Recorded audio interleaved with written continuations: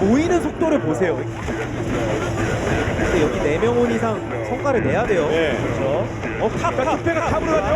라이브 몰아놓고 얘네 친구들은 다 바텀에 있다. 이거예요. 계속 때리기. 라이브에도 된다. 네. 잡고 그리고 이퀄라이저 미사일도 없고요. 네. 스턴 대만은 바드 플레이가 환상적이었죠. 그렇습니다. 네. 해보는 모습. 자, 돈도 많아요. 스틸이 되나요?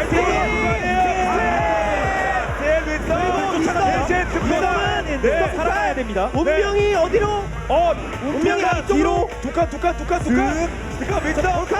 오히려 역습고. 자, 플레이가 들어왔는데 플레이가 안 죽었어요. 그리고 부메랑. 플레이 한 칸 생존. 위험해요. 핵심 챔프고요. 그러니까 이게 진짜 막으로 나를 순간 이동하는 뒤로 병들이 프레이 발붙였어요. 프레이 죽고요. 프레이 죽었습니다. 그러나 스피가 자, 바드가 밀어버리고 나를 기오리 네, 기오리 일단 끝났습니다. 네, 스맵도 못 사겠죠. 3명 전사 추격전 좋은데 그러면 바로 KDA가 무조건 2대2인데요. 오, 힘이면 있고 이것도 타워에 멈춰두고 이거는 바드 이 정도면 성공적인 로체스 데뷔전. 이제 데미지적으로 화력이 보강된다는 얘기예요. 네. 자, 프레이만 먹었죠.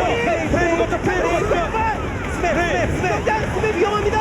조냐 프레이 죽었어요. 그리고 또 위험하죠. 네. 도망가야 됩니다. 몇 명 도망갈 수 있을지.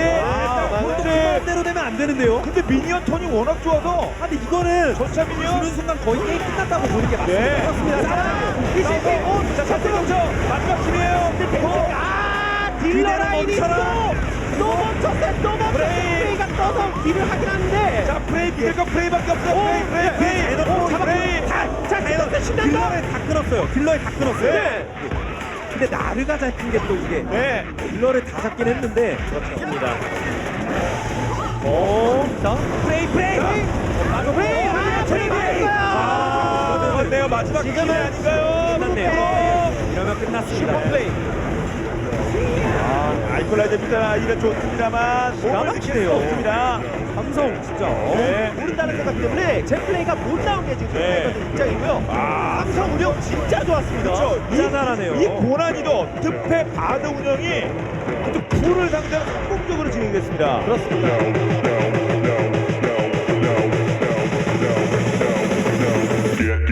Get low when the whistle go.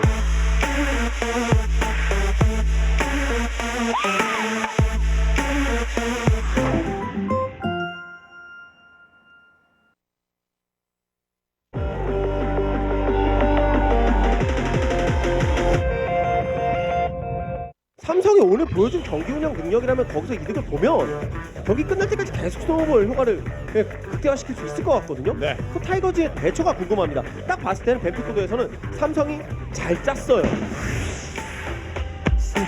이게 또 굉장히 큰 장점 중 하나거든요. 이 정도 극대화 시켜야겠죠. 일단 다시 한번 이거를 잡아보나요? 이거를 잡을 수 있나요? 반피 차요. 잘 참죠. 쏟아부어서 모든 쏟아부어서 모든 걸. 네. 자, 여기서 득패 한번. 득패 전면. 브로테로. 야, 이건가요? 이거의 결속 스턴. 네. 바드 플레이가 지금 또 그러면 그러니까 뒷라인 잡죠. 뒷라인 잡죠. 테로 와. 이거 어떻게 하면 안타. 자, 시간 끌었어요. 용 올리기 이거 그리고 합류합니다. 한타 하겠다. 네, 여기서 를 막았죠. 실패. 자, 여기서 복수를 해야 돼요. 한 타임을 보여줘야죠. 브라운 올렸고 프레이가 한타임까지 퓨리가 퓨리 네, 여기서 잡혔고요. 생존. 추베가 세긴 세지만 딜러가 일단 다 잡혔고요. 자, 가서 도착하다 구로를 도망가야죠. 없고요. 그렇죠. 남들은 그냥 대충 오, 나이스. 미도. 타워 올려놓고 프레이 죽었어요. 자, 이후에 싸움은요. 상호합니다. 뭐냐? 네. 준비한 차원문 브라운 탈수 있나요?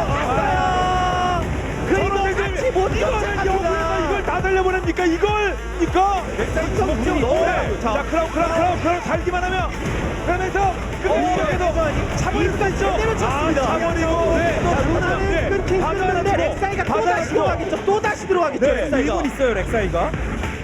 자, 마오카이. 후방 후진의 마오카이. 눈치 못 챈 것 같고요. 자 그전에 들어갔고요. 크라운 그전에 호진이 달았어요. 호진이 렉사이가 달았죠. 너무 네, 퓨리가 퓨리 근데 퓨리가 아니세요. 렉사이가 세게 세고 렉사이가 버티고. 아 이거 대단했어요. 큐베 살아오나요? 큐베가 신비한 참음. 네. 그렇죠. 자 렉사이 땅굴인데 렉사이 땅굴 안 맞습니다. 주나요? 맞습니다 일단. 네. 이거 근데 스틸 당하면 난리 나는 거고요. 그렇죠. 먹어야죠. 리신 리신 먹어요. 있어요. 아 올렸어요. 자, 리신이 들어갈 준비. 리신 들어갈 준비. 지금 둘이 둘 때문에 쌍둥이. 쌍둥이 다 와나. 예. 쌍둥이 다 와나. 쌍둥이 못 가면 쌍둥이 다 와나. 쌍둥이 쌍둥이 다 와나. 못 가게. 못 가게. 다 죽어도 못 가게. 다 죽어도 못 가게만. 못 가게만. 아. 네, 귀한 타겟 귀한 게 끌었어요. 자 루시아까지 네. 왔고 가게 하려고 했지만 결국 리신 네. 폴키 다 죽었습니다. 자, 포탑 파괴. 이러면은 예. 그 와중에 루시아는 또 잡았어요. 네. 와. 하지만 에이스 해주고요. 탑에서 각계 자, 각계 리신 들어가나요? 전투. 자, 지금 두 방에 싸웠다. 밀어 잡아요. 자, 지금 탑에서도 싸우고 있어요. 탑에서도. 네. 탑에서 크라운 위험해 잡고요. 보이죠? 여기서 다 죽을 거예요. 다 죽을 건데 바텀에서 아무것도 못하면 바텀에서 구가 이제- 좋은 거죠. 예, 바텀에서 아무것도 못하면 구가 좋은 거죠. 그렇죠. 바텀에서 2대3 마크가 되는데요. 네. 그렇죠. 서로 2대3이었는데 네. 쪽은 한쪽이 이겼고 아래쪽은 3쪽이 졌어요. 그럼요. 그러면 돈 역전이에요. 오. 네. 잡았습니다. 여기 하나 더. 루나를 또 이 용까지. 쪽을 2대3을 이기는 바람에 엄청 컸죠. 그렇죠. 깨지는 게 근데 이게 시간을 벌어주는 거거든요. 약간 애매하긴 한 게요. 상대가 시야를 밝히면서 들어왔거든요. 모든 라인을. 이거 수비하겠다는 거면 상대가 틀리죠. 빠져나갈 수 있는 그 아, 경로를 이러면 시야를 그냥 밝히면서 게임을 들어왔어요. 자, 여기서 저- 그냥 막다가 어쩔 수 없을 것 같은데요, 이거. 한 방에 끝나겠는데요, 이거. 이거는 지금 엄청나게 강한 네. 상태입니다. 이거 빼봤자 의미가 없다. 싸워야죠. 다 모였네 네. 자, 플레이를. 되나요? 오용의 힘. 물어주는데 오용의 힘. 넥서스 한방에 없어. 제제.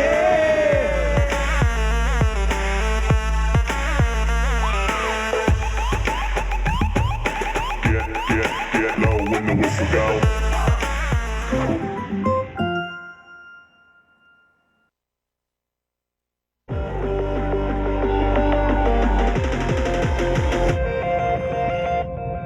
뭐 기동전 그리고 국지전 뭐 순간 뭐 라인전에서 갖고 있는 변수 전부 다 이거는 뭔가 설명하기 힘들 정도로 여러 가지 변수가 많을 정도로 굉장히 재밌는 조합이 나온 만큼 라인전 구도가 궁금해지네요.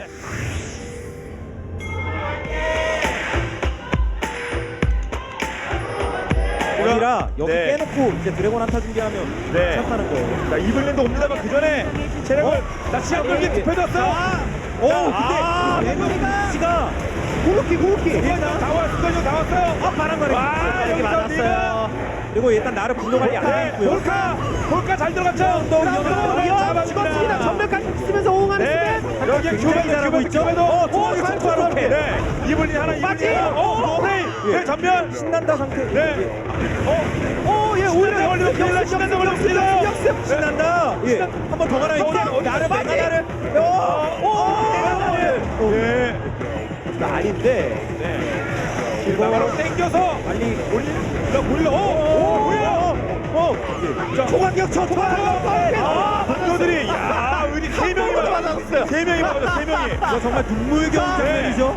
다이나믹합니다. 자, 네. 11호가 아직 끝에 눈치 보고 있고요. 이딱 직전이거든요. 자, 이거 왔고요. 시간이 정도 왔고요. 서로 옵니다. 자, 루나를 먼저 잡고. 와. 리본 요리가 빨력 없냐면 이거 빨력 두명 엄청나게 놓았어요. 그렇습니다. 일단 룰루. 네. 자, 산소가로 한번 땡기면. 자, 리본 오히려 고의를 했어요. 네. 리본. 잘 들어갔죠. 자, 그러나 데미지를 나왔고 지나만 리본 아직 안 돼. 죽었습니다. 이게 11이가 딜이 안 되긴 했거든요. 11이가. 네. 그리고 11이가 딜이 안 되긴 잘 들어갔어요. 퓨리가 신난다. 퓨리가 신난다. 호진까지 호진 저도 더블 탑 4대 5라지만 네, 특별 걸어와요. 4대 5이긴 해도 아직까지 걸어와요. 체력이. 예, 나머지 잘 빠졌고요. 호지 잘 빠졌어요. 호지 안 좋았어요. 호지 안 좋았어요. 이거 호지 잘 빠졌어요. 이분이 일단 못 파고들고 네. 있어요. 이분이 못 파고들고 올려는 있어요. 어차피 서포트 준 거고요. 플레이가 와. 반격. 막혔네요. 반격 플레이. 플레이가 정말 좋았습니다. 그렇습니다. 세명전사. 운명이 없었습니다만 전면 호진이 이거는 완전 슈퍼로 끌었어요. 네. 처음까지. 자, 어디로 한번 거나요? 한 가운데로 들어가는 건 아니겠죠? 자, 옵니다. 자, 뒷플레이죠. 잡았어요. 호진님이죠. 그리고 네. 샤오리 바로 죽진 않았고요. 오렸고 아래쪽 네. 프로가 조냐로 조냐예요. 맞췄어요. 프로가 조냐로 맞췄습니다. 진짜 다 썰립니다. 다 썰립니다. 말 그대로. 네. 다 썰렸어요. 이게 조냐죠. 내가 나를 일로 와. 내가 나를 일로 와. 네. 아, 징크스는 만화가 없고 네. 징크스가 만화가 잘못이네. 없어요. 네. 만화가 없으면 로켓 못 쏩니다. 그렇죠. 초강력 쫓아 로켓 한번 쓰고 싶을 텐데 이블린 네, 뒤. 이블린 뒤. 이번엔 또 뒤잡았어요.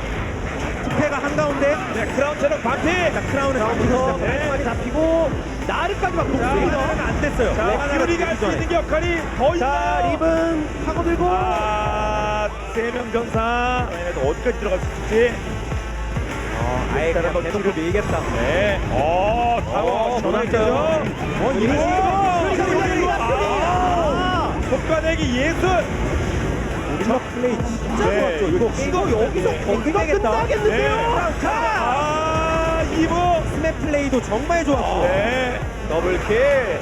메가나르가 되지만 뭐 의미 없을 것 네. 같아요. 지금으로서. 자, 미니언토로 오면 미니언토 필요 없겠네요. 네, 마무리 짓습니다. 자, 지난 대회 중동 팀인데요. GG.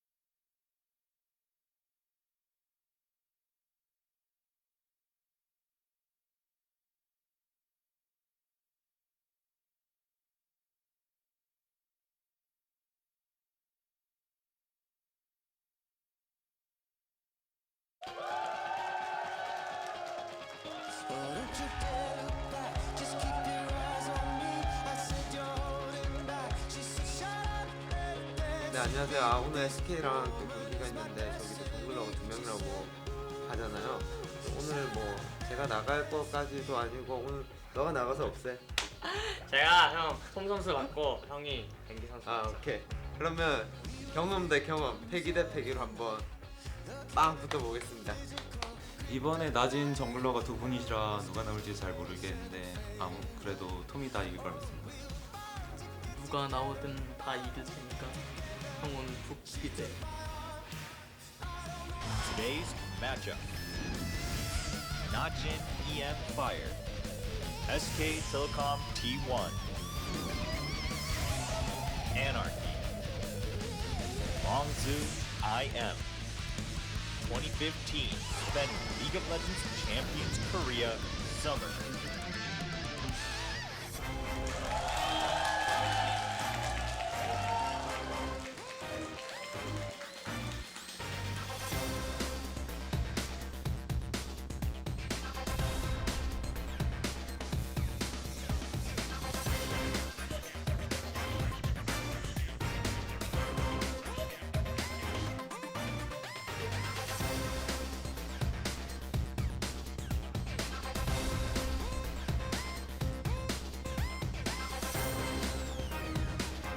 Hey guys, welcome to Champion Summer. I'm Doa, that's Monte Cristo. Today we have a pretty cool set of matches actually. It's going to be SKT versus Najin, and then it's actually going to be IM versus Anarchy. And so even though our second match is maybe not the best two teams, they're two interesting teams. So I'm looking forward to that one too. But first, SK Telecom versus Najin.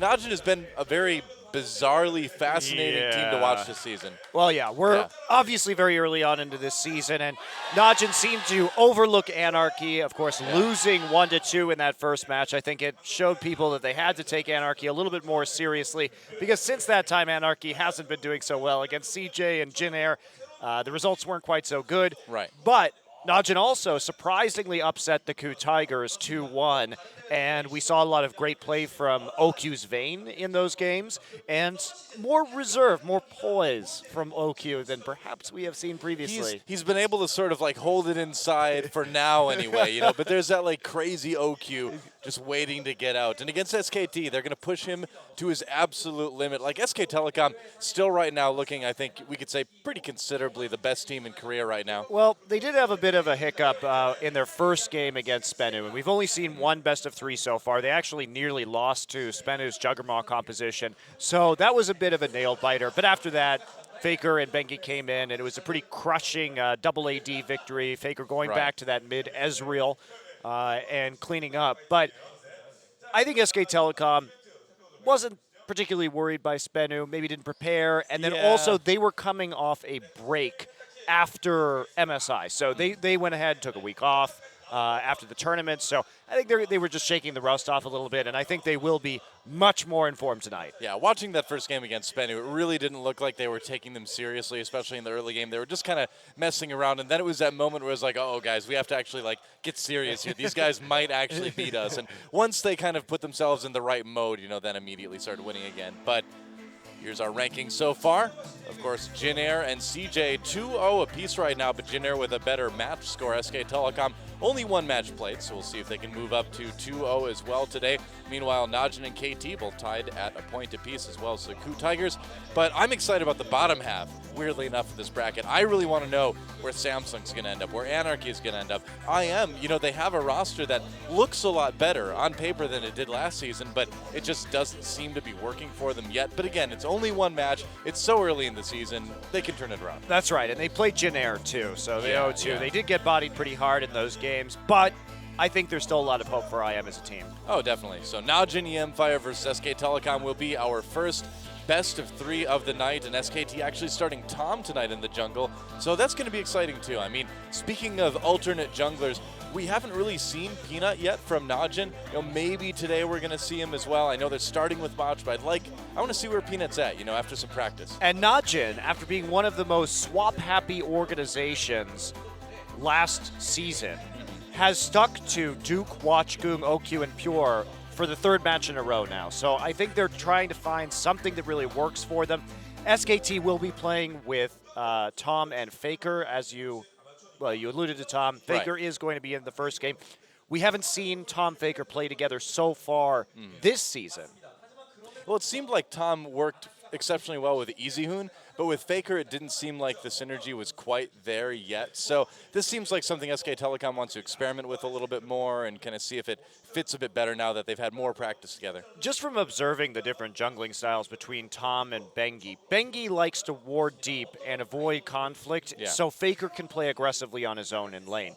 Meanwhile, Tom likes to start fights. Tom is the aggressor, with the other jungler, which leaves FLICKR not with as much vision, not with as much protection. So I do understand that kind of mentality with the switching junglers. And we have seen what happens to FLICKR when he plays up front, plays far up in lane without that protection. He dies quite a bit.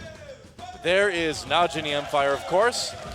And I think one of the kind of exciting things about the team so far this season is that Goong seems to be looking a little bit more back in form than he was last season as well. This entire team, they're still so kind of inconsistent, but they look still a little bit better overall than in the spring season. Yeah, Goong is a weird one because he really struggled versus Mickey, but then when he played Kuro and he played Ahri, he did very well. His Ahri games are great. And he's always been a great Ahri player, but what's interesting is to see him struggling with LeBlanc, which is a champion that he's long been known for. Yeah, well, Najin experimenting with their rosters and the picks as well. I mean, we saw Duke play that top Nautilus in one of their matches as well, but the roster for now anyway, for game 1 is going to be Duke Watch, Goong, OQ, and Pure. Like you said, it's what we've seen all season long so far. No Peanut, no Tank, no Zephyr, no Kane. just Duke in the top lane, though. Well, he's the only top laner on the team. So He's the only one they need as well. yeah, playing that top Nautilus, and Najin's compositions have been really interesting because in their last match against the Tigers, they prioritized this Nautilus, first picking it in both blue and red side, and it's a flex pick for them. Duke took it up in the top side, but it was really effective. They're very good at playing around the depth charge, and they like to run these isolation comps with Gragas as well to set up for OQ's Vayne and an assassin from Goong. So it's about breaking up the team fights, isolating that single target, burning them down, and then moving through to chase and pursue the rest of the team after that. And the Nautilus, I really like this pickup for Najin. Adds that large degree of crowd control and tankiness, so OQ and Goong have a lot of freedom and mobility in these team fights. Yeah, I think, looking at Goong and his Ahri, and then we're going to look at OQ and his Vayne and stuff like that, I feel like Najin might be kind of onto something here, running more of a skirmish-oriented team composition style, finding ways to let Goong and OQ find these duels. Yeah, exactly. And I don't know if it would work for every team, but considering that Goong and OQ are these more assassin-based 1v1 style of players, it's certainly a good composition, and it's a good style for Najin to maximize their player upsides. Yeah. So OQ, we've seen a lot of Vayne actually back in Korea this season, and it's been met with more success than unsuccess, I would say. And OQ is certainly probably the most successful Vayne in Korea at the moment anyway. Pure, of course, a very solid support player for Najin. Really hasn't been too many negatives to say about this guy. Yeah, he's come into his own this season. Pure and OQ are actually #1 in the kills category for OQ, and Pure is #1 in terms of assists right now. And they have played 6 games, so more than a lot of people, but they've really been delivering out of the bottom side of the map. Yeah, definitely.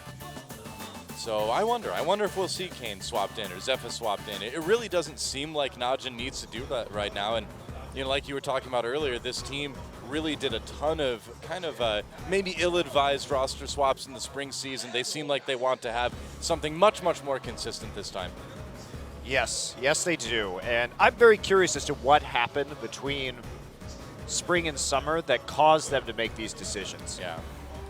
Some meetings where they decided to make these decisions. That's what happened, Monty. And on the other side of the arena, SK Telecom T1, of course, our reigning champions here in Korea.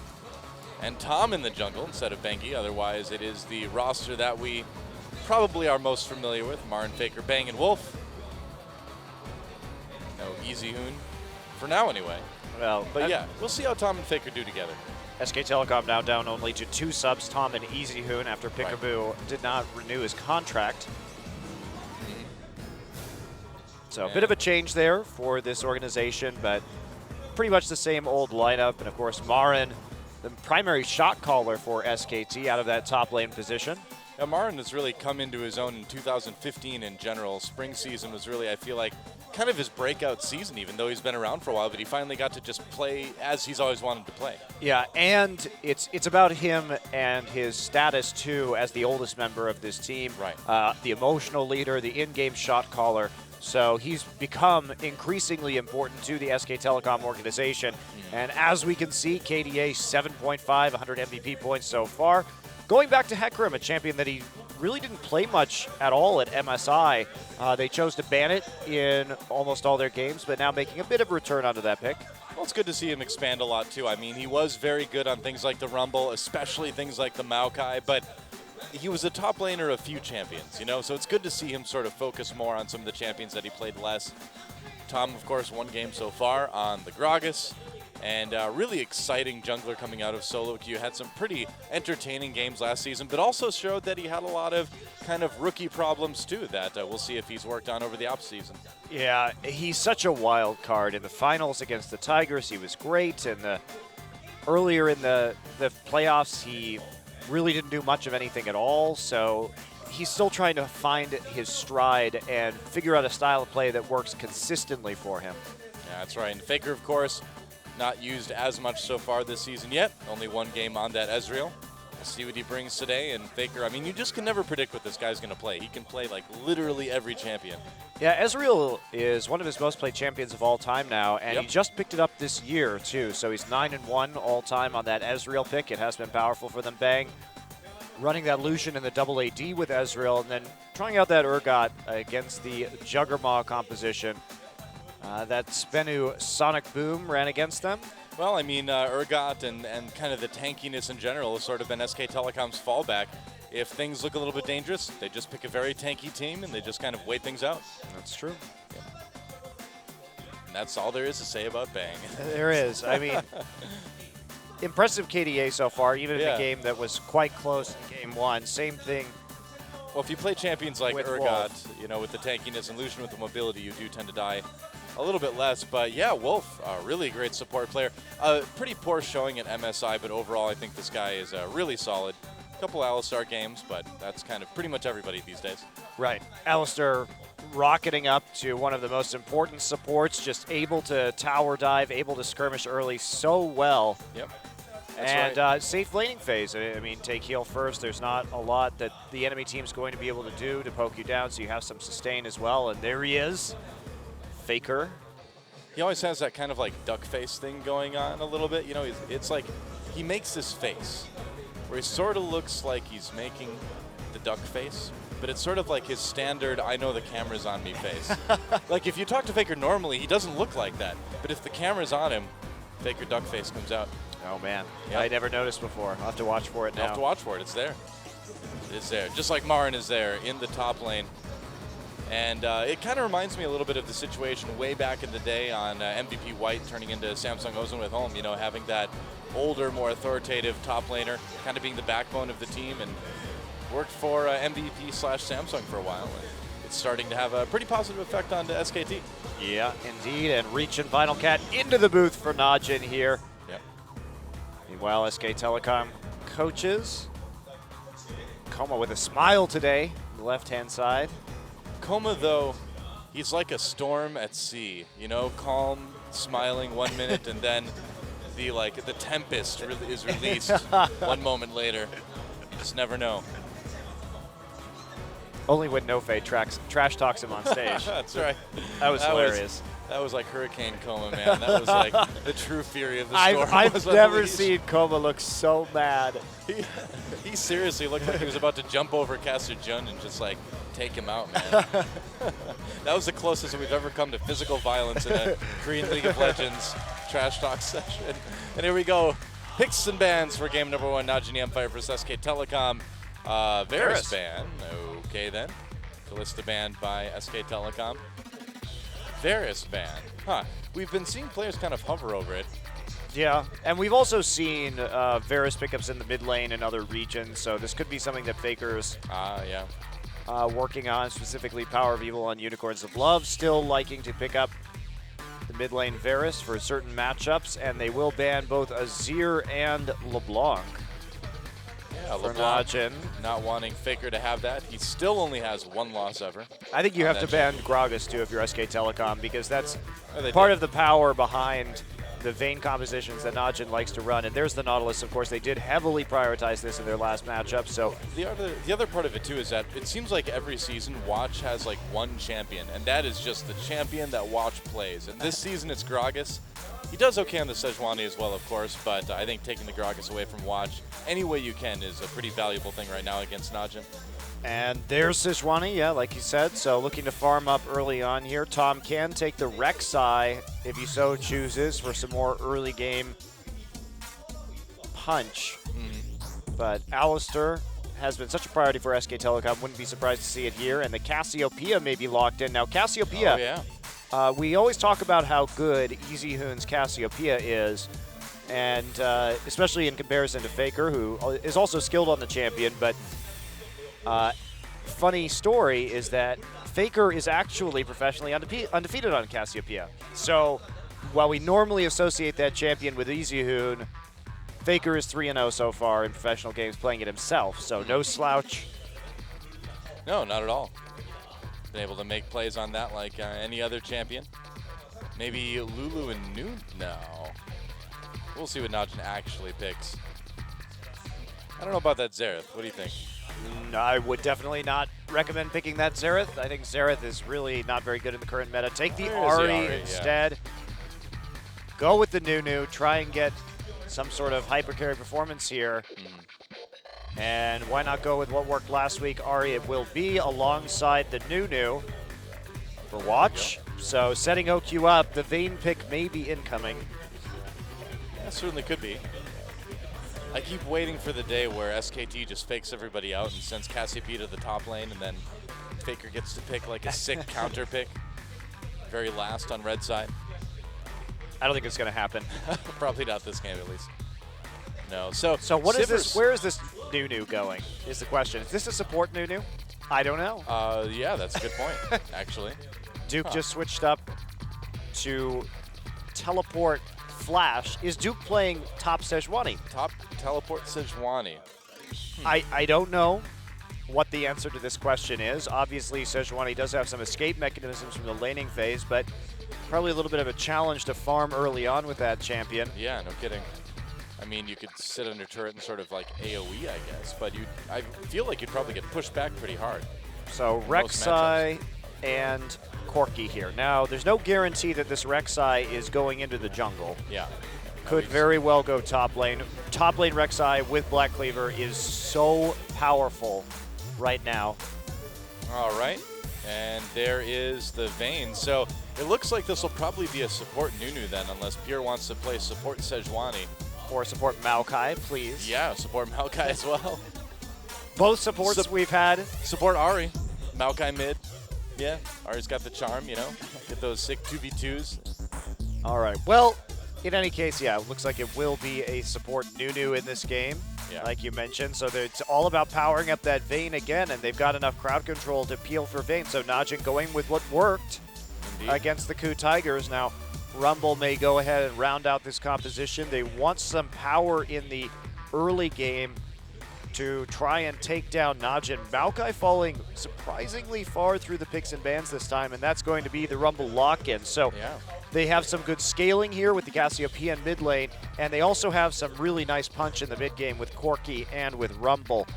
Maybe lacking a little bit of tankiness here, but they do have the Alistar to offset that somewhat. But even so, Najin, with all that crowd control and their hyper carry with a blood boil in the late game, is going to be difficult for SKT to deal with. So SKT needs to look for some early dragon fights here with the Corki.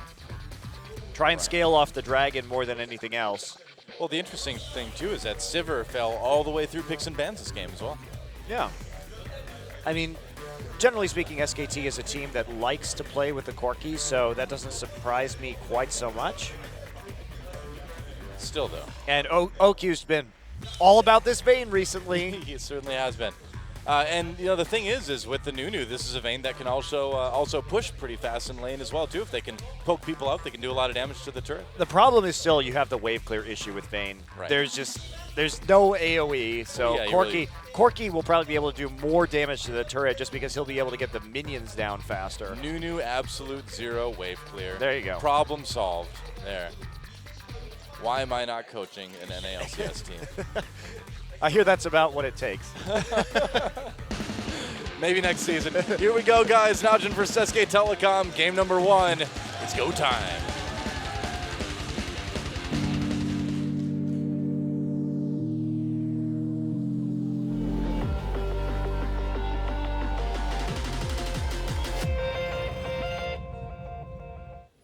See, it was actually supposed to be me getting that CLG job. I sent them all the emails, but you just put your name on it. They're like, wow, this guy's brilliant. The truth comes out, Monty. I can't hide it anymore. I've been exposed. Again. Well, here we go. Najin versus SK Telecom. Welcome to Summoner's Rift. Bang using the wildly inappropriate for this time of year snow, what is that thing called? Bobsled? Yeah. Toboggan? No, bobsled. Definitely a bobsled, Corky. It's like a two-man bobsled. I know, I see that, but I mean, I thought it was actually called toboggan instead of bobsled. Well, that I think would be incorrect because a toboggan doesn't have like a top on it, does it? It's just like a regular sled. Oh, Goon taking some damage as SK Telecom chases him away. Yeah, I'm just going to use the Q for the speed boost to make sure he gets out of there. Wolf not wanting to commit with a flash pulverized this early on, and instead OQ going to be trying to get in a deep ward on the top side after seeing that invade so they can get this lane swap. Having a Nunu Vayne lane would not be a great thing for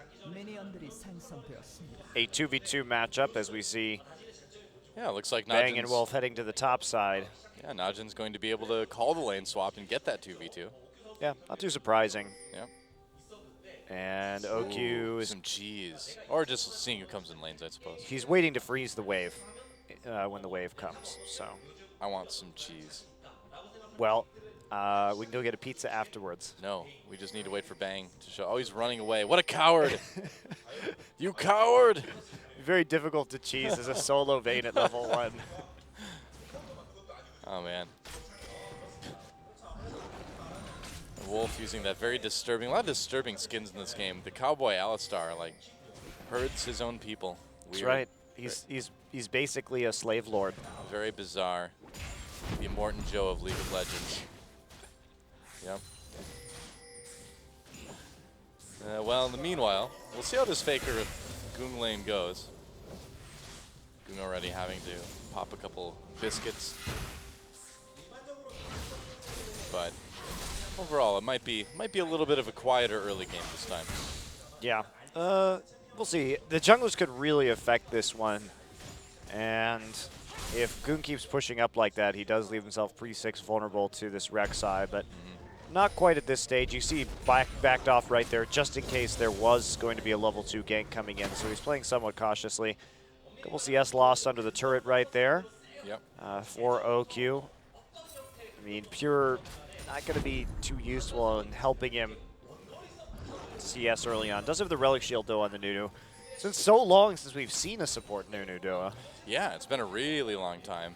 And, you know, like you mentioned, it just doesn't have a ton of lane presence. There's not a lot of harassment you can do, which is a pretty core component of most supports these days.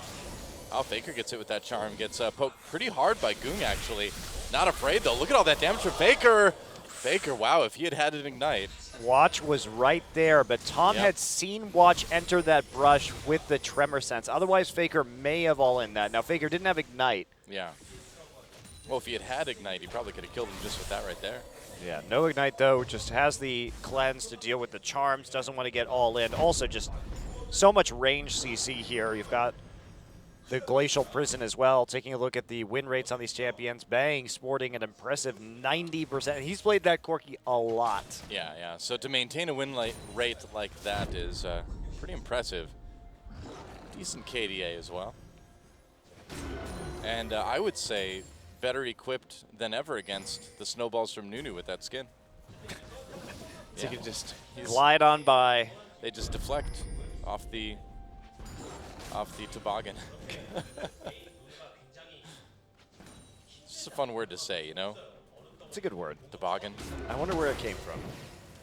Probably some, I'm just going to make a wild guess here, but No, some Scandinavian country.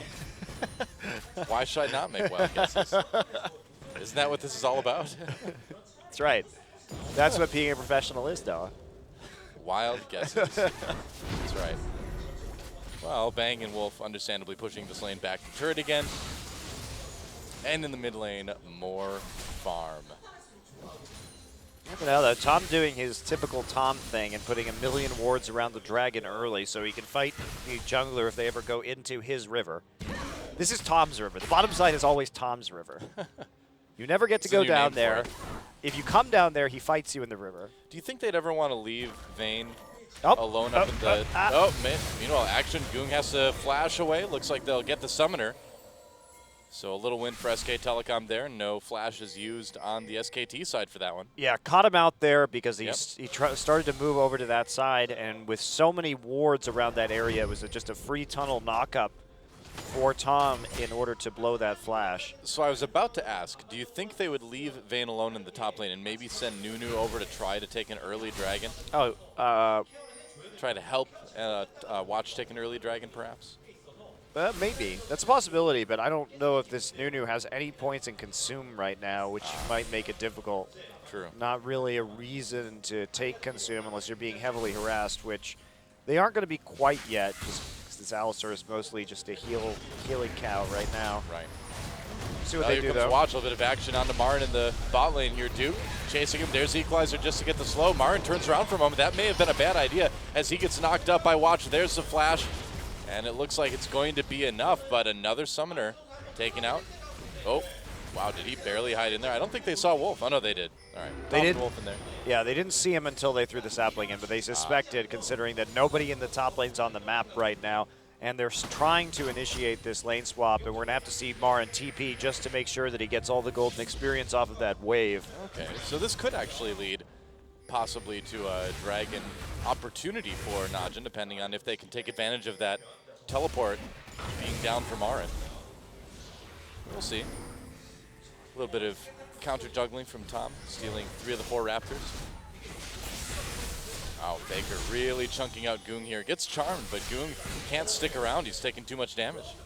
Those trades from Cassiopeia really, really brutal. Well, Faker's starting to get a pretty massive CS lead in this mid lane as well, too. Up over 40, oh, not 40, 20 already.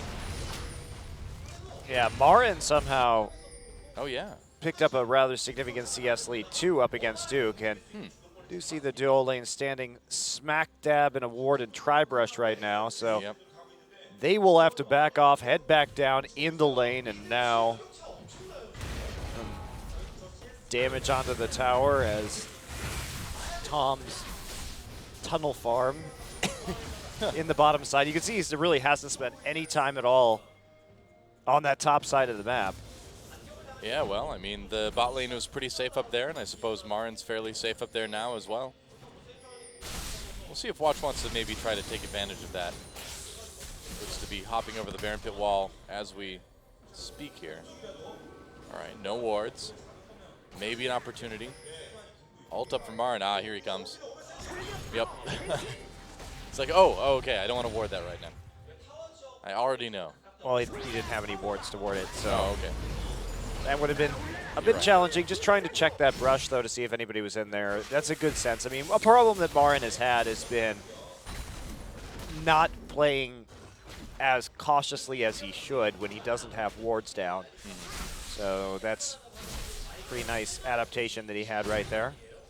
And now, some pressure down on this turret as Bang, is at level 6, has that sheen, but Oki's been doing a great job of farming so far, just playing back, and hasn't really been punished for this Vayne pick at this stage. Yeah, and we've seen games like that from him already this season as well, too, where he's not really too concerned about winning lane really hard or even winning lane at all. He just kind of sits back and farms and waits for his opportunities to clean up team fights. Well, going even in farm in a Vayne lane is winning your lane pretty much, because you don't expect to actually leave that lane with an even amount of gold. So that's a nice little perk for him, at least at the moment. We'll see how hard Bang and Wolf want to push this. Tom again clearing out the Scuttle Crab in that bottom side. Watch now coming in. Rab, not going to go into lane just yet.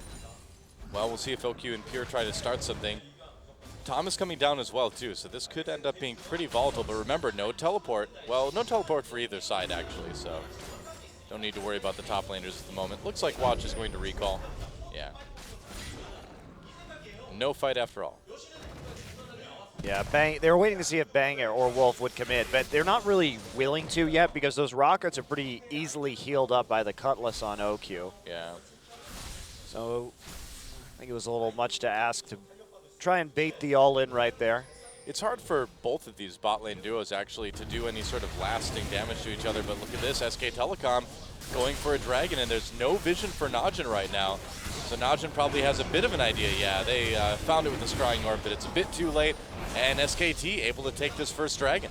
Yeah, nothing much they could do because the pressure has been there for SKT on mid and bottom side for most of this game. Yep. And if you lose control of both of the lanes like that and you're constantly shoved in, you can't expect that first dragon to go over the enemy if they are at all competent at League of Legends. Pretty much. Controlling the dragon is what SK Telecom has definitely enjoyed doing very well over the last half of the last season and now early on in this season. Najin also just doesn't need this dragon whatsoever. They're going to be fine without it early. They want to scale anyway and get that tankiness where the Rumble and Corki will not be so much of an issue, and if they can get onto FLICKR, they can just go ahead and take him out. Kind of Goong's job in this composition. Right. Assassinate the Cassiopeia if you can. that is kind of the danger for SKT. Wolf taking some hits from Watch there, but that is kind of the danger for SKT in that FLICKR can be pretty easily bursted down by Goong or by OQ if he's isolated.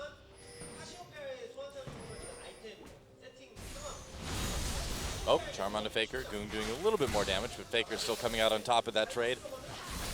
FLICKR's item build is very interesting. So he went tier into Merc Treads this game. Yeah. So what he's trying to do, and I haven't seen this, is he's using the Merc Tread tenacity in this matchup just to take less time on the charm. So he's intentionally playing aggressively and getting hit by the charm, but has the magic resistance and the tenacity to win the trades overall, to get some poison damage and win the trade via having more time to spam Twin Fangs and less time for Goong to get his trade in. It's pretty smart. I think it's really smart in this matchup. Yeah. This is something we haven't seen Cassiopeia players do before, but you could see the logic behind it in terms of laning against this Ahri, and the results are there. He's 35 CS up at this point. Look how aggressively he can play because he's absolutely not scared of this charm. Even if it hits him, it doesn't really matter. Yep, they've got vision as well too, so he doesn't really need to worry too much about anyone coming from the side. But yeah, FLICKR certainly with a big edge in this lane. Jeez. Yeah, wow. Anytime he hits him with the poison, those Twin Fangs are going to do so much. Well, Goong decided not to build any magic resistance whatsoever, too, going for that Morellonomicon, wanting some more sustain in this lane instead of trying to get an Abyssal or something that we would normally see against Cassiopeia. And there's the tower going down, so Bang just keeping that minion wave fresh long enough to pick up a little bit of global gold. And see if FLICKR actually goes into the bottom side at this stage and lets Wolf and Bang head into the mid lane just to siege down the tower. Might not be a bad idea. He's going over for the blue handoff right now, it looks like. You know, obviously his item build would be awesome against this Vayne, so that may cause some problems, but... Yeah. Oh, here we go. FLICKR pops that Ghost. He's going after him, or not the Ghost, rather, but a little bit of damage. Yeah, that's just the speed buff from Cassiopeia. Right. But yeah, Goong has to be so careful. You can see FLICKR not committing to that with the flash either. Just happy with these incremental leads he's getting by repeatedly pushing Goong out of lane. All right, well, Goong having a lot of issues, already down by 50 CS. And FLICKR doesn't look like he's slowing up anytime soon. That's crazy for him to have that kind of advantage. OQ and Pure actually going to the mid lane right now just to clean up this wave while Goong takes away the blue buff. So FLICKR coming back, going for the Archangel staff first, so trying to increase the speed of his stacking early on. This build is rather fearless. Normally we see those Cassiopeias go tier into Abyssal Scepter and then finish up the Archangels after that, but that is not going to be the goal here. He does not care about Goong's damage. Goong, no Morellonomicon yet. Do you think part of it, too, is that FLICKR wants to be ready to just do a ton of damage if he finds himself in a duel against OQ or Goong early on? Well, just wants to be able to keep up? I think that would be helpful if the Seraph's Embrace gets completed, sure. Abyssal helps you out with your damage, too. I just think he wants to scale quickly here. Oh, bit of a dive onto Duke here. Going to twist advance over to Wolf and be able to flash away.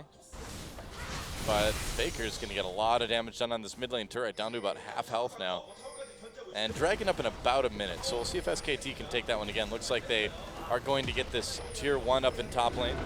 Yeah, and this is so problematic because I don't know what happened in the bottom lane between Marn and Duke early to create this big CS differential, but the solo lanes are both winning very hard for SK Telecom. And even though OQ went even, he doesn't have the wave clear to go bail out his losing lanes right now. So all of their towers just getting mercilessly chipped.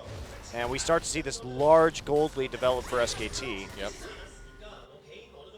And Marn just starting to get some wards down. Najin wants to get a little bit of position on that. Now Bang's in the mid lane. Okay, so they will just go ahead and push down this mid turret. It's actually just going to Valk out right there. I guess so. Maybe wanting to go back and pick up his boots or something like that before Dragon spawns. Yeah, they're trying to set up for this Dragon fight, which is the reason for the back. But I think they could have put a little more pressure onto that mid lane turret.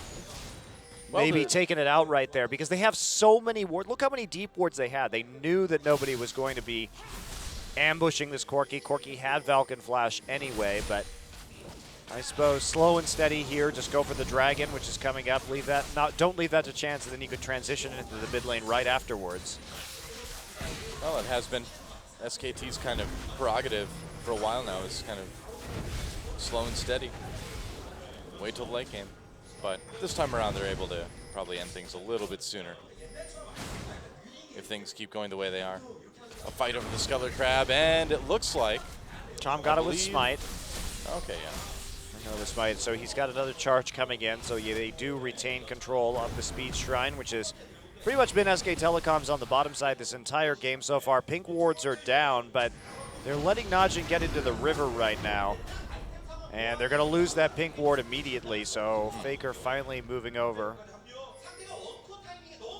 I guess to join up with the rest of the team, teleport's available for both top laners right now. And SKT has started it, so some pushing on the mid lane from Najin. Dragon getting lower, and there's a teleport coming from Najin. They want to try to make a play here. Ult goes in a little bit early, though. Where's the follow-up? FLICKR not even needing to use that cleanse. Here comes Goong, though. Leaves the fight immediately. Wolf getting a nice pulverize onto Watch. Watch getting very low. Pure creating a nice big zone. Gets a kill. Gets first blood with that absolute zero. And Najin on the run now. Tom went down, but it looks like SK Telecom should be able to push him back. Yeah, they're definitely going to push him back, and I don't think Najin can actually defend this turret right now either. Yes, they lost Tom right there. FLICKR tried to flash for the Petrifying Gaze, got some slows in, but they were able to peel well enough. But still no siege coming. I mean, Corki can shoot these rockets and continue to push down this turret if he wants to. FLICKR backing off pretty early, actually, in this fight. Yeah, I feel like they maybe could have gotten more out of that, but deciding, again, to just play it slow and safely. Yeah, they really chunked out Najin. I'm surprised they didn't want to fight that a little bit more aggressively and try and take the gold out of the tower as well. A little bit interesting there. Tom didn't actually smite during that. It was just taken away by FLICKR, who now has that fully upgraded Seraph's Embrace. Yep. Yeah, it feels like SK Telecom just isn't too concerned about that mid lane. And they were like, well, everybody's there right now. It'd be easier to just come back later and do it. Yeah, they do want to use that power spike, however. FLICKR going for a needlessly large rod next, so no hint of Abyssal Scepter here. May just want to get a death cap and maximize his damage early. Could also get that Zhonya's Hourglass to help him out a little bit against OQ. What about Ludens for just a little bit extra mobility, too? Ludens is excellent on Cassiopeia, so. Yeah, wouldn't be a bad second item. Anything to make Cassiopeia slither faster. Yeah, it's just her spell spamming as well causes that Ludens to proc a whole lot. Very true. Yeah, FLICKR continuing to be 50 CS up in this mid lane. Oh, we've seen so many Cassiopeia bans, so many blue side Cassiopeia first picks, and Goong played it, but he played it against Anarchy, and he did not look great on Cassiopeia himself. Well, it's not really his style of champion, you know? No. It's very meta right now, but Goong pretty much can only play assassins. Oh, the leash. The leash is real. Oh well, give up. Who needs that blue buff anyway? Oh man, they may lose their mid lane turret because of this. Wow. Looks like they will. That's actually huge. Man, so the blue buff misleash causes Najin to lose that mid lane turret. They couldn't get back in time to defend it. Yeah, they may not have been able to get defended anyway, but they definitely couldn't when that leash went down. So it's a hard thing for Najin to deal with. More wards going in, deep for SK Telecom. Vision control for them has been on point this game. Well, yeah, this is just leading into SKT kind of taking a cakewalk into the enemy jungle and removing all of Najin's camps from the equation here. For SKT, this game has been incredibly smooth in terms of their map control and just their lane dominance. I mean, look at this. They've walked out to a 4,000 gold lead and completely destroyed the outer ring of turrets in a game that has a single kill at 20 minutes, and it's not even theirs. And 2 dragons. It's too tactical for me, Monty. It's too tactical. I like it. I need more action. I know this is definitely your kind of game. What the team with less kills is winning because of objectives. And I know. Strategy. It's beautiful, isn't it? Wow. Can we all take a moment to appreciate how gorgeous this is? Terrible. Like a Da Vinci or a Van Gogh. Yeah. See, you're not into that? No. You like the Caravaggios, the ones with all the violence? Yeah, man. Caravaggio's my favorite. How did you know? It's true. Well, I'm more about the way that he tends to use a single, very stark light source in his paintings. I've emulated that quite a bit in my own oil painting. Yeah. No, in all seriousness, he's probably one of my favorites. Definitely one of my favorites. I was also really into Mortal Kombat as a kid, so, you know. Plenty of severed heads in Caravaggio. FLICKR comes back to defend his mid lane. Just in time. Bit of help from Wolf. 60 CS up now. We'll keep you updated, don't worry. And there's the Abyssal Scepter from Marin too. Fantastic item to help FLICKR out as well. Oh yeah. As he continues his utter dominance on Cassiopeia. Wow, I'm surprised at Goong this time. He really got rocked in the laning phase. And the wards were there for FLICKR to do it. Tom actually playing a more Bengi style this game of just heavily warding around mid and in the enemy jungle, so FLICKR could play that aggressively with those early Merc treads. And there it is, death cap completed. It just seems like with FLICKR on your team in the mid lane, that's just the better way to play jungle. You know, you just need to give FLICKR the breathing room to do what he does best. Yeah, and FLICKR really only plays one way, and that's balls to the wall aggression. Hey, if it works, who's going to stop him? Well, not Goong this game, I guess, is the answer. Definitely not. Dragging up in about 25 seconds, but SK Telecom is so strong right now. I think Najin's going to have a very hard time fighting this if they want to. FLICKR's in a huge power spike compared to Goong. He can just walk all over him right now. Marin, in the meantime, is just working. Let's get a turret. Why not? Working on that top side tower. Overheating a little bit, but he's got that TP up already. Duke is here, but he's going to have to home guard into top to deal with this tier 2 push. He's not even going to make it in time. Wow, they're just going to take the tier 2? Yeah, Marin just takes it. And Duke will be able to push him back for now. But Marin's fine with that. He's like, all right, I just need to get out of the way so that I can teleport down and help my team take Dragon in a moment. SK Telecom already activating it. And they've got the wards, too, to see where Najin's coming from here. And FLICKR's just going to take apart this Dragon so fast. Here we go, teleport coming in. SKT disengaging for now. Rockets coming in as well. Wolf blown up a little bit, flashes away. Marin not teleporting yet. Now he comes into the bot lane. Dragon getting low, and it looks like Najin will take it. SK Telecom wants some revenge. The equalizer not actually slowing down too many people on Najin, so despite the strength for SK Telecom, Najin actually making it out of that one. And it looks like they want to try to push this mid lane. This may be a bit brave, but hey, without the ults to worry about, why not? Well, that's a really weird timing from Marin right there. He was very late to that fight, even though Watch missed his ultimate and only got the slow. Because Marin wasn't there for the counter engage, they still actually managed to deal a lot of damage to Wolf, who had to flash out after using his ultimate. So really, it was a poor teleport and then a terrible equalizer from Marin. It was a very uncharacteristic fight for Marin. Usually you don't see that. Yeah, I wonder what happened up there. I have to take a look at the replay to see why exactly he was late, because he was pushing down that tier 2. And considering Duke's teleport timing, it looked like he was just waiting for the recall so he could go back and buy before he came in. But he didn't need to buy to take advantage of the edge that was handed to them already by Najin. So a bit of a misplay from SKT. And we see that Aegis, as our observers pointed out, finished right now.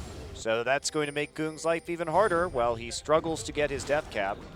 Yeah, it just doesn't seem like Goong is going to be in a position to really blow anybody up this game unless he can get back onto Bang, rather. Well, even Bang is going to have a Blade of the Ruined King soon, so he'll have that active at least to help him out. Yep. So it's really on OQ, you know? OQ needs to find opportunities and fights to really carry this team. Yep, there's the Blade done right now. He's already got that Aegis from Tom. Yeah. But SKT, the Dragon going to Najin is obviously quite good for Najin because they're stalling out this game. Now, I'm not sure that even this blood-boiled vein is going to be able to do more than... Oh, Marin having to use that equalizer, getting caught by OQ, flashing away. Duke's going to jump right on him. Marin getting OQ very, very low. OQ barely making it through that fight, but SK Telecom taking Baron in the meantime.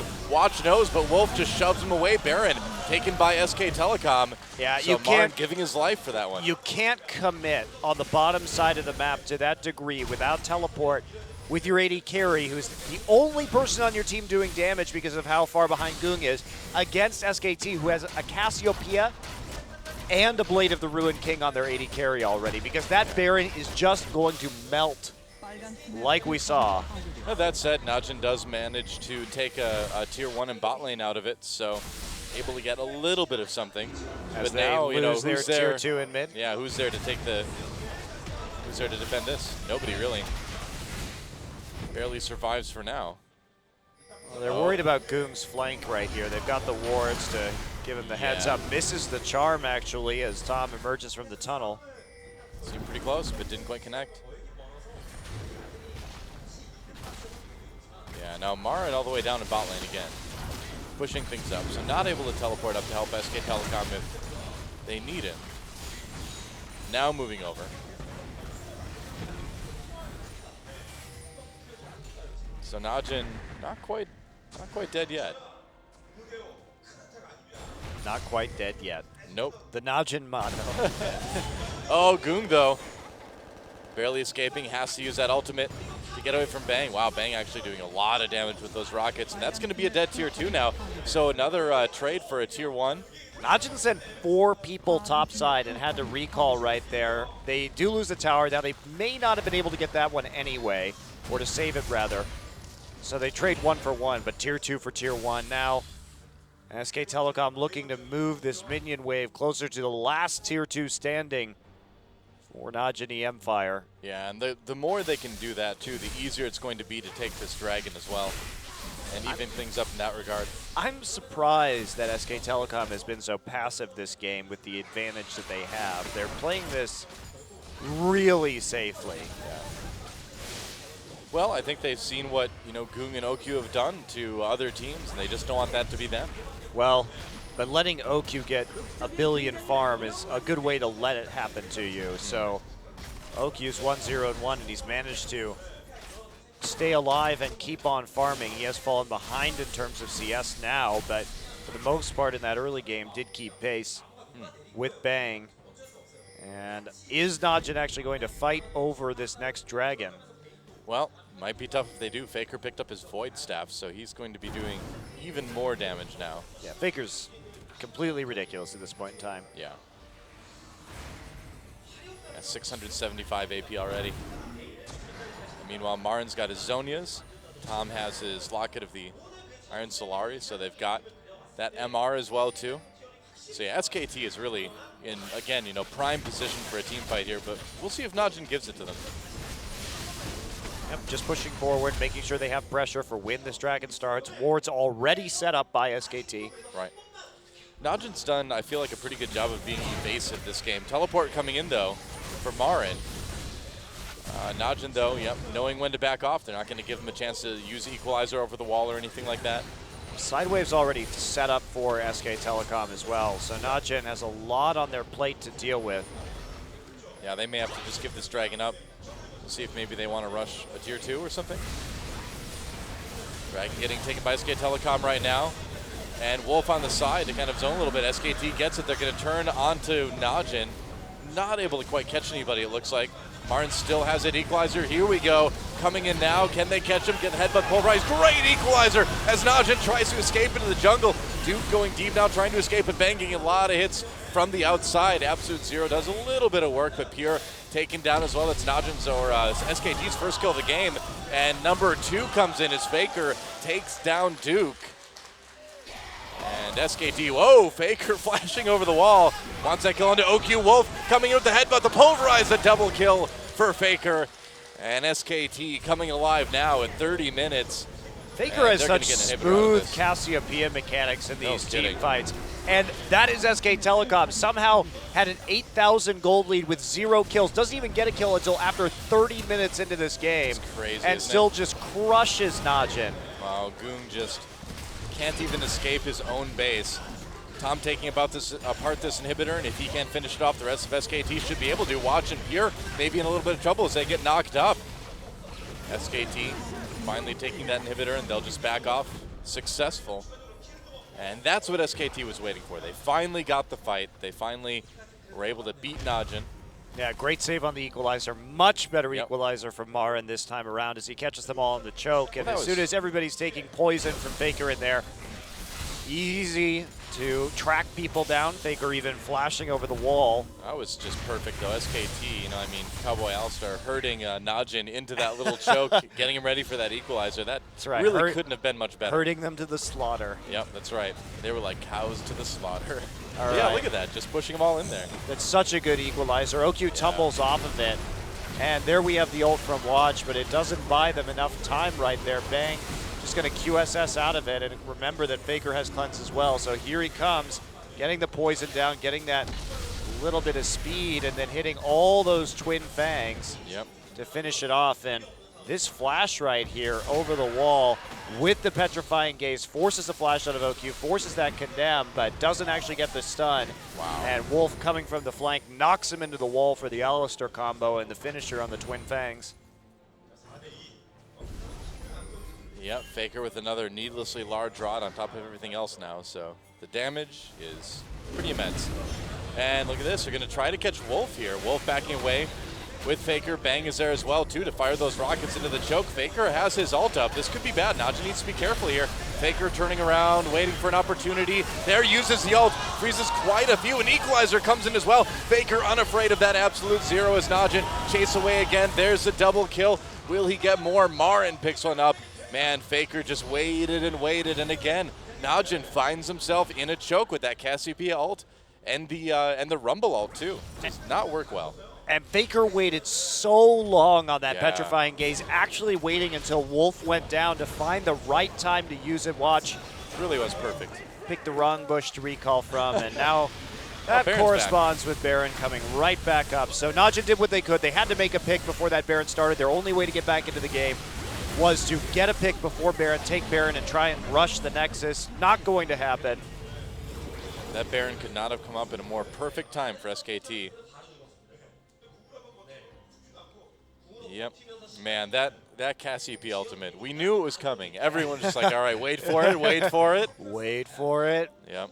There it was. There is Wolf. Pretty perfect. Buffing minions. Tom now void rushing into the bottom jungle. Not going to be able to get down to that minion wave with the Vayne there. Doesn't want to risk it. Pure also giving OQ some vision to make sure that he doesn't get ambushed by anyone. And now this should just about wrap this one up. I would say so. I think it's going to be very difficult for Najin to fight this. Bang coming in, just decides to jump right onto Goong. Whoa, Wolf comes in with the headbutt pulverize. Wow, it knocked him out of the Spirit Rush right there. Yeah. For Bang to finish. Bang just so strong, he's able to 1v1 the Ahri right now. That is not a good sign for Najin. Not so much, and I think all signs point to SK Telecom taking a pretty smooth game one here. They've got that Baron buff. They have minimal resistance from Najin coming in. Duke trying to defend as best he can, but SKT, we'll see if they can push for the win right here. Those knockups say they probably can. Another nice equalizer for Marin. Gets OQ. There's the exhaust on him as well as he gets pushed back into his own base. A double kill for Bang at the end of all things. And there goes Nexus turret number 2 with Watch gone, with Pure gone, and OQ undefended. That is going to be game one going to SK Telecom.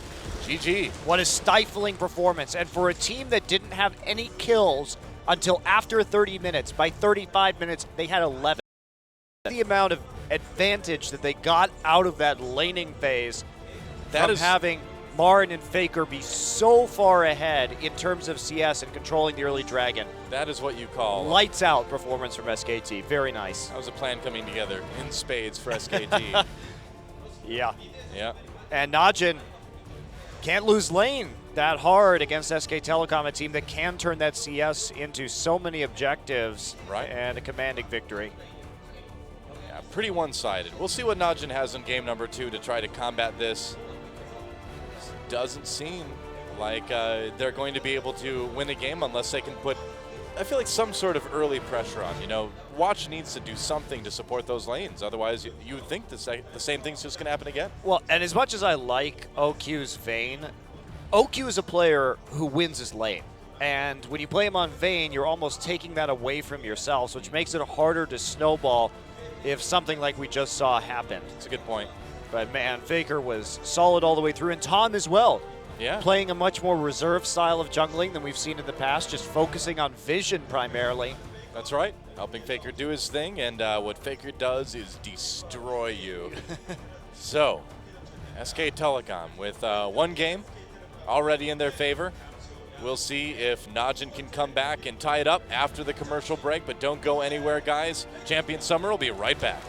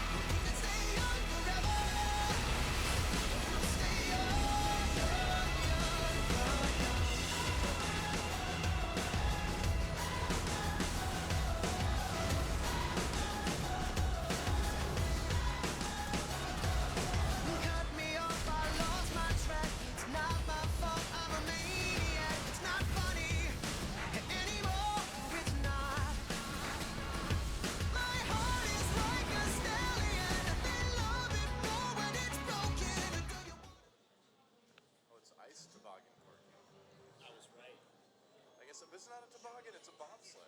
I know, but I also do. Rito, please.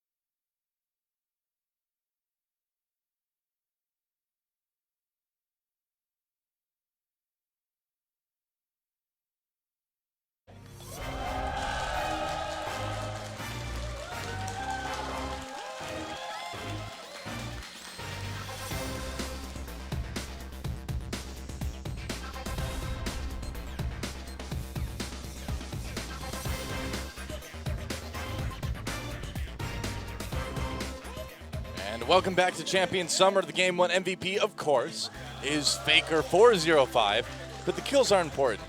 It's the way that FLICKR crushed Goong in lane. Yeah, that was a very impressive laning performance on this Cassiopeia. We take a look at what went down here, and we see FLICKR just pursuing Goong endlessly. Hard to lane against that. With those twin fangs, Oh, so close. barely not killing him. Yeah. And then watch FLICKR right here, of course, getting this dragon, which Tom didn't even try and smite. Smite came in from watch on that attempt. Kept his focus on, and there is FLICKR going ahead and using that cleanse to break through the glacial prison and then pursue through the choke. Yep, and there's just not a lot you can do when Cassiopeia that does that much damage is chasing you. She was just so far ahead. Flash over the wall, petrifying gaze, and Okyu has to flash the poison, but still gets hit by the Twin Fang and the next bout of poison from the miasma. Yep. Pretty much, and then FLICKR waiting. Wait for it. Here they come. Okay, there we go. Yeah, just use it to kill Goong immediately. Yeah. Pure tries to zone him out, but there's still too much damage. FLICKR not really taking anything from a support Nunu in that situation. And so, some very nice Cassiopeia play as FLICKR extends his professional unbeaten streak on Cassiopeia to 4-0 now. Pretty impressive stuff. Yet another unbeaten champion for FLICKR. Yeah, now that his LeBlanc has taken a tumble, his highest unbeaten champion is Zed at 7-0. Yep. It's pretty good. We might see some Zed. We might see FLICKR play some Zed this season. There's a chance. More of a chance than there's been in a while. And we'll see what Watch and the rest of Naj and the Empire have in mind to try to take down SK Telecom in game number 2. And we talked a little bit about it before the break, and it seems like this Vayne is not the way to go. Yeah, I don't think it is going to be the way to go. And do Najin ban Cassiopeia out on the red side this time? The problem with their red side bans is that they have to ban Kalista against Bang. Bang is professionally undefeated on Kalista. They have to ban, and then they have a choice. They only have 2 more bans, but they have the following champions: LeBlanc, Azir, and Cassiopeia. FLICKR's going to get one of those. You don't win, basically. And that's why I think one of the big reasons why we see SK Telecom still leaving FLICKR in here for game number 2 as we move into the picks and bans. And there's a Kalista ban, rather, coming out from SK Telecom. So they're actually going to give Najin the option to ban all 3 of those mid laners if they want to. I'm a bit surprised to see that. SK Telecom has been... they don't ban Kalista on blue side. I wonder if they're going to do... Oh, okay. I was wondering if it was going to be a first pick Gragas, perhaps, but no, banning that away from Najin. So what's the plan here? What's the idea? I'm very curious about SK Telecom's draft now. Bang's going to first pick Vayne and show Okyu how it's done. There you go. Damn, that would be pretty bold. Yep. But then they switch, it'll be a top lane Vayne from our end. Cassiopeia ban. And so I'd imagine it would have to be the LeBlanc ban. No, SKT banning out LeBlanc. Wow, what are they doing this time? Yeah, this is a bit odd. I'm really surprised to see SK Telecom's draft strategy. Maybe they really want to first pick Bard? Perhaps? No, Dylan, that's you. You want them to first pick Bard. Don't confuse their desires with your desires. My desires are my only analysis. All right, Alistar. Oh, that makes sense. Makes sense to ban that against Wolf. They could first pick a Thresh. They could first pick a Sejuani.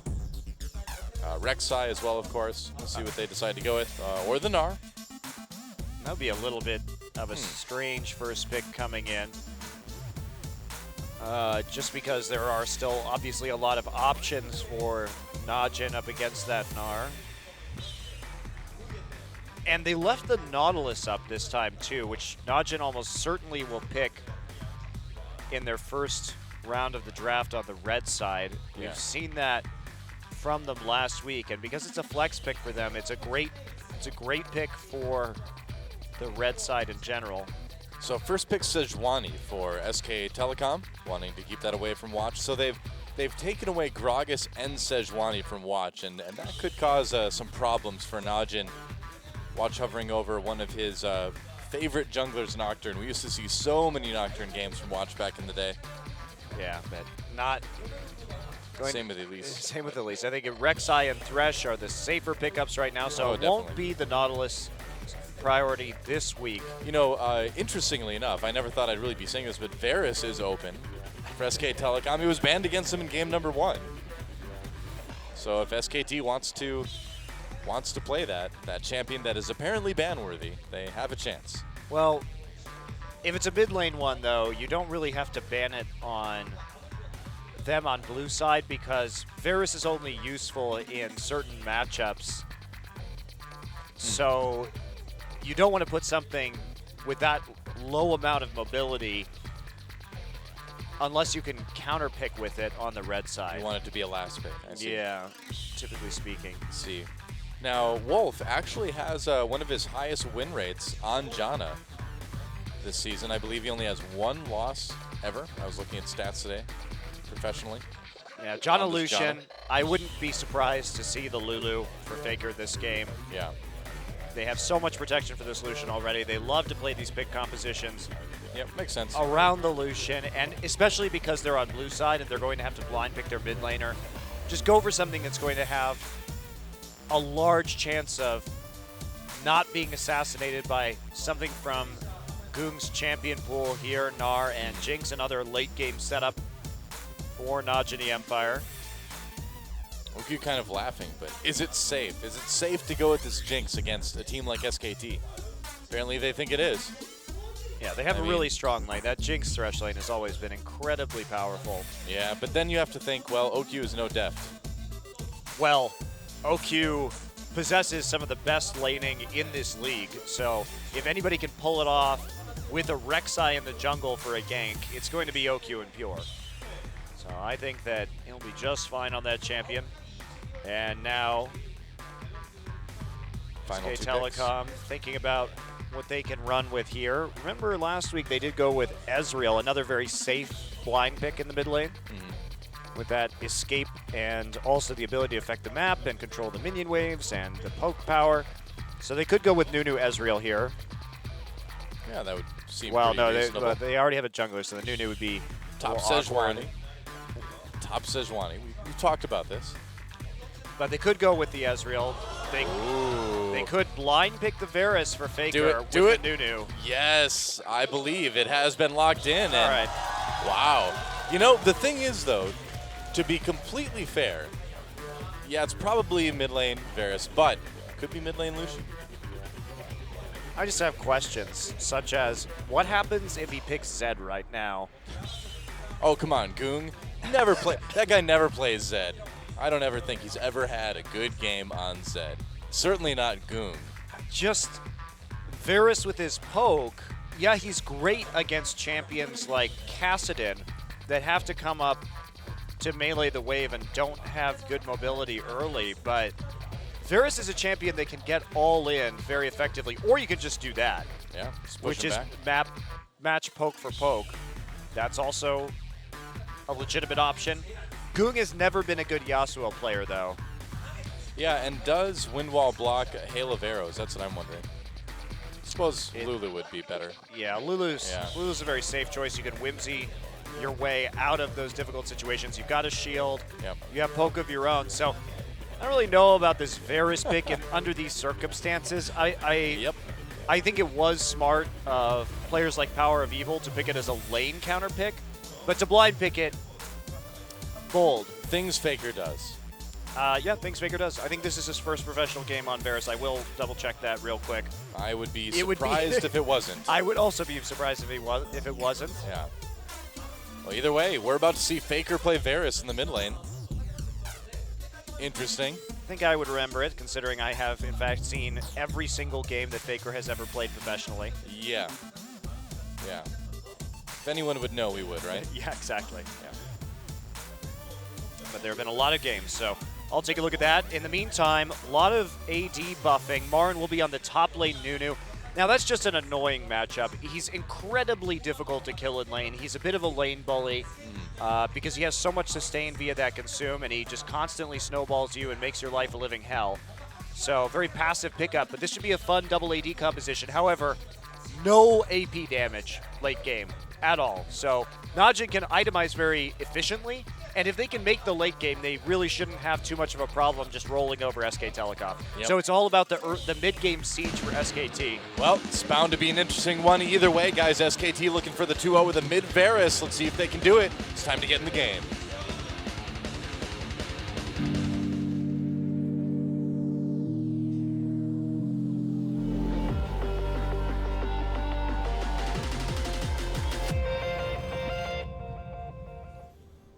And here we go. Welcome to Summoner's Rift, SK Telecom versus Najin Empire. I can officially confirm that this is FLICKR's first ever game professionally playing Varus. And it was banned. Hey, it's a nice drawing of SKT. That's like if SKT were those, like, you know, kids' toys. They're kind of like Legos, but they're a little bit bigger so they don't choke on them. That's like the SK Telecom version. Duplo blocks, that's what it was, yeah. When I was a kid, see, I had the Legos, but my younger siblings, they had Duplo. I see. Yep, that's right. Those noobs. Get on my level, Duplo users. they actually were noobs to being alive, so I guess that's true. fair. Life noobs. Well, FLICKR and his kind of oily demon pants are going to see if they can take out Najin. Varus, I'm not going to lie, Varus's pants have always disturbed me. Well, I mean, his arm is turned into a bow. I don't really know how he does anything useful, because it's not like just not having an arm. You actually have this giant crossbar in the way of everything you do. Like, how do you sleep without rolling over on that? That would be, like, really uncomfortable, man. Well, instant pull-up bar, though. You just find anything, you just put it up there between them, use your other hand, just work out, man. That's why he's so cut. The one-handed pull-up. All those pull-ups, yeah. Damn. I know. Pretty impressive. But of course, really, when you think about it, the only article of clothing Varus is wearing is like that scarf. Yeah. Disturbing. Yeah. I know. Right? It's a headband, I think. Is it? I think it's a headband. Oh yeah, you're right. It's a headband. Yeah. He's got to look cool, not stay warm. He's already naked. I guess so. His demon pants keep him warm, Monty. Don't worry. Do you know the story of Varus? I don't. He was guarding this thing, and then a bad army came to his village to get the thing, and they were killing all this stuff. So he took the thing, and he defended his village, but in the process became corrupted by it. And it was a bow, I guess. I guess that's what the thing was. Sounds about the quality of writing that I expect from Riot Games. And so then he went to the League of Legends. Which is just... where there totally aren't summoners anymore. Completely and no unrelated. one knows why anyone is fighting any longer. It's a great mystery. Now it turns into one of those like animes about fighting where at one point one of the characters inevitably yells, "What are we fighting for?" Mostly happens in Gundam, I believe. It's the pointless violence that takes place in Summoner's Rift. Right, like this one, man. What Top lane. What an unenlightened world Runeterra is. Apparently. Except for Piltover, they're very enlightened, but only in a book sense. They don't really have the street smarts going for them.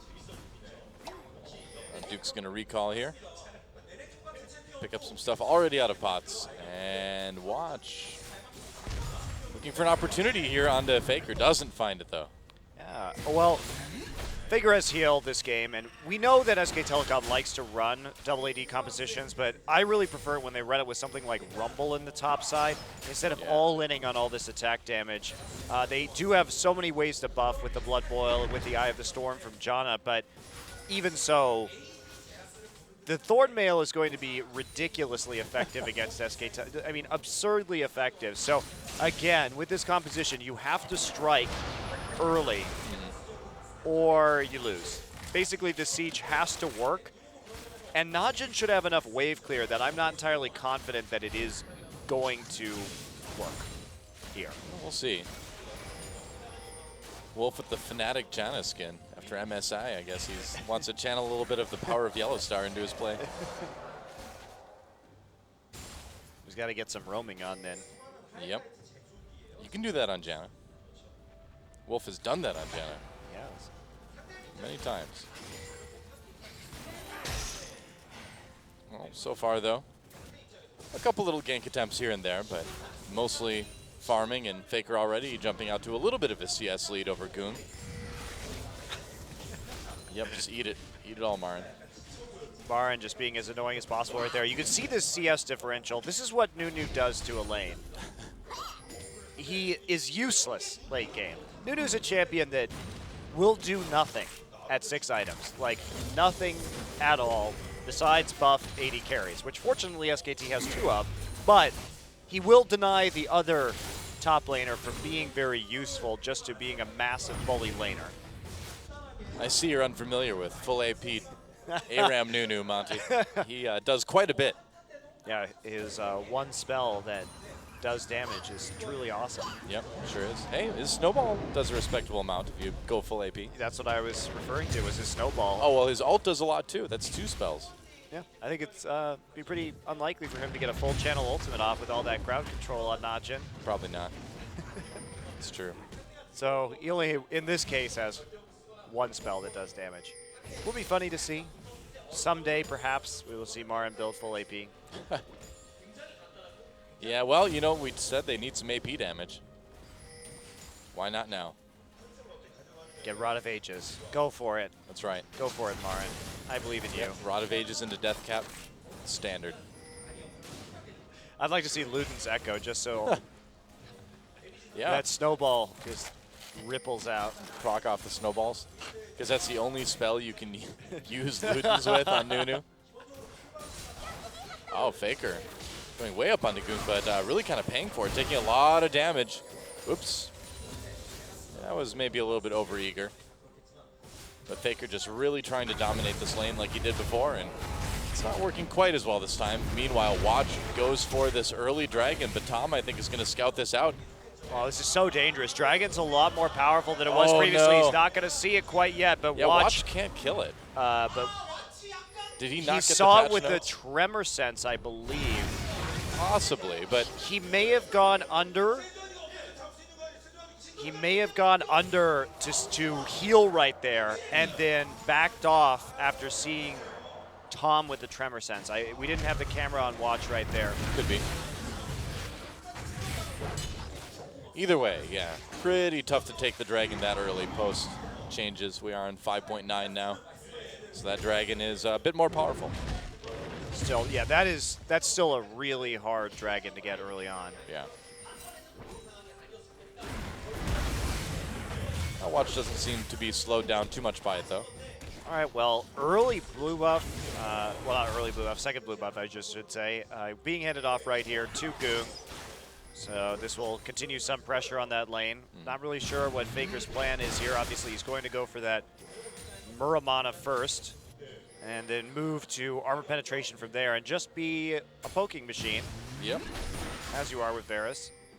It's a little bit of damage right there to Goong, but Goong's shields do make this lane just a little more difficult to deal with. Yeah, all in all, it's going to be pretty annoying for SKT to do the same thing they did last game. They're simply not going to be able to do the same thing they did last game, I'd imagine. But so the question is, for me, I mean, when does Marin start to leave this lane? When does he start to kind of move around the map and help his team try to take objectives? That's a great question. I mean, he does have that CS lead, but it comes down to the item breakpoints too. Bang has to, it's about power spikes with this composition. If your grouping and sieging doesn't work, and you don't take towers quickly, as soon as you hit 1 or 2 items, Whoa. then you're just going to lose the game. Yeah. That's why I'm not a big fan of what SK Telecom is doing. I feel that it's pretty risky, but it'll be funny to watch and see if they can actually pull it off. They'll get style points at any rate. And it's always fun to see FLICKR on a new champion. He always manages to do things you didn't think were possible on said champion. He's got this habit. So we'll see. I mean, Varus doesn't seem like a very flashy champion, you know, when you think about it. But you just never know what this guy's going to do. It's the arrow skill shots. His ult's hard to hit at least, so maybe he'll have a nice one of those. It's not as hard to hit as it used to be. They increased the missile width a couple patches ago. That's true. Yeah. I don't play AD carry a lot, but actually Varus is one of the ones I play more than others because he's pretty easy. That's right. I'm not going to lie. I'm not going to pretend that I think he's really cool or something. I just think he's easy. That's all. I play Caitlyn and Varus. Yep. That's it. Smart. Sometimes Graves. There you go. Yeah. Nailed it. Got it. If I have to play ADC, it's a plan. Yep. Oh, Jinx, too. Just walk up and attack stuff. Occasionally just panic, shoot some traps out. Yep, that's right. So, Marin and Duke involved in the annoying Nunu conflict where he gets a free heal from his consume and then his free spell, so he just autos a bunch of stuff constantly and then walks up and snowballs you like a jerk. Yep, and he's been able to jerk his way up to a 20 CS lead. Let's not put it that way. Be a jerk. let's not say it like that, though. Sure. Hey man, I don't know where your mind's at right now. I'm just trying to make things interesting, you know? Well, you definitely are. Mission Okay. successful. Mission accomplished. Break out the banner. This lane is wonderful. Yep, that's really annoying. It's not the most fun to watch either. I wonder if he's going to go for Righteous Glory. Oh, here we go. Ult on Nagoon. He is not making it out. First blood goes to Tom. Only because FLICKR couldn't fire his arrows fast enough. Wow, Tom didn't even have to flash for that, so I'm really curious how he got that far into lane to use that ability. No kidding. It seemed like he just sort of walked up. Weirdly enough. Gonna take a bunch of damage right there. OQ going for a pretty greedy build here, but not too much damage on his turret yet. Avarice Blade will be the choice. Needs that gold. Ooh. Nice dodge from Bang. Oh, knock up onto Pure. So the poking really starting to intensify for SKT. They've got that pressure down in bot lane, and FLICKR able to get a decent amount of damage on that mid lane turret now. With Yeah, Varus. he has to, though, is the thing. He absolutely has to. Whoa, Marin is going to get tossed back into the tower right there. Yeah, wow, no that's big a deal. lot of turret shots, actually. Oh, jeez. Oh, Marin. Flash. Oh, man. And Duke gets a 1v1. You know, Nunu, surprisingly, not the best duelist in the top lane. He's going for Rod of Ages. Wow, he is. He's actually doing it. He's doing the AP Nunu. Okay, well. Nice. I like it. I like it. He'll go Rod of Ages into tank, but Sure. I mean, Righteous Glory would have been pretty silly with that catalyst as well. Well, what else do you build on a top Nunu, you know? I don't know. Teleporting back in the Frozen Heart is really good on Nunu. True, true. Here comes Goong. Coming down, yep, but Bang and Wolf already on the disengage, so they won't have any issues with that. FLICKR picked up a Brutalizer before he picked up his pickaxe, so just doing a little bit more damage there.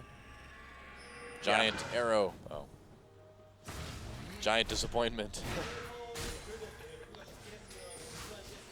Goong just playing back right here. I really would like to know how that gank in mid lane happened, but I think we saw it, man. He just walked up and hit him with his ult. well, I wonder if FLICKR landed his ult first, actually. Oh, yeah, yeah. You're probably right, actually. That makes a lot of sense when you think about what Varus' ult does. All right, so SK Telecom going to go for their first dragon right here. Just taking it very fast. Yep. Easy. Early dragon shouldn't be a problem at all. Marin actually wandering down from the top side. As Duke just continues to farm out this lane. That kill was absolutely huge for Duke right here. Yep, top lane Nunu. Really the MVP so far of this game. He just ate one of those wolves in one bite. That was amazing. Oh, hi. Throw a house at Marin while he comes back and eats a cannon minion. Yep. Well. So that CS lead dwindled a little bit as a result of that kill too. So about 1,000 gold lead for SK Telecom right now. Not anything that Najin has to worry about. And it's about the next about 10 minutes of this game to see whether SK Telecom is actually going to be able to feasibly win this game or not, because they're going to need a large gold lead. Yeah, they're on their way, but just barely at this point. On their way in that they have a lead at all. But FLICKR might be able to just kill the turret right here. Huge. Yeah. Huge. If he can get the turret on this wave, that's going to free up a lot. He probably could have, but that would have been a little bit of an overcommitment with Pure nearby. Yeah, he had a ward right there, so he knew Pure was coming in. But that's going to buy perhaps enough time. We'll see Oh, he actually gets. Tom coming in, and Duke just hops his way out of that one. Oh, nice arrow. Not too much to be gained right there. Goong now has to play more aggressively on this minion wave to prevent it from hitting the turret and for FLICKR to get the 1 or 2 auto attacks that it will take to eliminate that tower. Probably is just like 1 at this point. Yeah, they're very, very close. You know, I feel like Varus can drop that bow. I don't think it's actually part of his hand. I have no idea. I'd have to double check. I'm not 100% sure, but I'd have to reread the lore, you know? Oh, wow, nice on the hook. bang, yeah, Pure. Oh, the Flay dodged with the flash, though, and Pure uses that box and doesn't hit anybody. A lot of damage onto him from the culling. Still via bang. Got the flash out with just the death sentence right there. Did burn the ignite, but got the flash from Wolf as well. Yeah, very nicely done. On that hook on the dash from Bang. And now Watch playing around the mid lane because they need to keep FLICKR back at this point. They're desperately trying to clear out some of these vision wards so that FLICKR can't actually continue to push up as aggressively. They've saved that turret for a surprisingly long time now, though. Yeah. Well, I mean, it's been a lot of focus, but what happens when that focus has to inevitably shift somewhere else, you know? I mean, this lane and bot lane is going to be pushing forward at some point. Everyone's standing on a ward now. That doesn't help. You can see right there, Duke is just building pretty much only magic resistance at this point, which could be a problem considering that everyone is actually going to be dealing damage. That is kind of an odd commitment to magic resistance. The Merc Tread and the Cowl doesn't surprise me. The additional Negatron Cloak on top of that surprises me. Because you wonder what he's going to build out of that, you know? Or if he's just going to sell him a little bit. We'll see. A lot of action down in the bot lane. Looks like Najin may be able to actually claim the first turret of the game. They do. They will. That's huge that they get the first tower right here. Yeah. And they got it off of that play from Pure, dealing enough damage and scaring SK Telecom enough to recall so that this Jinx could get some time with the tower in minigun form alone. So that's going to be very useful. Now, will they sacrifice mid for it? Whoa. Oh, if FLICKR had hit that, man, that would have been a dead Lulu. Either way, it's a dead turret. And that's still a dead Lulu, maybe. Wild Growth having to be used to keep Goong alive.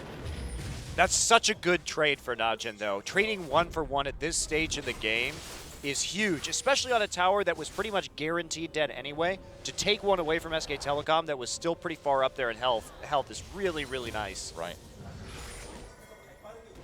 And now they're going to shift that bottom lane to the top, and OQ and Pure can start working on this Nunu lane.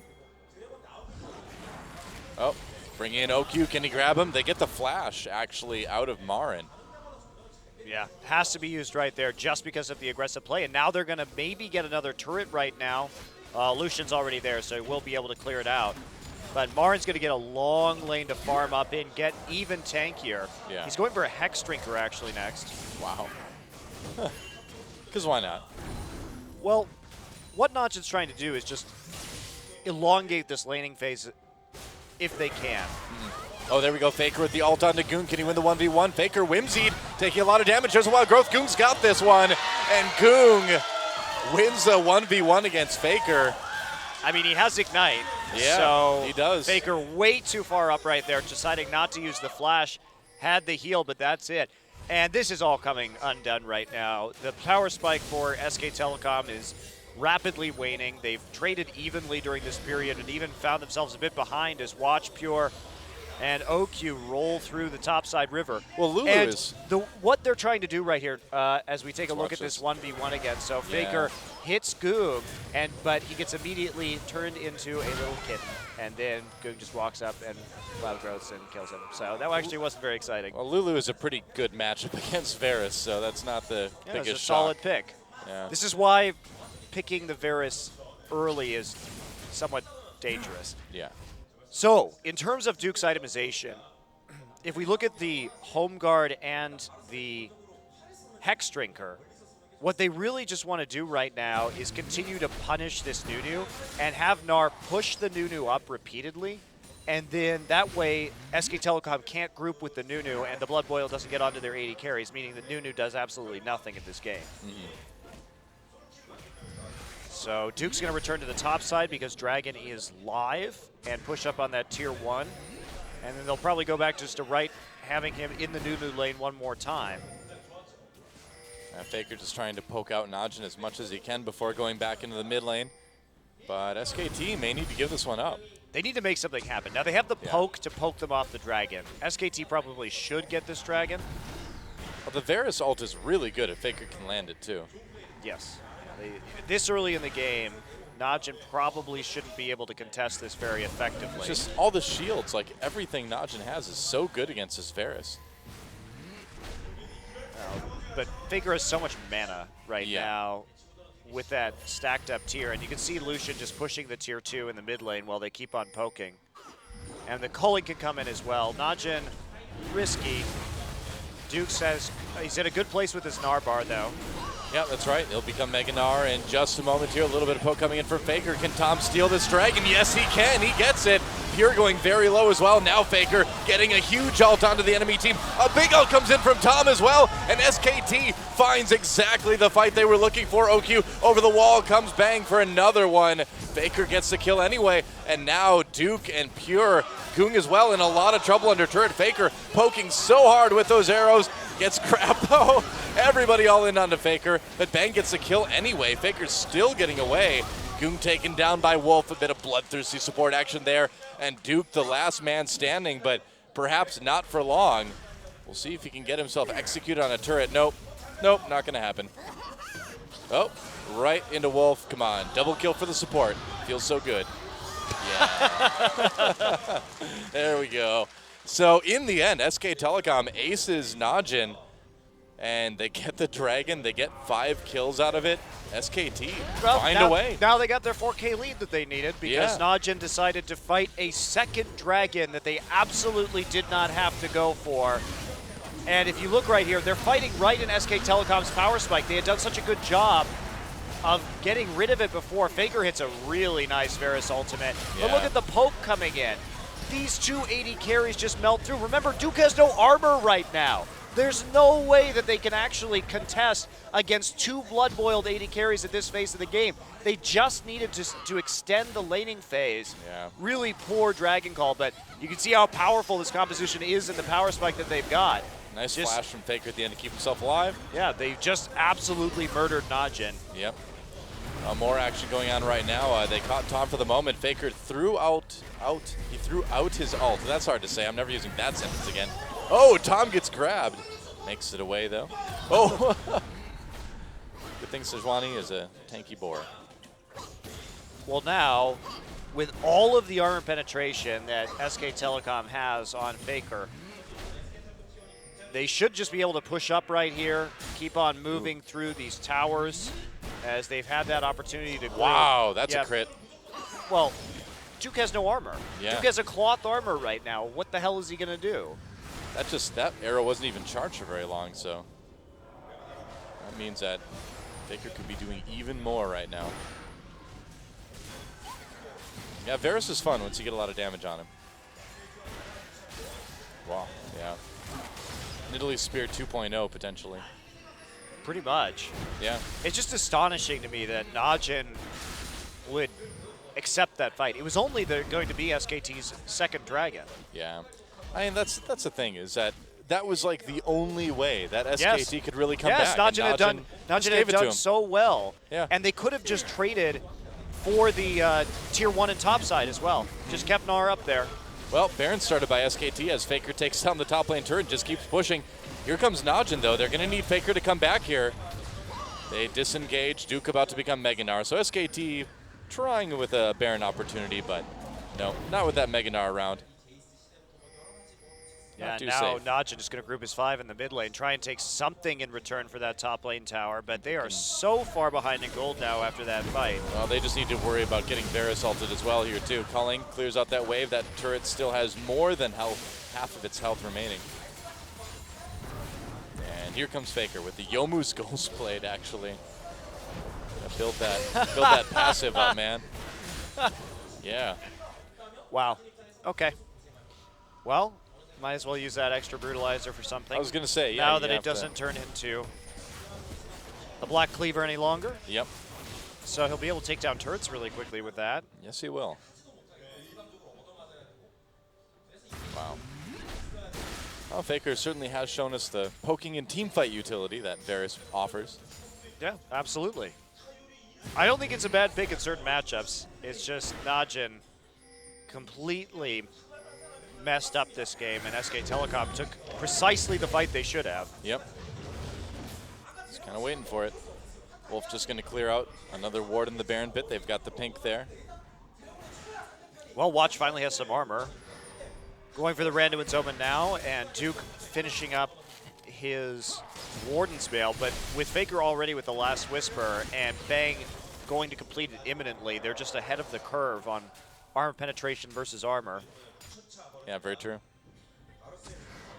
Now, if Najin can somehow stall things out until like the ultra late game. Oh yeah, they're fine. Yeah, they do They're okay. fine.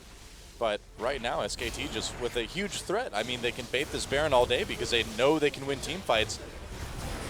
Najin might try this here, though. Baron going down very, very quickly. FLICKR just zoning with that hail of arrows. A lot of damage onto Pure. Watch comes in. Baron's still a bit low. Watch takes the Lantern out again. Ult gets used. Doesn't really connect too much with anybody. Baron taken by SKT. And do they pursue for the fight? There's the culling. They get the kill onto Duke. And I think SKT can be pretty satisfied with just that. Yeah, that was actually a very well done Baron by SK Telecom. Yeah. Great timing on Tom's ultimate to keep Rek'Sai over the wall after the Lantern was backing out, making sure that Watch couldn't flash it and try and smite it. Yep. And this poke from SKT, combined with the Baron buff, there's just no stopping them now. Not for the next couple minutes anyway. And Marin, you know, while he's not going to do any damage, he is tanky enough to sit in there and take some hits at least as they take out this first inhibitor. Wow, OQ just gets really low from another Varus arrow. Yeah. SK Telecom just nailing their aggression while they have the opportunity and going ahead and snowballing this game with the early Baron take. And a third dragon now too. Completely unopposed. And it's got to feel bad if you're Najin. You had the game right where you wanted it, and then you just gave it away. They were in such a good space. Yep. Less than 1,000 gold deficit in some harder lanes. They should have known that the only good space is on CJ right now. That was their first mistake, Monty. Jeez. Couldn't resist. Yeah, they traded the tower as well. I mean, it was all looking so good. And so maybe after this game we can say competitively, professionally, FLICKR is undefeated on Varus. That's something we're almost certainly going to be able to say at this point. Yep. Given the 9,000 gold lead and the Baron that they have. Helps quite a bit. As well as just such a powerful siege composition. Yeah. And how does Najin engage here? They really can't. They don't have great flanking champions. They have to basically Duke has to teleport. Well, the big part of it too is that they kept both Gragas and Sejuani away from Watch. You know, this Rek'Sai can make picks, but it's just not as great at doing what the other champions could do for Najin in a team fight. Well, they also took away, if you'll notice, they took away the two hard engaged junglers to run this. They took Gragas and Sejuani away. Yep. So at this point, Rek'Sai doesn't have that same engage potential. Neither does a champion, obviously, like Nunu, which was also taken in the end. And another turret just easily taken by SK Telecom. Najin cannot really defend this. Yep, we'll see if there's any sort of desperation fight. Pushback for now as the minion wave gets a little bit low. Wow, man, FLICKR's just doing so much damage now. Man, it is Nidalee Spear 2.0. That's what happens when Varus gets to this level. It is like watching FLICKR play Nidalee. Yeah, it is. And he's so accurate with these two, obviously, another one. like any good Varus would be. And the second inhibitor taking a lot of damage. These arrows, there's just nothing Najin can do against it. He said his last 4 in a row. Arrowed. Definitely arrowed. Yep. Oh, so you had to say it. You had to say it, so you had to miss one. You slow people with the hail of arrows, and then you can hit them pretty easily, too. But no, take a big chunk out of Pure instead. SKT just sort of having a bit of a vacation. And now, there we go, the ultimate onto Pure. FLICKR gonna be able to maybe get a kill there. Wildgrow saves him, but Tom comes in with the big Sejuani ult. And now SKT, they've got the ults, they've got the double kill onto Varus, and they've got everything he needs. Make that a triple kill. Wow. Duke just barely living through that one, and that is it. A 2-0 for SK Telecom, and FLICKR bringing the Varus in the mid lane and bringing the pain. That is it. GG. That last team fight was so beautifully played. And one thing you can say about SK Telecom is they're really good at that Varus Sejuani synergy. Oh, Because yeah. Tom's chaining of the Glacial Prison after the Chain of Corruption hit was really beautiful right there. Yeah, just letting the veteran, letting FLICKR decide, when the best time to start the engage would be, and then after the chains are done, then the ice comes in. Wow. FLICKR did 34,000 damage to champions that game. The next closest was Gnar with 12,000. Wow. So Duke, I mean, just a dominant performance from FLICKR. Really accurate on those arrows. And even though SK Telecom took a bit of a gamble with that composition, and by a bit, I mean a really big one, Yeah. they hit their timing. They made it work. They closed the game very efficiently within their window, and they made it look easy. FLICKR's Varus did more than 4 times the damage that OQ's Jinx did that game. Jeez. How about that? Wow. Well, a disappointing day for Najin, no doubt about it. But they just seemed completely outclassed by SK Telecom, and even in the situation for the brief time that existed in Game 2 where they had that big edge, a poor decision led to SK Telecom getting an easy win. Yep. I absolutely agree with you. Well, very impressive match from FLICKR overall. Yep. Hard not to argue that he was the MVP of that one also. Oh yeah. Yeah, I think you really can't do that. Wow, they've added up the total damage from Najin, and FLICKR did 34,061 damage to champions. The Najin team did 33,794. So FLICKR did more damage than the entire team combined that game. Ridiculous. And what a testament to FLICKR's skill shot accuracy. No kidding, right? It's one thing to get it ahead in items and get that power. It's another thing to be able to use it that consistently in not that long of a game. Honestly, it was 29 minutes. Absolutely. Yeah. Well, congratulations to FLICKR for his now undefeated record on Varus in his first time ever playing Varus professionally. Yeah, because you needed more champions to be afraid of that Varus place. Yeah. Well, guys, when we come back, it's going to be a lot of fun. It's going to be IM versus Anarchy. It's going to be crazy. It's going to be wild. Much more kill heavy than the last couple of games. Boy, I hope so, guys. Don't go anywhere. We'll be back right after this.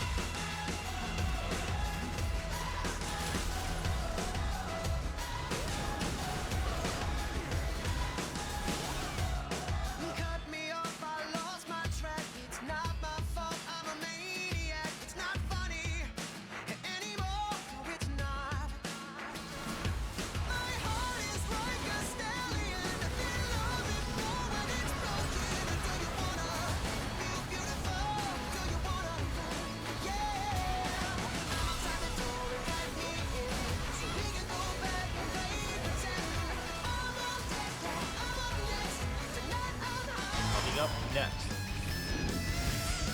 Anarchy, Longzu IM, 2015 League of Legends Champions Korea Summer.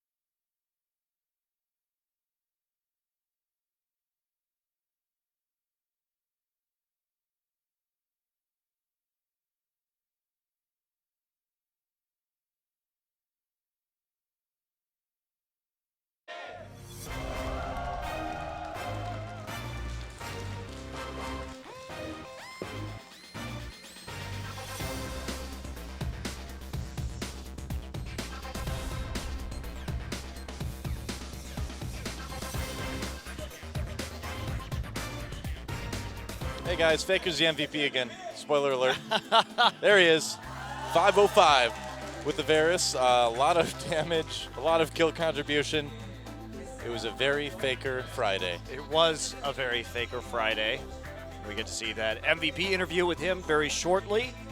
And I mean, his Varus was quite good after he died that one time in the duel. You shouldn't try to 1v1 Lulu as Varus. This is not going to go well. I'd say he was 505 because he definitely died.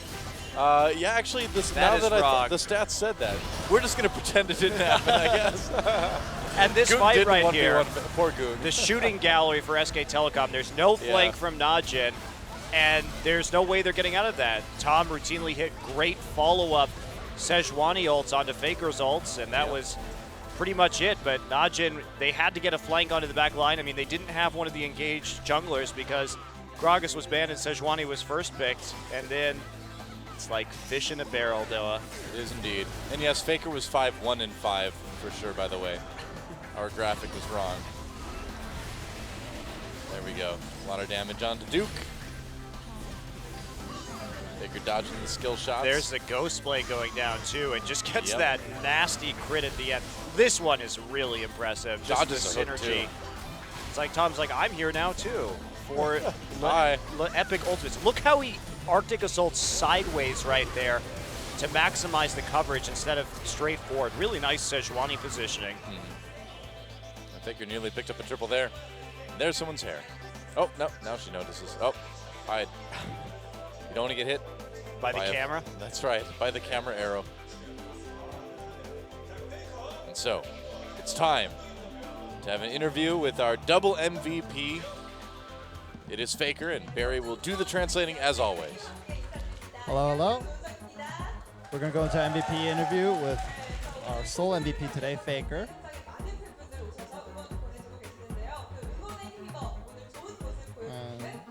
Jung saying thanks to all the fans for the loud cheers today, and let's talk with FLICKR.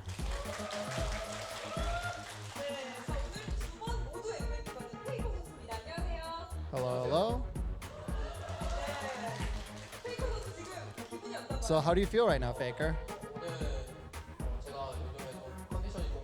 Well, I think lately my condition's been pretty good, so I knew I would do well today. So since, you know, feels good that I played well today. So in the first set, you got banned all three bans were targeted at you. How'd you feel about that? Well, mid bans are just kind of the normal, the par for the course in this meta. So I didn't really care because my champion pool is big enough. So, you know, 3 champions got banned, whatever. So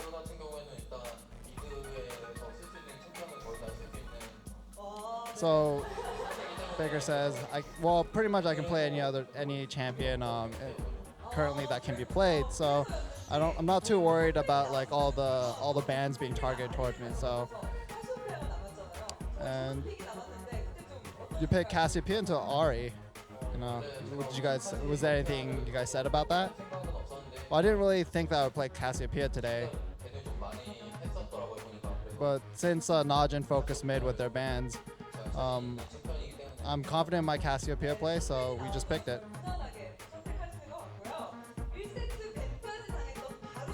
Talking about the Varus pick now, you managed to play it in set 2 after it was banned in set 1. Do you have any tips for everybody worldwide about how to play Varus?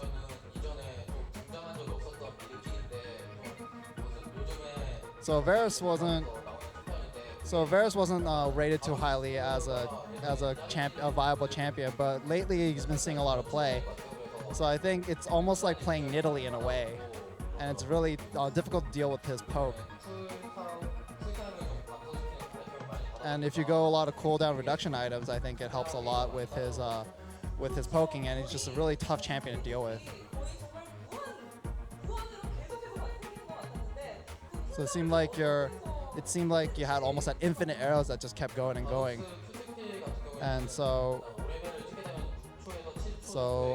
what type of, can you talk about a little bit about your build and your strategy going into playing Varus?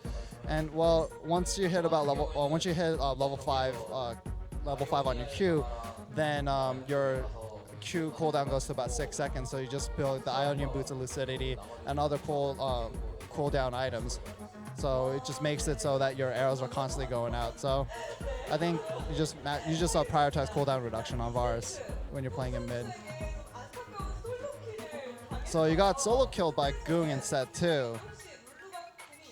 So were you not aware that Lulu had her ultimate at that time? Well, I thought Goong had already used his wild growth, but it came back a lot faster than I expected. So I actually didn't expect him to have his ult at that point.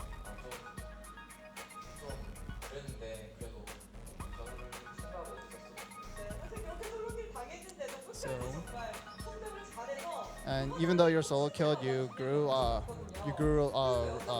quite well throughout the game. And but you guys also picked top Nunu.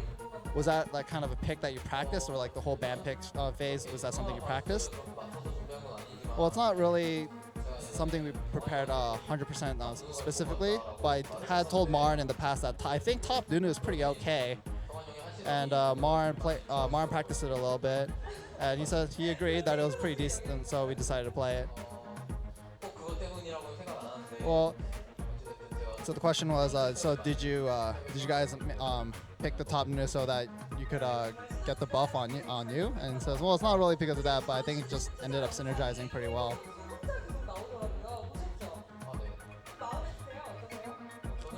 Talking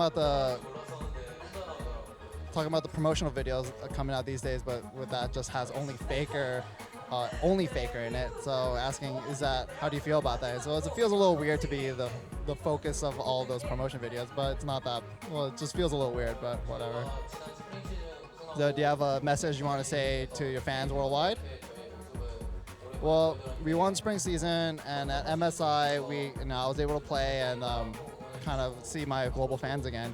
But in the summer, we hope to win again and hopefully make it to Worlds, and we'll practice real hard to make sure that happens. And so thank you. And that concludes our interview with FLICKR. And yeah, that's pretty much it. And I'm going to hand it back to Monty and Doa, so take it back. All right. Thanks, Barry, for the translating as always, and a double MVP for FLICKR. SK Telecom winning with top Nunu, mid Varus. Why not? One of those very rare games where a player can do more damage to champions than the entirety of its enemy team. So well played by FLICKR. Definitely a masterful performance on that champion. Also, I think the draft very interesting there. The banning the Gragas, first pick Sejuani, did make sense in the end with the lack of engage, but I think that was really Najin's game to lose there at that second dragon fight. And had they been able to hold on, even though they didn't have a Maokai or a Hecarim, which would have been better at engaging on that back line with a teleport flank or something like that, I still think they would have done really well late. So a bit surprised, but SK Telecom, they took that one good fight that they had and turned it into a win. So credit on them for properly snowballing the game out as well. It felt very SK Telecom K-esque of them to be able to just take one team fight like that and just turn it into a dominating remainder of the game. That's something we saw a lot from FLICKR and the rest of SKT K back in the day. Yeah, I have to say, I would still be very nervous about seeing that composition again. Personally, not a very big fan. Well, it almost didn't work. Not a very big fan of blind picking Varus either, but they made it work somehow. Well, it's SKT. That's what happens. So now we move on. Anarchy versus Incredible Miracle, guys. And Anarchy's been an interesting team. They came in. Obviously, the rookies, no real support for them at all. But got to win against Najin as well. Prove they are a force to be reckoned with. IM having some issues with their new roster. But for now, there is Anarchy. And they're going to go with CV Max today in the top lane. This is a surprise to me because CV Max is a player that they used in qualifiers, but he just didn't really cut it. Had a pretty low KDA, about 1.6, and played things like top Fizz and top Rengar, which weren't too helpful to his team, like teleport Rengar. Meanwhile, Ixu came in, was more meta, seems to have been a bigger contributor to the wins that Anarchy has had so far. Well, I believe CV Max is a popular streamer here in Korea. And so he's used to kind of showing off. He's used to being sort of an entertainer, right, with his picks, with how he plays the game. that's something that generally doesn't transition terribly well to a professional setting, right? Yeah, I agree with you. CV Max, though, is known as the original top Hecarim player in Korea long, long ago. Very true.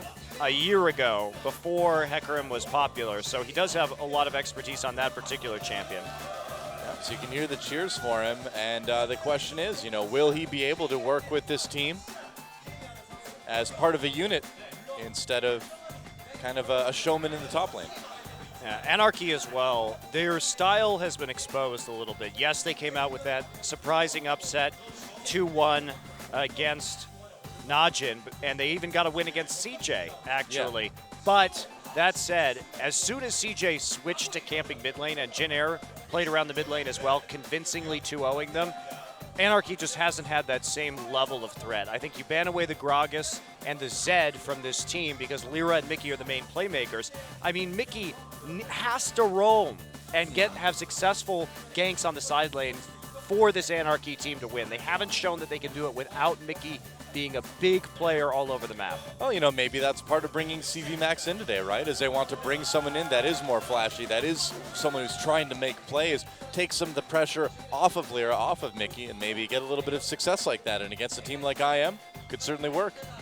Might. We'll see. I think IM is a team that underperformed in their first match against the Jin Air Green Wings.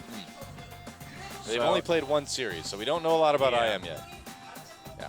Whereas Anarchy has played 3 series already coming into this one. Schedule a bit more full for these guys so far. Yeah, 2 weeks of 2 games back-to-back is a lot. And Songyun and Snowflower, the bottom lane of Anarchy, known as duo streamers. So they always stream duo Q between the two of them together. So they've had a lot of established synergy over time. That's one of the interesting things about this team, too, is it's the first time that we've had pro players coming into Champions that have already been, you know, notable streamers here in Korea. And will they be able to kind of make that transition to pro play, especially in a situation where they don't really have any sort of oversight, you know? Yeah, that's true. Again, remember, this Anarchy team doesn't have really any management or coaching at all right now. No structure for these guys. It's some players who came back from China in Lyra and Mickey, and then some former bench players from KT like Iksu, and then a bunch of streamers. CV Max, and Snowflower, and Songyun, all major streamers here in Korea. So it's a bit of a ragtag group, that's for sure. Yeah, but they've been fun to watch. They've been action-packed. They've been able to take wins off some pretty notable teams. And so despite what happens from here on out, at least they've made a bit of a name for themselves. Yeah, that is very true. And we get to see some fun assassin play from Mickey from time to time. I hope his Zed is left unbanned tonight, even though I doubt it will be. Yeah, no kidding. Well, the nice thing for Anarchy is that on the other side of the arena lies a team that could give them another win. It is Incredible Miracle, a team that has only played 1 match so far in Champions, but it was against Jin Air, and they didn't seem to look too strong. Yeah. But that said, in the qualifiers, they absolutely smashed every team, and including Anarchy, including Spenu. Oh, wasn't it? I thought they played against Anarchy too. Maybe I'm trying to remember that bracket. It was. You're right, including Anarchy. Yeah, you're absolutely right. Yeah. Spenu was on the other side of the bracket, so yes. So yeah, this is a team that has done very well in the qualifiers and took out this Anarchy roster with CV Max. So, taking that in consideration, we may see the Gnar ban tonight. Apple, that has been a champion that he's been able to carry on out of the top side. Yeah, I believe Apple had like a 13-kill game in one of their matches against Anarchy in the qualifiers. Yeah, and even in their 0-2 loss to Jin Air, where they got wrecked pretty brutally, Tucson, he seems like a natural fit as he transitions to the jungle, but his Lee Sin play and really wasn't there. Neither was his Rek'Sai play. He wasn't putting down any pressure on the map. Apple, of course, they tried to play a double AP composition with Kassadin and Cassiopeia. Right. That didn't really pan out for them. Yeah, we're still learning a lot about these guys as far as where they're at right now as players. Apple, you know, in the qualifiers certainly looked like a good player on the big tanky champions, so the double AP not working out. What has been seemingly working out so far is Tucson's transition to the jungle, already made it very high in solo queue. here in Korea. Yeah, but look at that 0.8 KDA. Yeah, and but again, only one match. you only know? one match, but he really didn't do anything on Lee Sin and Rek'Sai in these games. He has to make more plays early, so he does seem to be uncomfortable in terms of playing aggressively, which is weird because he used to roam all the time on supports and try and make plays on the lane early. Yeah. Well, Frozen, of course, a known Cassiopeia player, getting to play that in his first 2 games of the season didn't exactly help him, but this guy certainly one of the most talented mechanical players on IM right now. Yeah, and this is the time to break out. Finally, IM has an exciting roster that has been built around Frozen. As we take a look at Roar, the AD carry as well, coming up next, who came from the CJ Entus B team, formerly on Jin Air. And this guy has had 88.2% kill contribution on this team right now. So Roar has pretty much had to be there for IM to get kills. Yeah, which is a little bit scary considering he's on the far side of the map. Yes. He's not really supposed to be involved in that many.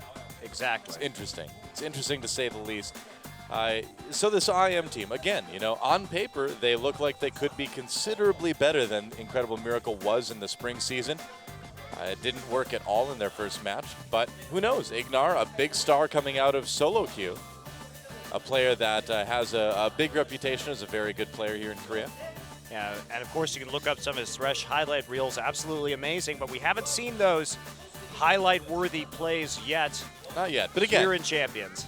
The big asterisk with all of this is only one match. They've only Yes. played against Jin Air. Jin Air, one of the strongest teams in Korea right now.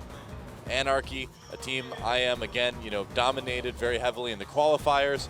So you have to, historically, based on the little bit that we've got, you've got to give the edge to IM. But we'll see. This is their chance to show that they're not just going to be pushovers again this season. Absolutely. Well, there's Frozen on your screen right now, getting to play that Cassiopeia, one of his signature champions, even before Cassiopeia was part of the meta. And only getting a 2.3 KDA on it, but this is IM's time to shine here. Yeah, that's right. They really do need to get a win on this one to kind of get a good start for their season, and we're going to take a look at some stats. Not really a lot to talk about so far, but we're going to look at them anyway. Anarchy with 50% win rate. They did go 1-1 in their group, which qualified them for Champions. Down to 33% out of 3 matches so far in Champions Summer. But they beat Najin, and they took a game off of CJ. Yeah. So they've had a lot more games so far. This is their 4th best of 3. Meanwhile, only the 2nd one for Longzhou IM. Yeah, so 100% win rate with matches in the qualifiers, but then 0% so far. But again, 2 games. They've only played 2 games. It's only been 1 match. I'm kind of surprised they're showing the stats at this point. They frankly don't really matter that much. No, they don't mean a whole lot. This is Yeah. interesting, however. Just taking a look at the Dragons and Barons. Top half is taken, bottom is conceded per game. Yep. And, I mean, pretty similar just in terms of Dragons so far. Both of these teams have done more losing than winning. So pretty low Dragons overall. You can see CV Max's KDA right there from the qualifiers. Not too great. Having a win on Fizz and Hecarim, 2 losses on the Teleport Rengar, and here is Ixu who came in 2-1 on that Maokai. Otherwise, going down to 3-5 overall on the season. He's been the only top laner playing in their first 3 best of 3s. Yep, changing it out this time though, but we'll look at a highlight or two, it looks like. Yeah, just Anarchy versus Najin right here, and one of the games that they won, Mickey going 10-0-10 onto Zed this game. Yeah. It's really been a lot about Mickey, you know, which is why we've seen him really focused heavily in their last couple matches. Now people, like you mentioned, figuring it out. Yeah, it just seems like if you play against Anarchy, if you just heavily ward the mid lane and prevent Mickey from roaming, then they lose. They don't have too many other strategies, too many other tricks. There you go. There is Goong dying to a Zed Shuriken right at the end after the death mark is popped. Yep. And let's take a look at Frozen. Only 2 games so far, both on Cassiopeia, prioritizing that champion for him. It does seem a bit worrisome, though, that one of his main champions he hasn't been able to get a win with. But, again, it was against Jin Air, that was against GBM. You really can't read into the stats too much. Oh, what is this? And a who coach. is this? Wow. A coach, or is that just Ixu? I haven't memorized the faces of this team yet. I don't think you can have a coach on your roster technically. Ah, I see. Well, who knows? I am actual coaches coming into the booth as we get ready to go into picks and bans. And again, I feel like the big thing going into this is just a big opportunity for both of these teams. You know, for Anarchy to get their second win of the season, for IM to shrug off the loss against Jin Air, show they're stronger than some of these newer, weaker teams still. See if they can do it. And it is time to move into picks and bans for game number 1 between Anarchy and Longzhu Incredible Miracle. And the Azir ban right off the bat against Frozen. I think obviously IM is going to have Frozen focused pretty heavily. Yeah, and IM, you have to imagine the Gragas and the Zed bans will be falling into place. Zed nerfed in 5.9, though. They may not be as concerned about that as they used to be, considering it is harder for Zed to just pop in and immediately pop out if he makes a mistake out his death mark. You do have to wait for that 1 second to pass now. That is a long second for Zed players, too. Yeah, it gives you some time to CC him and punish him and provides a little bit more counterplay. So Anarchy, thinking about their next ban here, unless they want to first pick Cassiopeia. Maybe that wouldn't be a good good pickup for Mickey. And Gnar, as suspected, banned out. That Apple was carrying very hard on that champion during the qualifiers, so just take it away, as we saw Jin Air do as well. And there is the Zed. Yeah, so even with the nerfs, still worried about Mickey's Zed.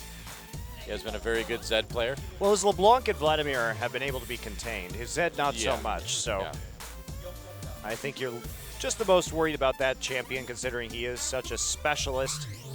I still feel like his Vlad is a bit better. We'll see him. He's usually kind of, it seems like he's sort of fallen back on the Vlad pick when he feels a bit. Yeah, there's a LeBlanc ban.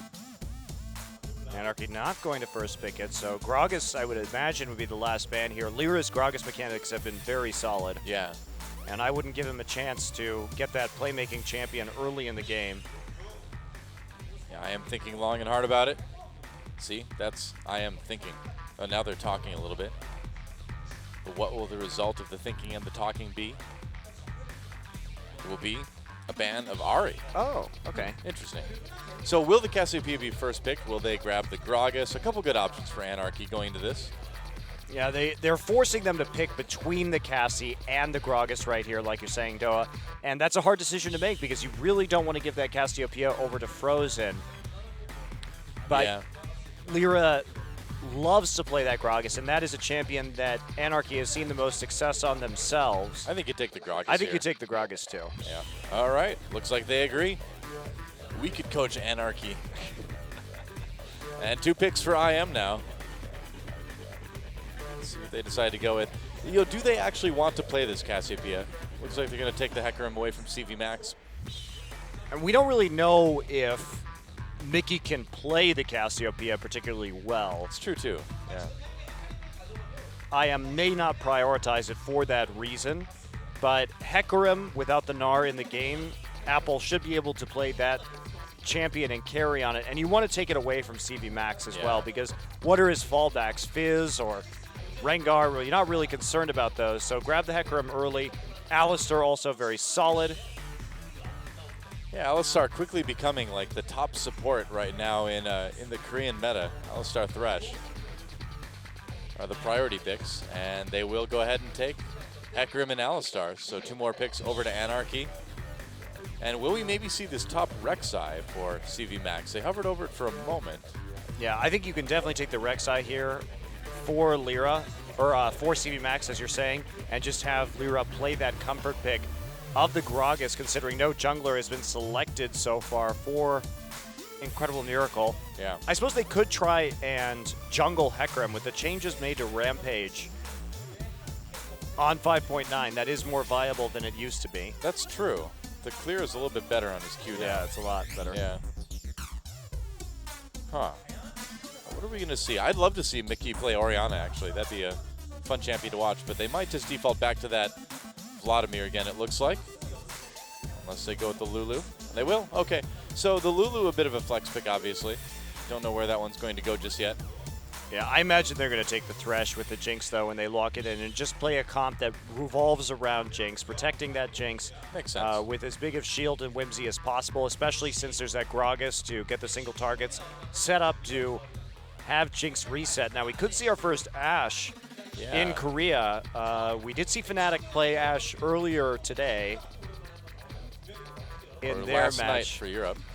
Yes, last night for Europe, early in the morning. Oh, I'd love to see Ashe. I think new Ashe is quite good.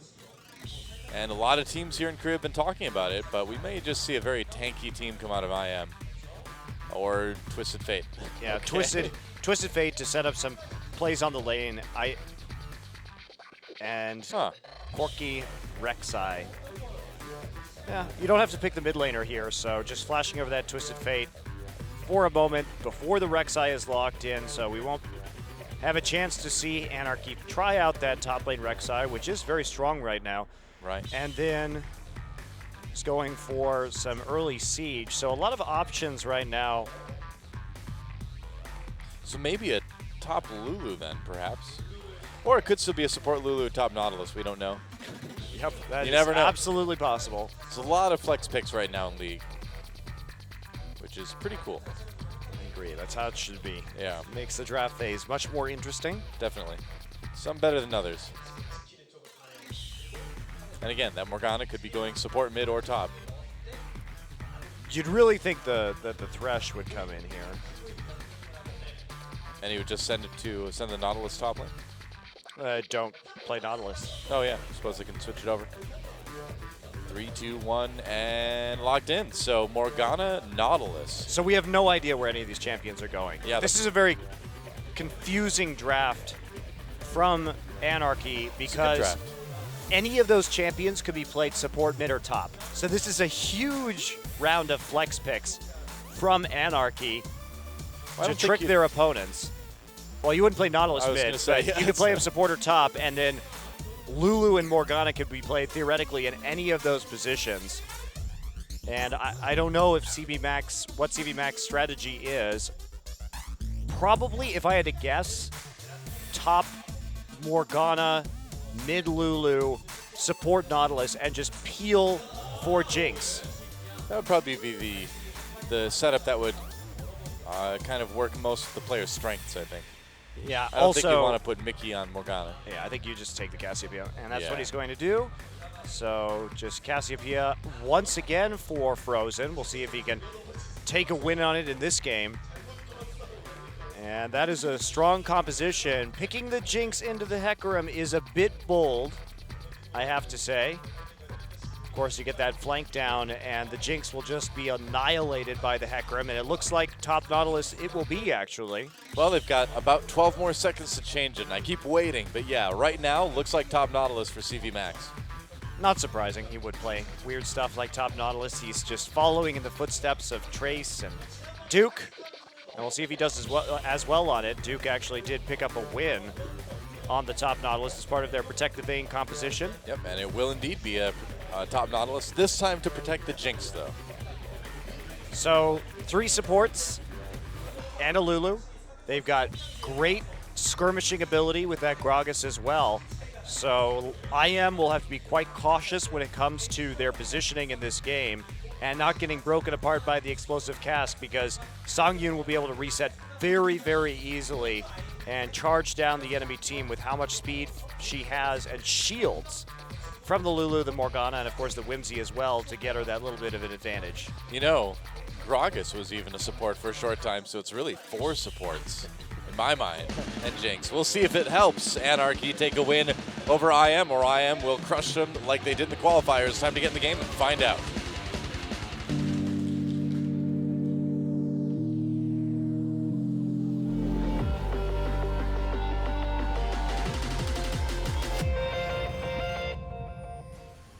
FLICKR off to get more MVPs. And welcome to Summoner's Rift, Anarchy versus Incredible Miracle. IM fans out in force as usual, and a few Anarchy fans here and there. They're building a bit of a following. I like the roar cheerful in the crowd. It says, Overlord of the roar, Overlord of this game, all of the enemies ready to be overwhelmed. Dang. Wow, that is serious, man. Roar is Gonna go ham, I guess, in this one with his Corki. That's right. Roar's not the type. He's not the type of warlord to just destroy a town. He's the type to let one of them live and send them ahead to the next town to tell them what's coming. You know. Awesome. He's evil. Well, Matador Alistair in this game. Which is more disturbing, Cowboy Alistair or Matador Alistair? Matador Alistair. I think that one's more disturbing because is. he's actually murdering his own kind for torturing even for the spectacle of it. That's right. That's why he's doing that happy little sociopath dance there. Alistair's sociopath dance, is that what that is? That's right. Look for Christian Bale and American Alistair later this year. It's going to be intense. No, it's okay. I actually like to skip the American Alistairs most of the time. Yeah? Yeah. I hear you. But then you got to wonder, where's the beef? No, I don't. I don't at all. Well, leash onto the Grop for Tucson. Meanwhile, lane freeze in the bottom side coming in while Hecarim will just go ahead and solo out that Raptor camp. Apple actually going for Ignite this game instead of Smite. That's interesting, yeah. That's the first time we've seen that on a Hecarim this season. You'd think the 1v1. Nah, I think you just get Ignite to kill the Jinx. I mean, I think it is all about killing the Jinx, yeah. Although you get the true damage off the Smite as well, so. But the Skirmish Saber was nerfed in this patch, so not quite as powerful as it used to be. Yeah, a little bit shorter of a time on that one now. And now Apple going to come into the lane at level 2 and try and deal with this Nautilus. Yeah, and you can be pretty sure that CV Max, having been a top lane Hecarim player for so long, knows how to play against it as well. I'm surprised that we're seeing Frozen take Ignite in this game because there's so much crowd control on the side of Anarchy, and this Cassiopeia is just going to be repeatedly locked down by spells like Whimsy and does seem the a bit Depth dangerous, Charge and Stuns and Roots, that you may want to go ahead and take Cleanse in this one. Even FLICKR takes Cleanse on Cassiopeia. Yeah, that was in the Ahri matchup, though, so a little different. True. Obviously, getting hit by those charms. Different matchup, different summoner spells. But that does surprise me a tad, a hair. A skosh, a tiny bit. An iota. That's right. Well, Nautilus literally just standing there for a moment. Finding ways to make the top lane even more boring. It's difficult, but he's done it. Oh, the crowd laughed right there. That was good. I can pretend that was about what I said. Wow. So just going to be a lot of farming here in the early game. There's not really much kill pressure to go on. Tucson could maybe find something down on the bottom side, but yeah, that's what's been so disappointing about the first 2 games from Tucson is that he just didn't make moves on the map. He exerted 0 pressure on his Rek'Sai and Lee Sin. And you pick those champions because you have the ability to make those plays early on. But just not being there. Lyra looking at Frozen in the mid lane. They want to go for this. Yep, there's a flash body slam out of Frozen getting low, and that's a very fast first blood for Mickey. Frozen, just barely enough time to flash before he gets taken down. You have to know that's coming. Yeah, I mean, you should. Lyra is so focused on the mid lane, and Tucson wanted to get that Scuttle Crab, but Frozen was pushed up right there, and that's the result of it. You have to be careful, but Lyra put so much emphasis on getting Mickey ahead. Mickey with the first blood gold. Now he's got a Chalice to help deal with the Cassiopeia damage early. Yeah. Well, Ignar and Roar are able to do a bit of poking on the bot lane, but so far it's not gaining them a whole lot. Just a little bit of a CS lead. But not really too much to speak of. I think the other issue, too, is that Frozen, he had that Rift Sculler, but there weren't really any other wards around to really keep him safe either. Yeah, exactly. And the Rift Sculler was just being taken right there, so he had no vision on either of his side brushes. Pretty easy gank. Anarchy, on the other hand, one of the things I feel they've done pretty well so far in this league is ward, which is... Yes. They ward surprisingly well for a team that's kind of new. Yeah, I definitely agree with that. They do place a premium on emphasis. A premium on emphasis. Wow, that was the sentence I just said. A premium on vision is what I said. What I wanted to say, actually. An emphasis on premium vision. That's right. That's right. Got it out eventually. I understood perfectly.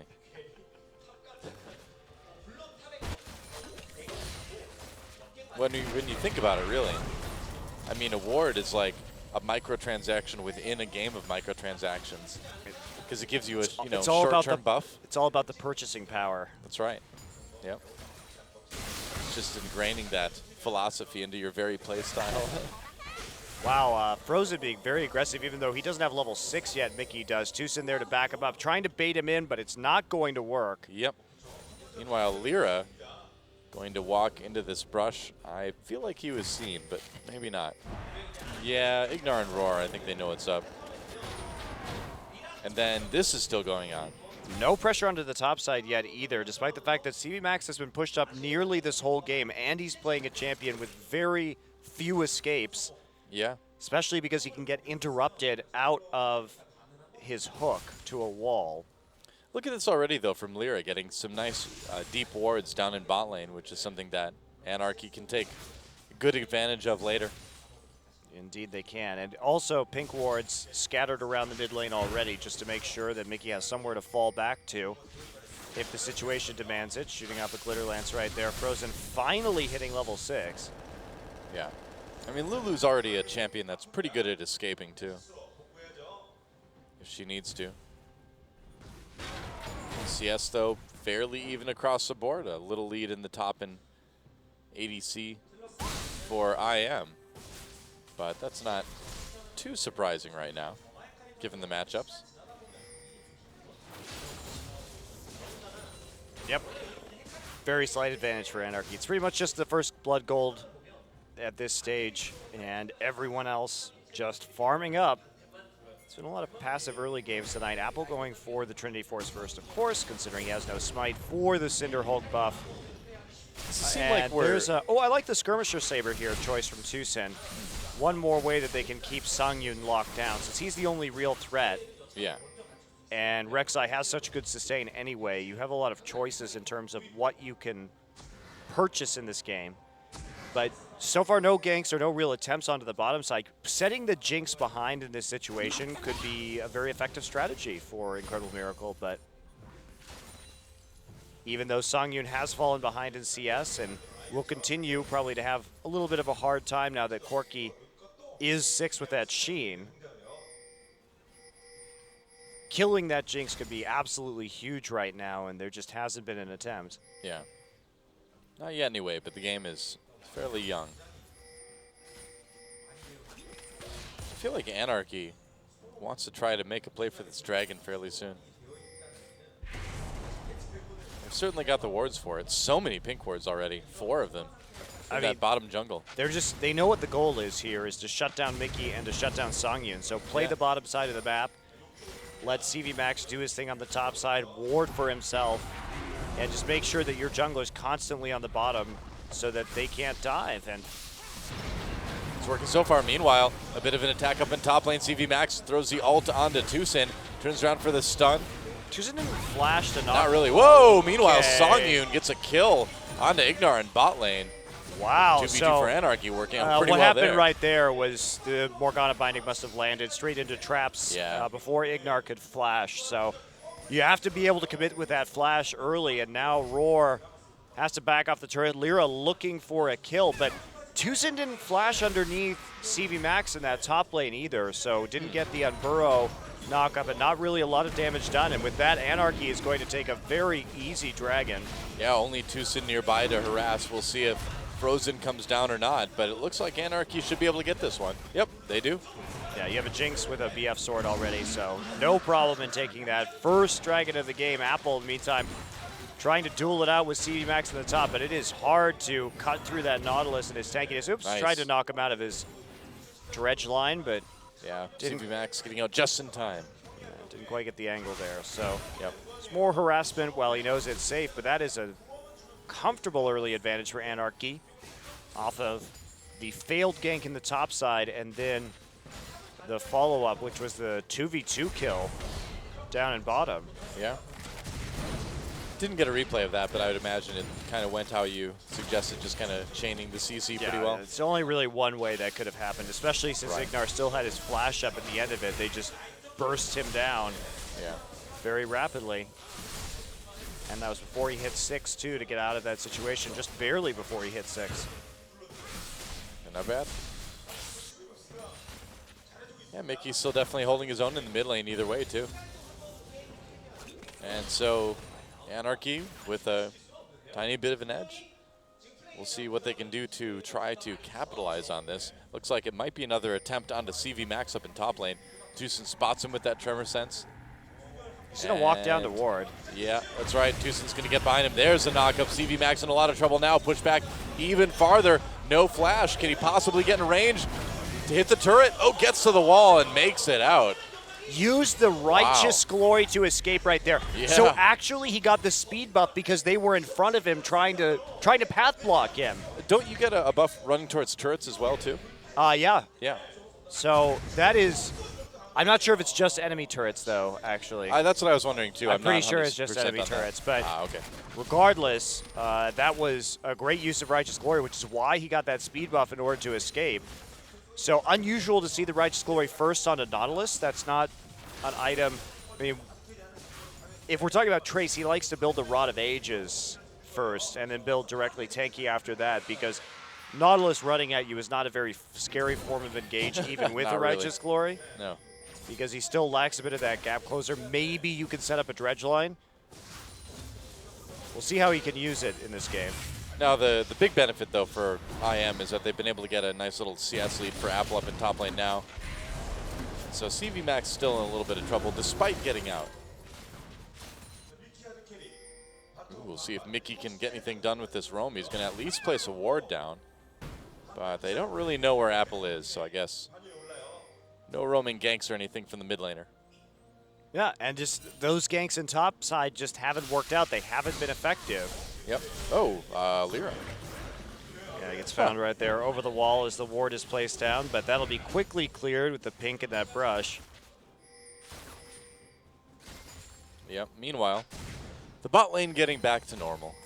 Back to a bit of farming for Songyun and Snowflower and Roar and Ignar. Yeah, Songyun can go back and probably getting close to picking up some big ticket items now with that kill that he got. Yeah, might be fairly close to that IE. Yeah, a couple more minutes. So they're just going to go get the Krugs right now, try and move directly into the Infinity Edge, I think. And yeah, just a recall from Roar right now. Wants to finish off that phage. And actually gets the entire Trinity Force. Oh, okay. When he goes back. Yeah, pretty nice for Roar then. Can start to really poke with those rockets. I'm seeing a lot of games though where ADCs aren't moving back until they have like 3,500, 4,000 gold, things like that. Well, some of these more slow-paced games too. That's tends to be the case when they don't feel that pressure in the lane, that they're going to be punished for farming at maybe some more risky positions. They'll just wait up for as long as they can. Here's Ignar and Tucson coming in. Yeah, CV Max flashing right away. Gets knocked out though from the dredge line. I don't think he's getting out of this one. It was a nice try, but CV Max in a lot of trouble. Meanwhile, Mickey actually killed Frozen down in mid lane. We'll have to see a replay of that later. Big gank onto CV Max in the meantime though. And that was just a solo kill as well as Tucson Void rushes down to save the turret. Not sure what's going on with Frozen because Lyra has his cask and his flash up, so he wasn't there for that one. So a little bit of a duel coming in. Frozen already at half HP, just a flash ignite. And then there's the Glitter Lance at the end after getting the help picks on him. Wow. And just straight up 1v1ing him. And Frozen seems getting the turret as well. So very impressive performance from Mickey so far in this game, just asserting total dominance over his lane. Wow, and look at this. Lyra and Snowflower just zoning out IM, helping Songyun take that turret. And suddenly, Anarchy moving out to a pretty sizable lead early on here as far as the map presence that they're gaining from taking these turrets. Yeah, they did lose the tower in top, though, as a result of that pressure. So they find themselves only about 1,000 in advance, and still a lot of trouble with their composition. They have to be able to protect Songyun. If Songyun dies in this game, it is just over for Anarchy.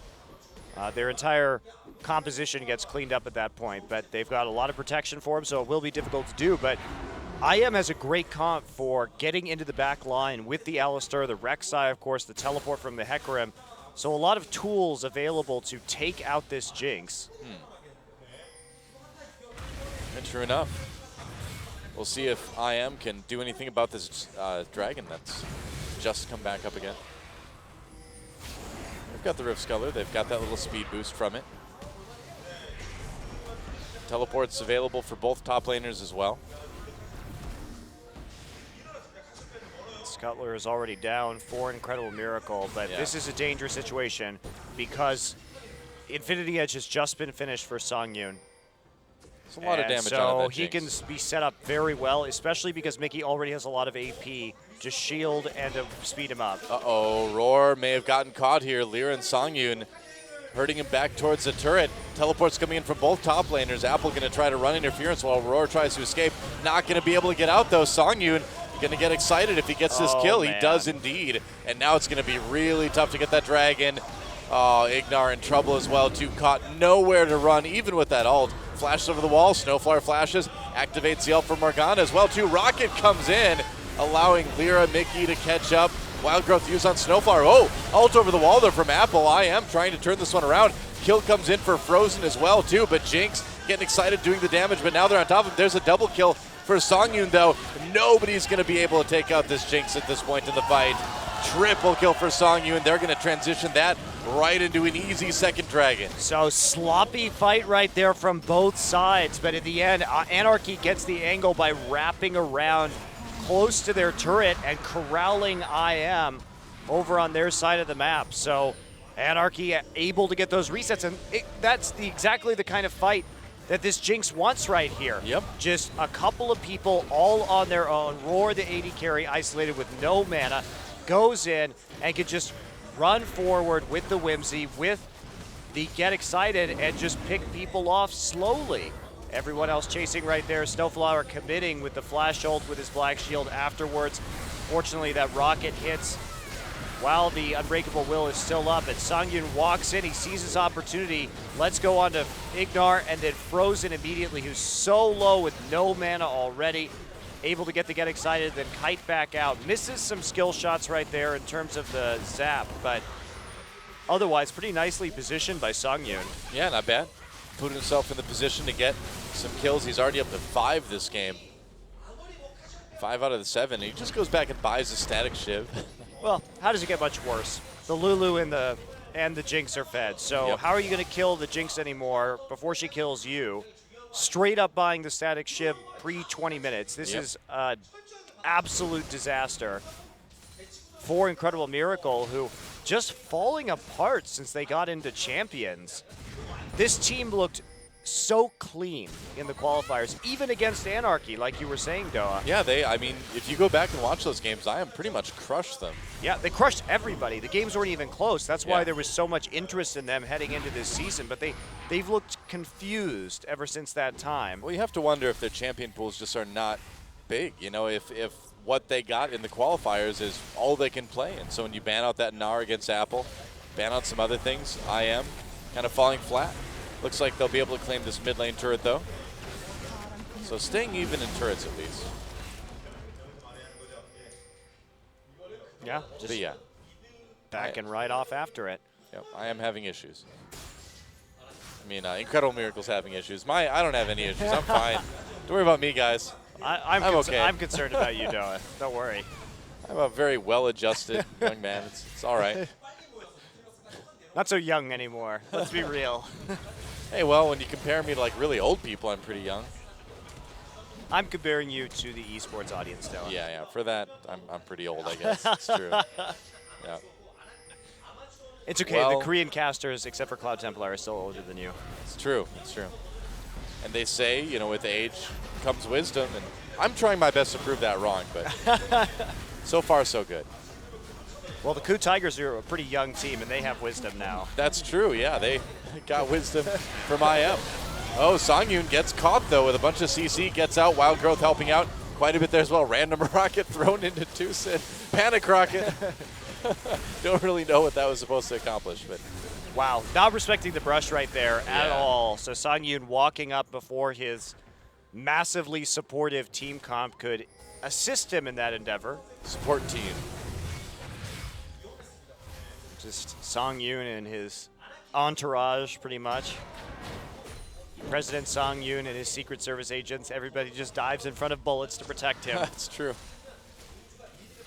The Secret Service failed him right there, though, pretty badly. He was nearly taken out.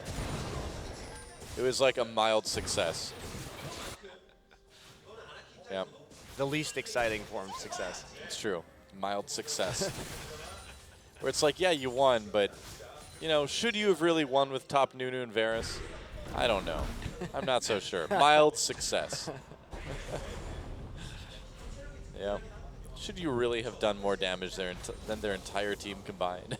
That wasn't a mild success. That was like that was a big success. That was a critical strike. That was more like, should this have happened? No. In a rational world?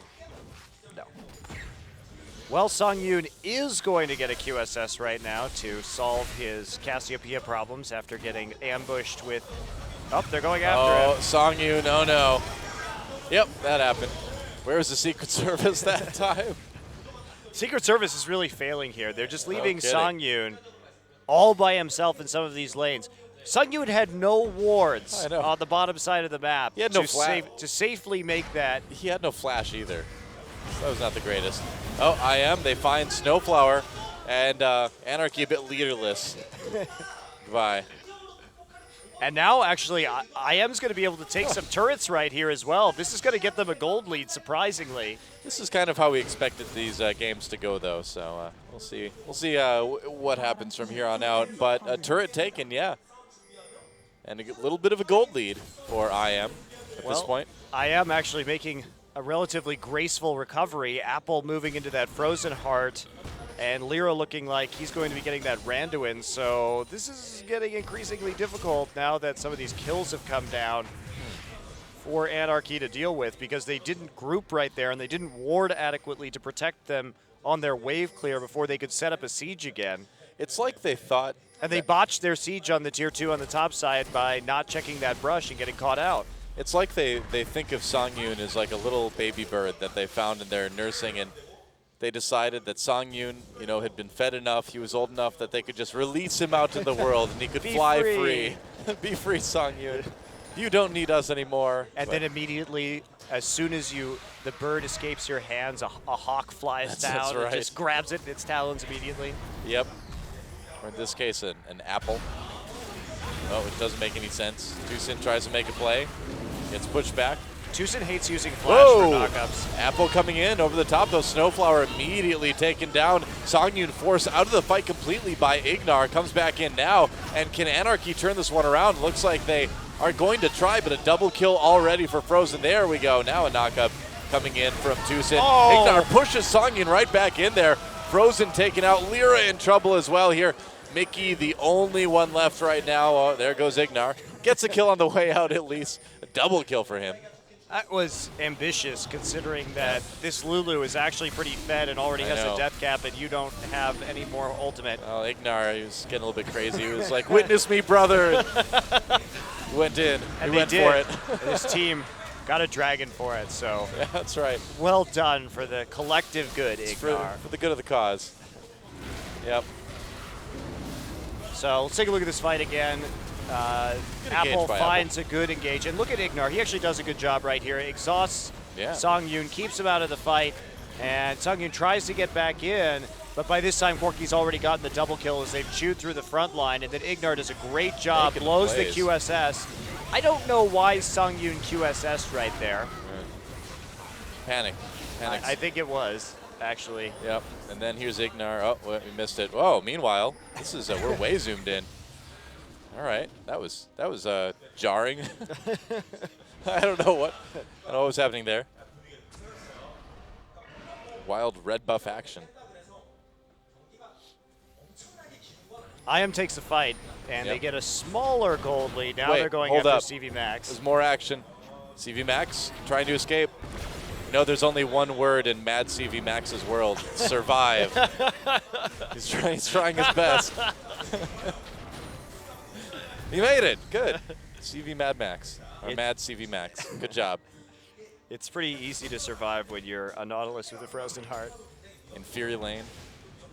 Can you tell I went and saw Fury Road yesterday? I know, you were like the last person on Earth to see it. I guess so. If you haven't seen it, by the way, and you're watching Oh, this, it's so good. Oh, man. as soon as you're done watching this, go watch it. Yeah, seriously. Doesn't matter if it's 4 a.m. You can find a theater that's open. Well, maybe you can't. But as soon as one is, go and see it. We're not even sponsored by them. It's okay. I'm happy to talk about how great Mad Max was.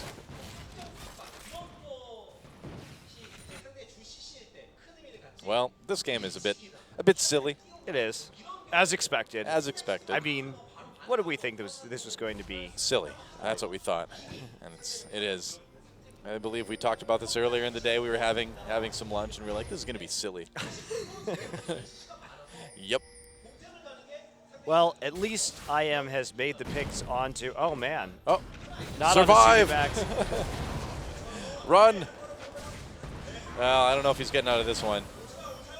You can make it. Get to the wall. All right. Okay. Roar. All right. Has no flash. This isn't the Truman Show. Getting the wall isn't going to save you, man. All right. I guess it will this time. CV Max also confirmed Jim Carrey. I just referenced the Truman Show. Nobody knows what that is anymore. That's a great movie. No one who's watching this has seen that. It is a great movie. But that's a great movie, and I hate Jim Carrey. Yeah, that's what a lot of people say about the Truman Show, I think. I actually really like Jim Carrey in serious roles. I liked him in Eternal Sunshine and the Truman Show. But he can do a lot of really incredible things with his facial muscles. A lot of interesting expressions, but I don't know. Beyond that, that's about it. Are you an Ace Ventura apologist, Doa? No, no, definitely not. Although Fun with Dick and Jane was pretty cool. I like that movie. I have not seen it, nor will I ever. It was okay. It was like a half serious movie. Certainly comedy, but it wasn't as wild and zany as, I don't know, The Mask or something. Torturous. You just think about that movie, and you think about that movie being made. Somebody made that movie. Oh, here we go. Oh, teleport coming in right onto the flame chompers. Apple's not deterred, though. He's going for, he's deterred. He was deterred by Morgana. Snowflower. Wow, they really like just ganking around Apple in this top side, but they saw the TP, so pretty easy to stop if you're a Jinx, and you're in range, so the home guard TP utilized. Now CV Max will have TP advantage pretty shortly. He's doing the 1v3. Snowflower throws in a little bit of poke. Okay, you're not going to kill the Nautilus. That's not a thing that will happen. Unless Cassiopeia's there, because he doesn't have a lot of MR yet, but you're not going to kill him otherwise. There we go. That happened. It's like they're both kind of afraid to fight, you know? It's like you see like two elementary schoolers and they're really mad at each other. They want to fight, but they don't really know how to do it. So they kind of just like dance in and out and slap a little bit. What an analogy. Yep. That's how the fights were in my elementary school. It was rural Wisconsin playground fights, man. It's hardcore. Well, Anarchy has the right idea. They do need to group up and actually siege with this composition. And IM doesn't really have an answer to that as long as they ward their flanks. Sure, there'll be some Corky rockets coming out, but they should be able to wear it down eventually and actually go after some of these towers. Instead, they're just going to split off right now and clear out some delicious minion waves. Or just do Baron. Let's just do Baron. Well, they got no wards. Why not give it a shot? Yeah. And they have a Cassiopeia. Here we go. Do it very quickly. And so IM just going to get Baron.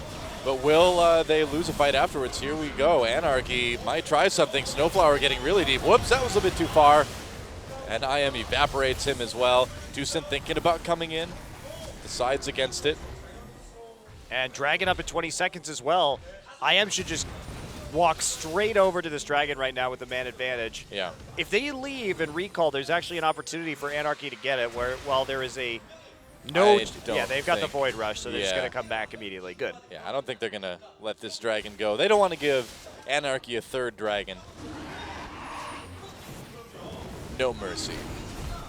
So IM will be able to get the second dragon here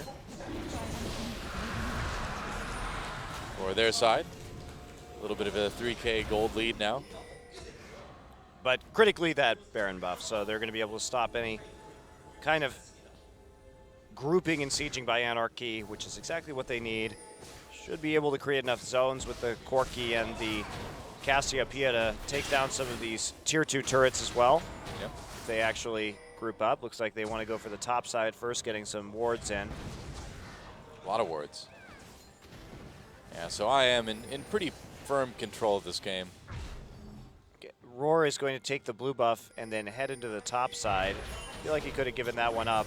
They're wasting a lot of time right now. They are really. I mean, they've warded a little bit, but they're not doing a whole lot. Well, they didn't push up top or mid. If they want to take that blue buff, just go send somebody, anyone, even the support player top, to take out the minion wave so you can actually apply pressure with this Baron. Anarchy is just clearing waves for free. They're also clearing and then a lot Corky's of wards going as to well. recall. What is happening? I don't know. I think you're getting angry. That's what's happening. I can feel the rage, the Monty rage bar building right now. Gnar was banned, but it's okay. I've got a rage bar in this game. That's right. I can tell. We all can. Oh, so Frozen has a Luden's Echo now. Yeah, pushing that mid lane. Way to go. You did it. Rek'Sai also pushing a lane finally after they used 3/4 of their Baron buff to do nothing. Yep. Some quality map wandering happening from Incredible Miracle. Some quality milling about. Quality milling. That's right. We need a no loitering sign on Summoner's Rift for IM now. And so Rek'Sai pushed up top, recalled, and then came into the mid lane without putting any pressure on the turret whatsoever, while Apple furiously clears out minion waves that have been pushed up. How do you apply this little pressure with a Baron buff? I am disappointed. Yeah. Well, it's gone now. The Baron buff is gone. So much for advantages, right, Doa? Well, advantages make the game less exciting. That's how are that's you supposed to? How are you supposed to have epic team fights and or kill each other if you're going to take some gold from a turret? Epic mid laner versus jungler duels while the rest of the team is fighting over turret mid. Okay. Well, I guess Nautilus is going to TP to the mid lane. Well, this is still happening. Mickey versus Tucson, the eternal struggle. There we go. All right. Blocking off the Okay, choke now with Apple the has flame. also teleported. Yeah, he teleported, didn't he? Wow, they both did. And they're... Oh, right onto Apple goes CV Max. Oh, Frozen actually gets hit with that Dark Binding. They're going to turn around and use a fight. Tucson and Ignar actually coming from behind. Pretty big. Apple with the kill onto Mickey. And IM looking pretty good on this one, pushing Song Yoon back into the Incredible Miracle team. Explosive cast helping out there. A double kill for Roar already. Make that a triple kill. And there we go. The fight happened, and IM taking it easily. Tucson, he flashed for that knockup. Did you see that? I was really impressed. Yep, and Lyra, there's another flash knockup onto him, and the ace. So IM just waiting for the Baron buff to expire to make the fight a little bit more fair, make it a bit more exciting, and then showing their dominance. Yeah, in a powering team fight. right through to this inhibitor as well. Yep. And they'll have plenty of time to get the next dragon, make sure this is an easy win. I mean, the thing is, the team fights from IM haven't been bad when they've actually taken them. No, they've been good. They've been good. They've been coordinating well around their objectives, and CV Max goes in right here. Frozen, it looks like they're going to get a binding on him, immediately pile on, but that Seraph's Embrace just saves him. He holds his ground before flashing, so they couldn't kill him, and they used so many cooldowns on that one champion that Apple is able to get into the back line and take out the Jinx. Triple kill from Roar. Yeah, cleaning up that fight quite nicely. Now Anarchy pushing their way back up the mid lane. Oh, Snowflower gets caught completely again. He's already dead. You missed that one, guys. Wasn't very exciting. He was just ulted from a brush. He walked up and died. It's true. And then died to a couple of Cassiopeia E's without even the Ignite being used. Yep. Don't really need it. Whoa. Corki steals it with a rocket, actually. Yeah, man. Roar looking pretty good. Here comes Tucson. You know, it just makes you wish that IM was more decisive, because they definitely have some strong fundamentals when it comes to the team fighting and a certain amount of synergy with each other. Well, again, they feel afraid to actually engage some of these fights or make plays on the map. There were a lot of roster changes, and on an individual level, they all look very good, but you have to wonder what happened to the shot calling on IM, and if they're still trying to kind of figure out how to make decisions as a team with this new roster. It really looks like that. It's just their shot calling hasn't been there since Wisdom left, but it appeared to be there in the qualifiers when they played more aggressively and actually took more advantages out of the opportunities that were given to them. But Apple has a Frozen Heart and Thornmail right now, so it would be very unlikely with this single damage composition from Anarchy to actually pick up a win in this situation with a large gold lead that has been collected, and the fact that IM can pretty much just bait this Baron endlessly at this point. They have a couple of upgraded lenses, of course, this late into the game, so any ward clearing will come quite easily, and they can just do this Baron in a heartbeat. Yep, that's right. Oh, Anarchy getting a little bit close here. Maybe wanting to fight this one. I don't think they want to fight this. Oh, I think they want to fight it. I think they want to prevent this Baron from going down. I think they want to fight this. Pretty sure. IM can just start the Baron and force a fight out of this situation while they have all the edges. Instead, they may just let this pink ward be taken by Mickey. And let Anarchy push up the mid lane. Yeah. Now, what is IM afraid of? I don't know. Really curious. Oh, here we go. Oh, no, Ignar. Not quite able to make a play out of that. Didn't land the headbutt pulverized combo, so now they'll have to wait for those cooldowns to be up again. They absolutely can go for this Baron right now and just force an engagement. Yeah. There's not even a lot of magic damage there to take advantage of the fact that the Baron Shred exists. Well, yeah, I mean, just Morgana and Lulu, basically. Instead, they want to push down. Well, they get a top turret, so that is something. Now pinging back towards Baron. Do they finally have the pressure? They can do Baron so quickly, yeah, and they have a lot of tankiness right now. No, hide and brush. There we go. Okay, now going after Baron, it will go down very quickly. And look at Anarchy. They're spread out all over the place right now, finally grouping up near Baron. We'll see if the teleport comes in from CV Max. Lyra gets pushed away here a little bit. Yep, Baron taken very easily by IM. Oh, and we're not done yet. Songyun getting ulted with that wild growth. Meanwhile, CV Max inexplicably in the Baron pit for some reason. And IM pushing ahead. Ignar out of the fight for the moment. Songyun still untouched, so IM still needing to take Anarchy seriously. Oh, you just back off right now, defend their tier 2, push up that mid wave again, and start to take out the last tier 2 and close this game. Yeah. I am so afraid to make plays. It was so easy to do the Baron when they just started it. They could turn instantly, and any big commitment right there from Anarchy would more than likely not have succeeded.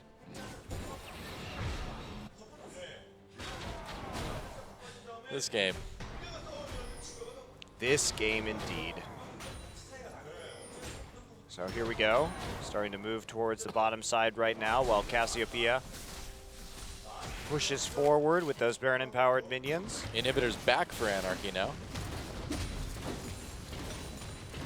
And a recall from Mickey down in bot lane will get him something. Void Staff. Okay, nice pickup for Mickey. Well, with Frozen already having his Void Staff and another needlessly large rod, he's in much better shape. Yeah. But it's still a nice pickup from Mickey. It is. You can't deny that. I can't. I would never deny that from Mickey. You can't take that away from Mickey. Well, meanwhile, Apple pushing this bot lane. We'll see if he is man enough to fight CV Max. Who knows? Roar having to be pushed back by Anarchy a little bit. And it is kind of tough to close. I suppose with the poke coming out of Mickey and Songyu. Well, as long as this Hecarim can just push this minion wave into the tower, he should be able to clear the turret pretty easily with Sheen, especially since the rest of Anarchy is actually just getting zoned off, and there it goes down. Yep, turret taken pretty easily by Apple. Hecarim just going to be joining the rest of his team right now as they want to destroy the mid lane inhibitor. Yeah, I'm sure they're just going to walk in. Songyu doing a good job of poking with those rockets, though. He's getting a lot of crits. Oh, that's scary, actually. Yeah. There's just so many shields on him right there. You look at his shield, his health bar is just massive. Jugger Jinx. The Jugger Jinx, indeed. Well, Oh, here we go. Apple coming in from behind onto Songyu, and it's Songyu immediately just blown up by Frozen and Apple. Now Snowflower in a lot of trouble. That's what I was looking for. Goodbye. A double kill now for Frozen. I like that IM made Anarchy feel safe by recalling after getting chunked and then just immediately teleporting back in with the home guards to catch him when he didn't have those shields up anymore. And at this stage, this should be a win right here as the Void Rush comes in. Yeah, Baron buff gone, but they've got enough power that they should be able to just power through this with the AD carry out of the way. Yeah, the knockup's not a big deal as CV Max gets nearly taken out. Songyu ulting for that one, but Roar picks up the kill. Oh, Mickey getting very low. Oh, no! Oh, that was a good explosive cast from Lyra. Got them the kill onto Ignar, but it's not going to save their base as both Nexus turrets go down, and IM, 42 minutes, finally taking down Anarchy in game number 1. And I am showing that they have some decent team fighting prowess and synergy right here. They just have to have more confidence in themselves to go into these team fights and be decisive about their objective control. It was a good comeback win from IM after suffering that 5-kill Jinx early on, but they caught out the Jinx in the bottom side, and right when Jinx was about to push down a lot of their towers and attain a massive gold lead, Anarchy sort of strategically crumbled. Yep. And that is how you take advantage of a rookie team. Yeah. Still a good start for Anarchy overall, and they can learn how to close on those edges a little bit better. They'll have an easier time, but Incredible Miracle adapting, going after that Jinx while she was alone with no wards in the bottom side, setting up that camp in a brush to prevent their tier 2 from collapsing. Yeah. And they get themselves back into it. Well, we'll see if Mickey and the rest of Anarchy can come back and tie things up in game number 2, or if IM will be able to go ahead and grab the 2-0, get a bit of redemption from that rough first match against Jin Air. Looks like that's probably going to be the way it's going to go, but who knows? Anarchy's got a lot of fight in them, so we'll see. We'll see. Either way, don't go anywhere, guys. When we come back, might be the last game of the night, might be the second to last game of the night. We'll see. Could go either way. Yeah, I think this set will go to 3 personally, but probably. Either way, the Korean caster's having a lot to say about that first game. But all good things must come to an end. And the commercial break begins now. We'll be right back.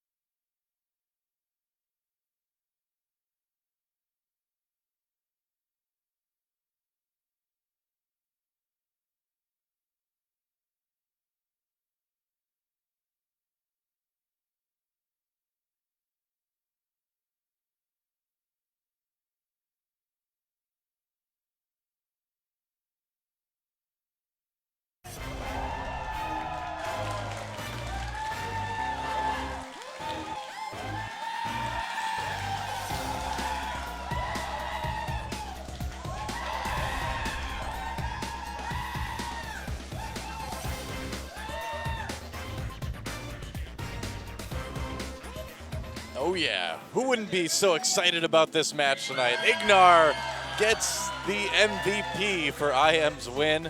Hey, he set up some nice zones onto the Jinx as well to help his team out, especially in this fight. I voted for Apple though. I voted for Apple too, but this was a really nice zoning of Songyun where they could collapse and kill the front line before Songyun could really respond. It was a good play. He's like, wait, my brothers need me. And there he goes. Still has the angle to get the headbutt as well. There's really not a whole lot Songyun could do in that situation. No. Besides shoot the Alistair, and that would have left him vulnerable to that headbutt anyway. Here he comes again over the side. It was really good. And there's no way he's going to get a reset off of an Alistair during his ultimate, so Apple finds the angle, ult into the E to knock Songyun back, and Frozen staying alive right there and taking out Snowflower. So good comeback win for Incredible Miracle. Yeah, and I believe that's Ignar's first MVP. Well, yeah, it would have to be because that's IM's first win. So Ignar getting the MVP award first on the new IM roster. After his delayed rookie season, of course, contracted by Winter Fox, decided not to play for Winter Fox. Was still contracted by Winter Fox. That's right. But now he's available. IM took him, and he gets an MVP in his first competitive win. What a great day for Ignar. So far, anyway. It's still a best of 3. We'll see if Anarchy can come back and possibly tie some things up here as the coaches enter the booth and we receive some interesting information about Anarchy's coach. That is actually the one and only Hachani. That's right. I knew he looked familiar. That is Hachani, ladies and gentlemen. He's come out of his sort of retirement, kind of. I don't know, but he's coaching Anarchy, sort of, we think. We don't know. All we know is he's wearing a white shirt and he's in the booth with Anarchy. With some notes. He's like, guys, if there's a bush, you got to see what's inside. You got to walk in there. Walk in that bush. See what's in it. All bushes are presents. That's and right. The mystery gift you get when you walk into them. That's the Hachani coaching method. That's right. It's like the guy from Whiplash. He's like, how fast are you walking into that bush? It's like, it's just not my tempo. No, rushing. Got to waltz casually into the bush, please. Okay, so the expected set ban. They won't have to take out Kalista this time. They did ban Ari in the last one, cutting into Mickey's champion pool and getting him on that Lulu where he couldn't hard carry the game on an assassin. I think a wise strategy for Incredible Miracle. Anarchy, Azir Nar LeBlanc last game. Taking a long time thinking about this one, and Azir will be the ban one more time. Yeah, probably going to see similar bans from Anarchy, I'd imagine. I think IM will actually ban the LeBlanc this game, unless they want to first pick it, and they'll go ahead and first pick a Gragas if they can get it for Tucson. You know, and I wonder, too, if they're going to get an opportunity to grab maybe a first pick Gnar. Yeah. Definitely a possibility, especially since you know CV Max wants to play that Hecarim anyway. I think Anarchy will have to ban the Kalista. I am thinking about this one. Do they ban the LeBlanc instead and risk Mickey getting the LeBlanc? A champion he's 0-2 with so far and hasn't had as much playmaking ability, but they're going to take out his Vladimir instead. Okay. Well, he has been very good on the Vlad. What's the last ban going to be for Anarchy? I feel like the Gnar is a pretty big threat, but they do leave open any jungler for IM if they do ban that, and Kalista as well, too. We don't know if Roar is really a Kalista player, though, do we? We don't. We do know that he is a very good Urgot player, Yeah. and that is why that champion was taken out. And with the Cassiopeia, very well could be that first pick Lulu. I mean, this is really digging into Mickey's champion pool right now. Well, yeah, if that LeBlanc does get taken. I think you take this I think and you just do see too. what Mickey plays. Is he going to play the Lulu again? Well, you're not too worried about that. Yeah, Mickey got a solo kill onto Frozen rather in the last game, but Frozen still had that late game carry potential and showed up in those team fights. Yeah, I say you go for it. Lock in the LeBlanc. They lock the LeBlanc. Oh, no. They might take the Kalista instead, and they will. Okay.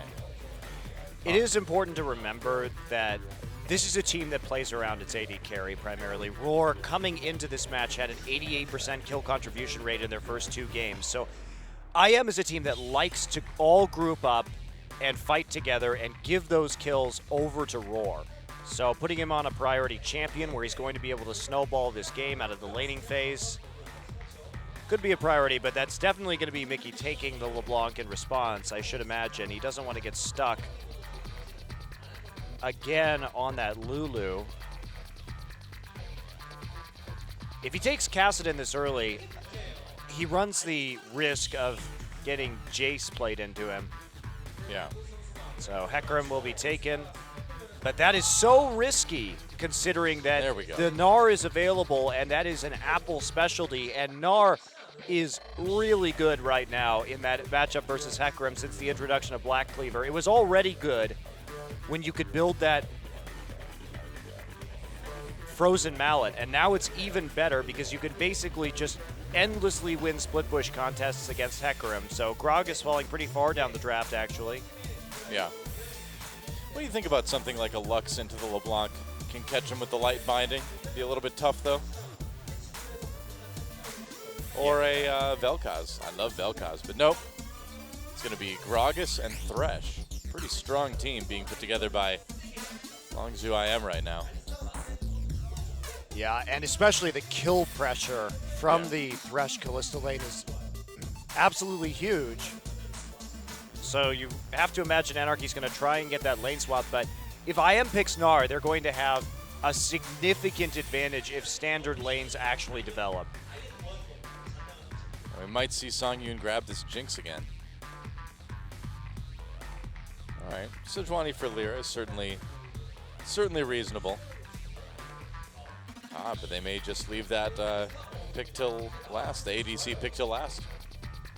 Yeah, they are really trying to hide their hand with this one. Alistar taken just as a tanky option that can disengage. Well, we knew this Gnar was going to come in. I mean, Apple's just so good on Gnar that it would be pretty foolish not to take it. I'm just shocked that CV Max feels like he can deal with this matchup. He'll have Ignite, but... Hey, if anyone can. The original Korean Hecarim. That's right. This guy's been doing it longer than nearly anyone. And would we actually see this Lux? I mean, it'd be quite the pick composition if he goes with this, but it's so fragile, too. Lux has the lowest base HP of any champion in the game, and it's incredibly risky to play into a LeBlanc or an Assassin because you just have no mobility, and the Lulu is definitely the smarter way to go here. Build around the Kalista. Yeah. And that's what it's going to be. All right, locked in. So the final pick coming in for Team Anarchy. Will it be that Jinx or will it be something a bit tankier? Graves would certainly qualify for that. Trying to blow up the back line if they go for this LeBlanc-Graves combo. Also just trying to get in the face of Kalista early and play a lane bully. That's right. I like it. I like the Graves pickup here. I don't actually know very much about the Kalista-Graves matchup. Well, I would imagine. I mean, he can... It's a lot like a lot of the other matchups for Graves where he can just brawl a little bit more in lane. Be okay with that, but they're going to go with the Sivir instead. Well, with Sivir, at least you can spell shield the Rens coming out of Kalista, so she has a harder time executing you. But can be difficult to hit some of those skill shots, considering the bounciness that Kalista has, just weaving back and forth in lane by using the Martial Cadence, her passive. So interesting composition, relatively low damage from IM if Roar doesn't get rolling early. And again, Tucson has had some trouble applying early pressure and getting ganks down, and that's really what they need in this laning phase to get Roar in a place where he'll be able to hard carry this game. Now, it's also a composition where Roar can easily build Runen's Hurricane because there's going to be so much protection for him and crowd control that he'll be able to hit multiple people. Yeah. So I like the composition from IM as long as Kalista gets big, and Anarchy going for a lot of a single target damage to lock down the Kalista with the Hecarim and with that LeBlanc. So we're going to have to be careful, and Apple has to be very dominant in that lane to keep Hecarim down. Well, Anarchy's given themselves opportunities to make plays, and it seems like that's where they are. They're most successful. So it all depends on Mickey, CV Max to show what they've got. against IM. A win here would be pretty big for Anarchy, but Incredible Miracle, they want that 2-0, they want those points, and we'll see if they can get them. It's time to move into game number 2.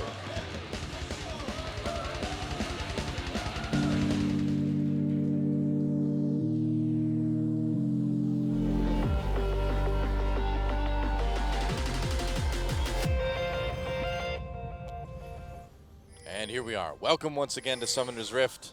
Santa Gragas. What do you know? Tis this. No, it's not the season. What? It's almost Christmas in July, Doa. I guess so. We're getting close to June. It's true. So that means we're only a little over a month and a half away or so. Well, we're closer to the 6-month period for Christmas right now, though. Yeah, I suppose. That's a ward going down. Will be taken out. Yeah, I'm giving it to Roar even. That valuable 10 gold. All right. Yeah, man. I can buy 1/7, a little less than 1/7 of a ward. Okay. So deep ward goes in at the red buff right now. They know the invade is coming. Ward's being placed to check Anarchy's position in lane. They really want this duo lane. Now Anarchy will recall as IM pops out in the lane to check the brush.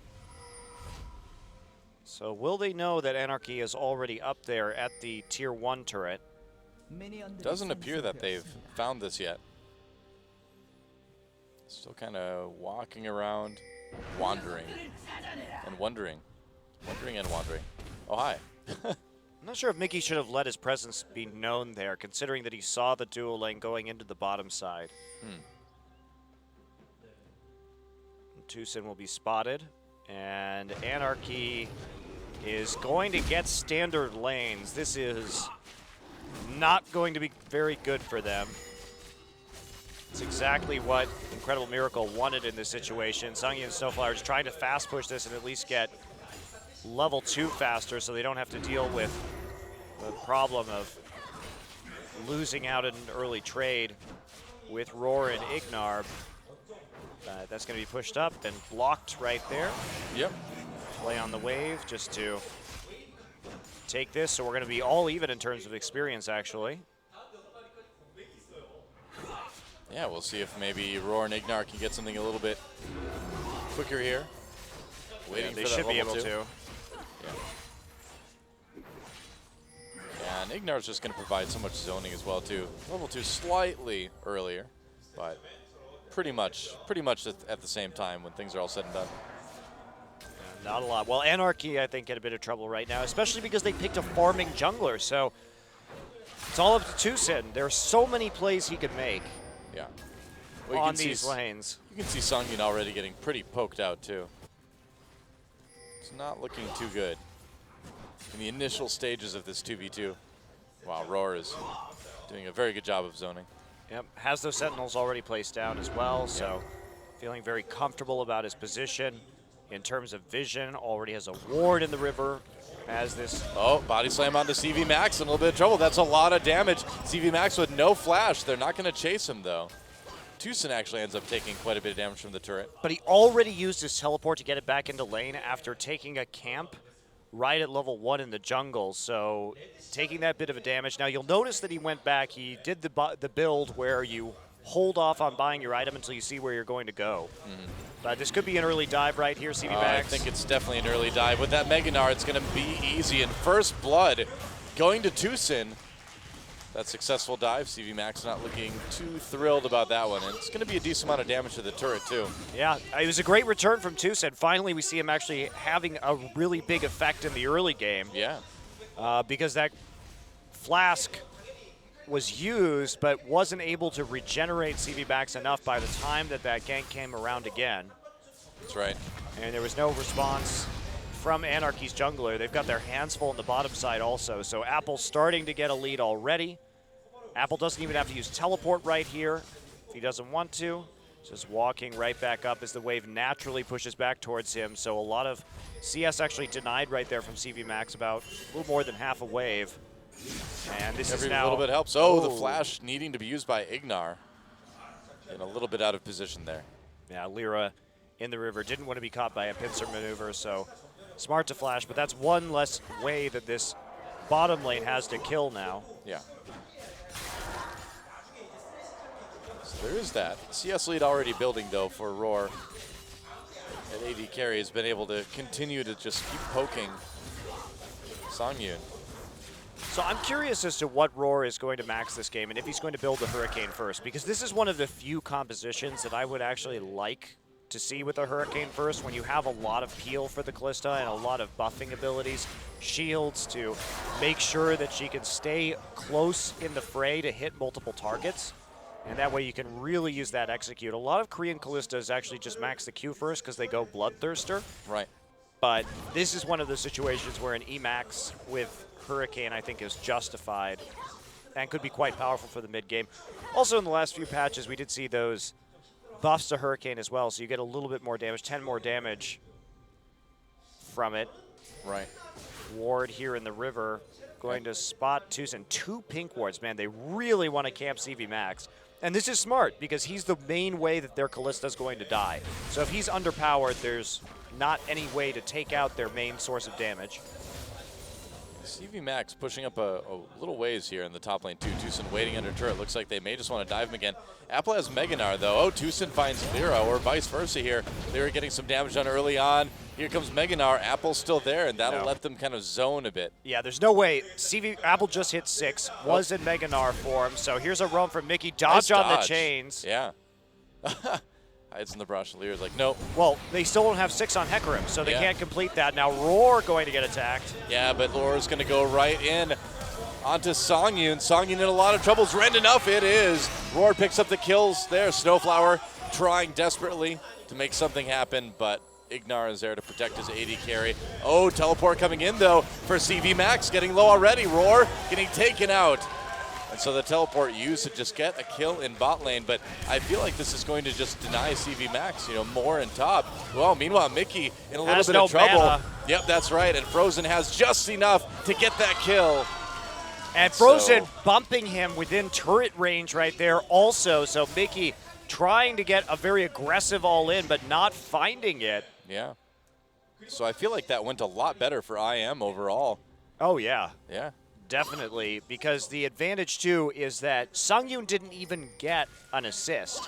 Meanwhile, kill goes over to Roar, so the lane advantage, pickaxe to Bloodthirster right now onto the Callista, and Roar was just waiting right there to pop the Ren stacks until the spell shield went down, flashing for it in the end. But we did see an even number of summoners used in that bottom lane, except Ignar's flash is going to be up sooner. So yeah, I mean, sure, CV Max answered with a kill of his own, and that'll help him out in topside, but now the all-in potential is huge from IM's bottom lane. Yeah, we'll see how much it actually does help him out, because I feel like he's losing a lot of XP and farm, too, just by teleporting down, by wandering around. Well, he's already behind in that farm, but it should all be about even with the assist compared to the kill. And there we see the item differential, as our observer is highlighting. Very problematic, especially as Roar and Ignar are going to be 6 really soon. Yeah.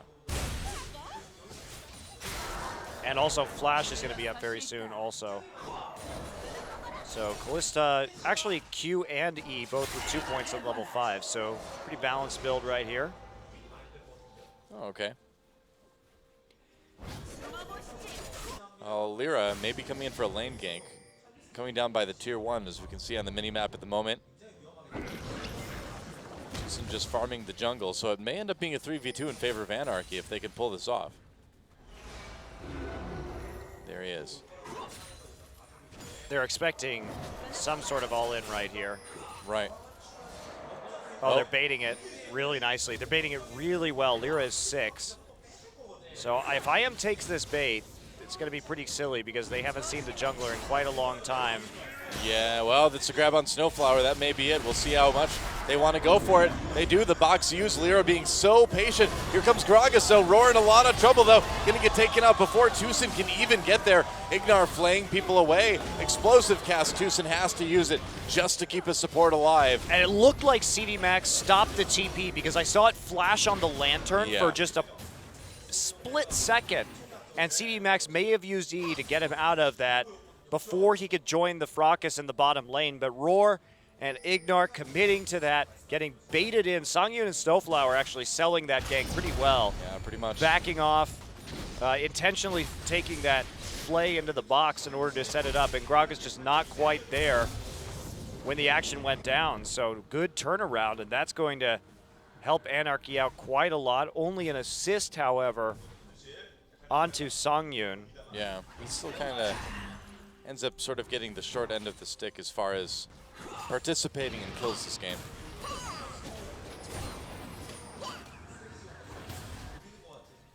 Either way. Dragon Nice. being taken right there because Roar will respawn and then immediately walk over during the recall of Anarchy's duo lane. So they're going to pick up this one for free. Yep, first Dragon of the game going to Longzhu IM.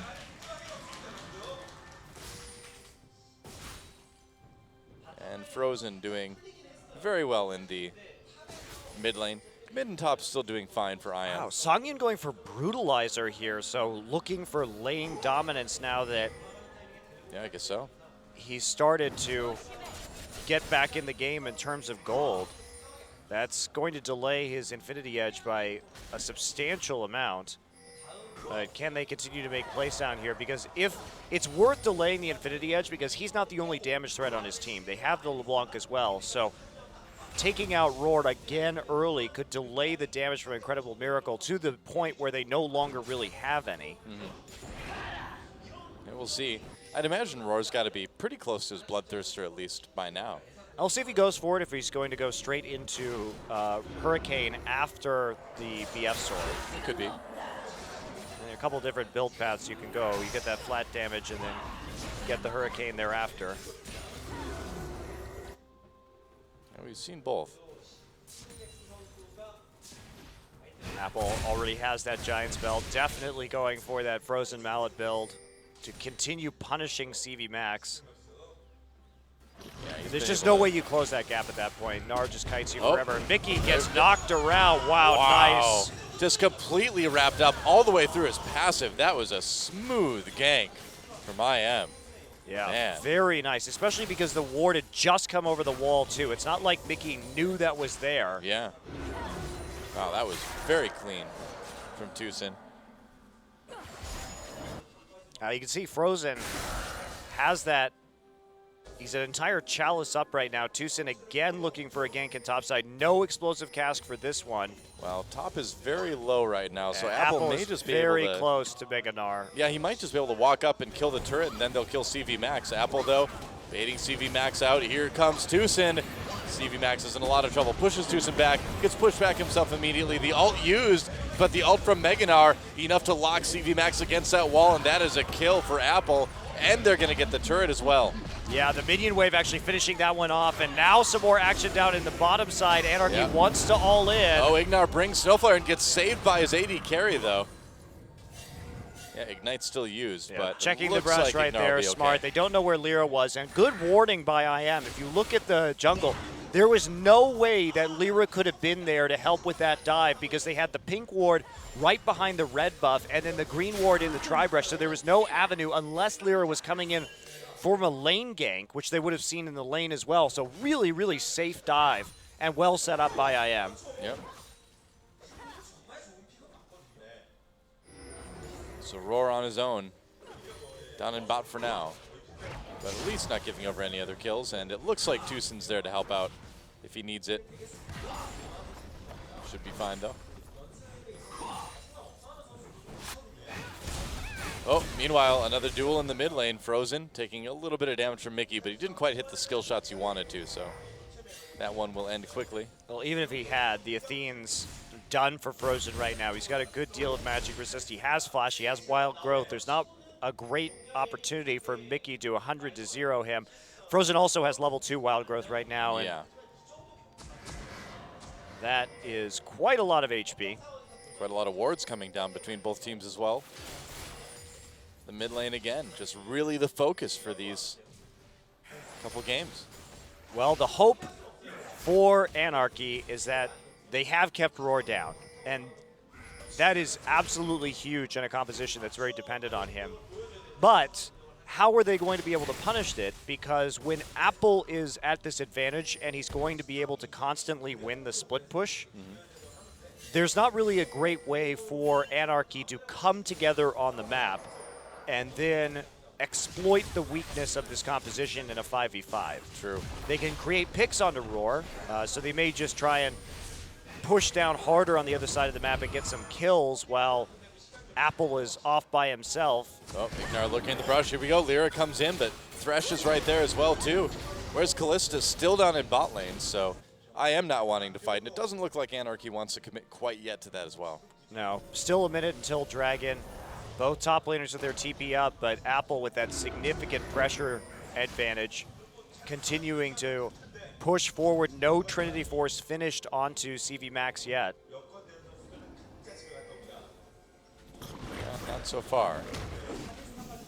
But they've been taking a lot of the jungle from Anarchy at the moment. Looks like will they get the blue buff? I think they did. Grabbing Snowflower as well, too. Yeah, they did take the blue buff. I didn't see who it went on to. Lyra has it, but Lyra also just used his smite, which is going to be, looks like, barely up in time for this dragon.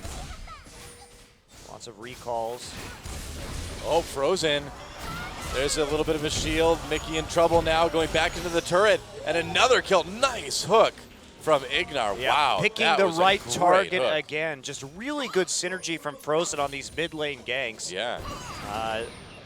Tucson and Ignar working very well with their mid laner to secure these kills. And Mickey, again, getting camped in this game as the way to shut this Anarchy team down. It seems that way. Roar gets brought in. Nice dodge. Ignar. Yep. Dodge on the Boomerang Blade, and now the Dragon is up. Lyra's still actually waiting on that smite. Looks like there's about 8 seconds left, so that's a window if they're keeping track of it. Well, Tucson's trying to take it by himself here. And it Not looks like he there's any probably chance can. to smite against the Callista anyway, Doa. Yep. What am I even talking about? Ren will generally do a lot more. Yeah. Oh, meanwhile, Apple may be in a little bit of trouble. Max used his ultimate. Mickey over the wall, misses his chainsaw. I think Apple's still a goner. Yep, Mickey picks up a kill there. Not someone you really want to give kills to, but overall, But actually big lead. makes him worth gold again to kill, which is True. something that Frozen hasn't had any trouble with so far, and has his Ignite up back. If he wants to get it again, Apple does go down, but he's going to probably, let's see, maybe not quite enough money yet for that Frozen Mallet. Seems to be getting fairly close. Oh, Mickey tries to make another play. Frozen's done a great job of dodging the chains from LeBlanc this game. Why does... Oh, Snowflower doesn't actually have his ult up. That's a visual bug. Oh, okay. I'm pretty sure. I was wondering about that. So why is he ulting right now? Just in case, you know. Better safe than sorry. You know, if Frozen gets poked enough, I think he could probably do some damage, but as is, Frozen doing a good job of playing within his limits in this matchup. Yep, that ult is always on. It's a toggle now. Wow, wouldn't that be nice? I know, right? Oh, there it goes. Oh, okay. Went away. He screamed enough that it went away. So the Frozen Mallet is completed, but CV Max has had a chance to catch back up in terms of CS. Yeah. So Anarchy sort of clawing their way back into this one in the laning phase. Oh, nice. Songyun, grabbed by that death sentence. Roar is right there too. Snowflower taking a lot of damage. Roar may not be done yet. Here comes Teleport from Apple from both top laners. Apple needs some saving here. Snowflower very low. Ult against the wall. They grab Lyra out of it as well too. It's a 3v4 though. So bold for IM. Where's the rest of the team right now? They're waiting long enough. Here comes Frozen now. Can he get the wild growth off? Just in time. No, not quite. And Roar, meanwhile, still gets to take down Snowflower. A kill for Callista, but man, Mickey is cleaning up big time. Lyra coming in, distracting Roar. Will the Ren be enough? It looks like it will be. So a double kill for Roar before it's all said and done, and Mickey finds Tucson. That's an ace. Wow. Okay, Well, that was a poorly advised fight for IM. IM started that fight like you were saying, a man down, and then they teleported into a very risky situation where Roar and Ignar were not really able to help. Yeah. So when the dust settles, Mickey actually gets a couple more kills, Apple is down at 50% HP, only hits 2 people. Now they managed to hook Lyra, but Lyra still has his ultimate right here. Apple nearly dead and pretty much useless without that ultimate. Frozen chooses to come in and ult Apple, and then just kind of runs his way through the team fight. Mickey easily able to pick up some of these kills on the outside, but there was such a disadvantage that IM started that team fight with, and now we're dead even in kills, and Anarchy actually has a gold lead. That was an absolutely ridiculous fight, man. It was, yeah, man down and with nobody else around. Yeah, no one else around, and there was not really great follow-up on that Gnar ultimate too, and again, it only hit 2 people. Now, they got the hook down onto Lyra, but it didn't ultimately matter. Hook down onto Mickey, and wow, Anarchy just having to run for their lives here. I am going right back into it, but they may live to regret it. Another inopportune team fight. Frozen forced to ult himself. Here's Roar now. They run the fight back into the 80 carry, pull out Ignar, and so it looks like they'll make it out. They initiated that team fight without knowing where the enemy jungler was, so they took another man-down team fight, and they're probably going to lose the mid-turret for it. CV Max having a very difficult time holding in the top side. Mickey wants the kill. He's going to get it. Wow, yep, certainly will. Oh, Tucson running into the red buff pit, and he's still alive. Not for long, though, I would imagine. Tucson's still on the run. Wow. What is this? What an escape from Tucson. I can't believe he made it out of there. And the hook onto Songyun. This is still happening, apparently. Apple rather, nearly kills him. I had KT flashbacks for a second there. Frozen gets a kill there. This is starting to look like a KT Arrows game. And they're still chasing. Songyun's so low. But Dragon's coming up soon, too, as well. IM can just transition this into maybe an objective or 2, but okay. So they will back off. What a crazy game, though. Yeah, and in that scuffle, what happened with Tucson that you're seeing on your screen right now is that he used his smite with the Trailblazer to actually get HP back off of the red camp. And because it was the red camp, he got more HP than he even would have gotten normally from the Trailblazer, which is why he got such a big chunk back. Yeah. So that could have only happened if he had gone over the red wall. So, all part of the plan, and they get the mid lane turret because of it. And now, that's the gold lead still going towards Anarchy, but 2 turrets for IM as well. They've tied that up anyway.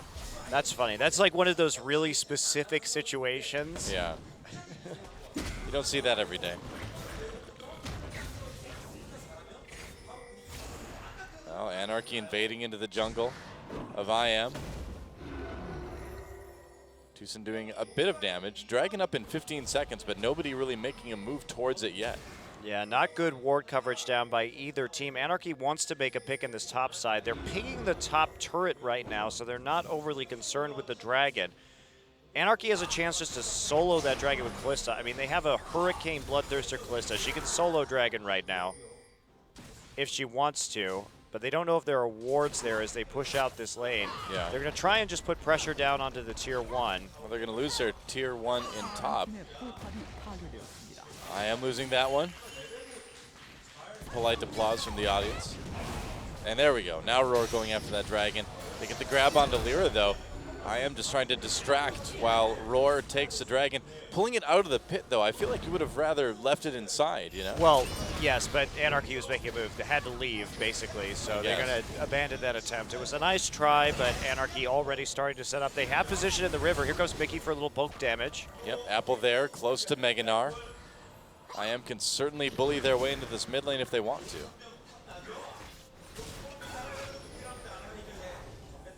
Oh, recall actually for CV Max. He's got teleport, so he can come back, and he will do that. Teleport for CV Max, trying to come from behind here. Maybe over the wall. Nope, just kind of running in a circle. Oh, man. He heard I liked rotation, so he ran in a circle. That was a Monte Cristo tribute teleport right there, yeah. I like fast rotations, you know? That was like one of the fastest I've ever seen. I'll give it to CV Max. Well, so that happened. I got all ready to cast a team fight, and I just casted a Horse Man running in circles. Esports life. CV Max still with a flank here. And and is he going to come in?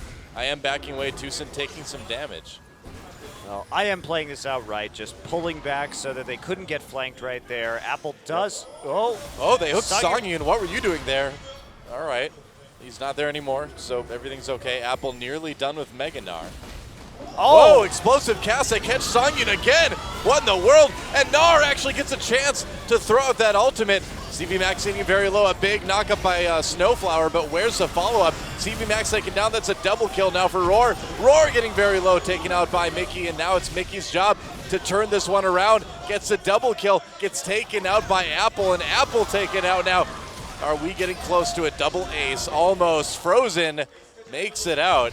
So that looked like a very good engage. Tucson got the big ultimate to burn down Songyun, but Mickey was in the back line and Roar was hopping forward. And as soon as Mickey managed to take out Roar, there isn't any more damage. So watch this. So it starts out with Songyun getting hooked right there, having to use his ultimate. So like, good situation, they think. And there's a Gragas in the pit right now. Again. So that's a great ultimate to set this one up. So Songyun is going to get burned down while the rest of the team is actually tied up right there. But CV Max gets a good ult, and they just continue walking forward right here. Watch Roar's positioning as he jumps into the middle of the team fight to get hit by a Sejuani ultimate and then burned down by LeBlanc. And then at that point, there's just no more damage for Incredible Miracle to kill the rest of these tanks. So Frozen has to run. Could have been a very easily won team fight for IM. But yeah, if they just kited. Yeah, Roar had different thoughts. Tucson going in. Oh, CV Max getting blown back again. Do you really want the Hecarim in your back lines? There's a big knockup from the Wild Growth, and now Roar's going to have to watch that positioning a little bit more. Poke on both sides. And nothing really coming out of that yet.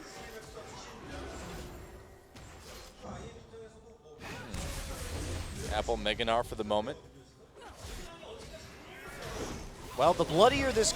Oh, Lyra gets grabbed. That's a lot of damage. Tucson comes over with the knockup, flashes back over the wall to escape. Getting ignited, I believe. No, not quite. Just taking some damage. Oh, meanwhile. We Bug Splat!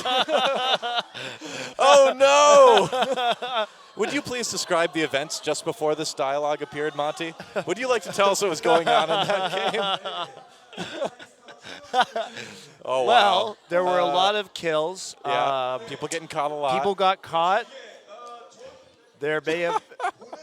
It had to happen eventually, you know. We're going back into the game, guys. It's just one of those nights, isn't it? Oh, we got another one. Uh-oh. Uh-oh. Uh-oh. Oh, okay. Did Anarchy versus IM break the League of Legends? At first, it came for Monte Cristo's sanity, and now it's going for the client itself. Oh, boy. Looks like the players are paused, so hopefully we can get back into this one. Well, that was like the middle of a fight, too. Middle-ish of a fight. It was a pick. Roar was moving forward into the river at the time. It's kind of a non-stop fight with these teams, you know? A lot of action. All right, we're trying. We're loading back up. Okay. The face on the cheerful for, I'm not sure which one I'll be honest, I don't know which one of Anarchy players that is. But he looks like kind of bemused but horrified at the same time. He's like, ugh. It's like when you click one of those scary links on the internet. It's like a prank. You're like, ha ha ha, but you're scared at the same time. Well, everyone's loaded to 90%. And that's where it's been for a little while now. Good times. Oh, I don't know. Frozen doesn't know either. Yeah. Just chilling in his chair, waiting for the game to start again so they can clean up that fight if Roar can move far enough forward. You'd imagine we've got redundant observer clients, though. Well. Oh, uh-oh. Uh-oh, it's not looking good, guys. What are we going to do, Monty, if we're deprived of Incredible Miracle versus Anarchy? I just don't know how I can go on. I don't know how I could either, Doa. Are we finally going to have our first like LCS moment where we have to be like, the games were finished off stream? We'll let you know. We can fill time forever, though. We can. I can tell you how the rest of that game would go in case we didn't see it. It'd be very back and forth. Leads being swapped multiple times. And eventually IM would get a team fight and win. I think that is probably an accurate description of how this game would go. Well, looking at the PC, as we get to see now from our preview monitors, you don't get to see. You just get to enjoy Tucson. Just enjoy Tucson right now. But basically, the loading screen is like frozen permanently as a desktop background on this computer right now. And we just checked the internet, so we know that you can hear us because the internet is working. That's true. That's true.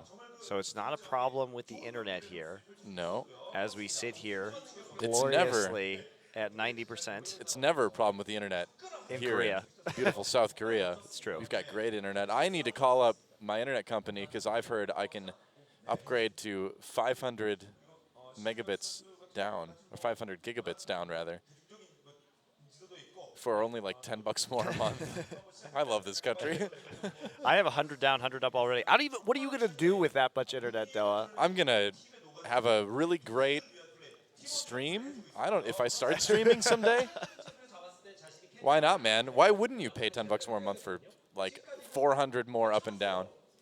Because I don't know what I would do with it. I would find a way to use that. Download all the games, you know. I could have like my entire Steam library downloaded in like 2 seconds.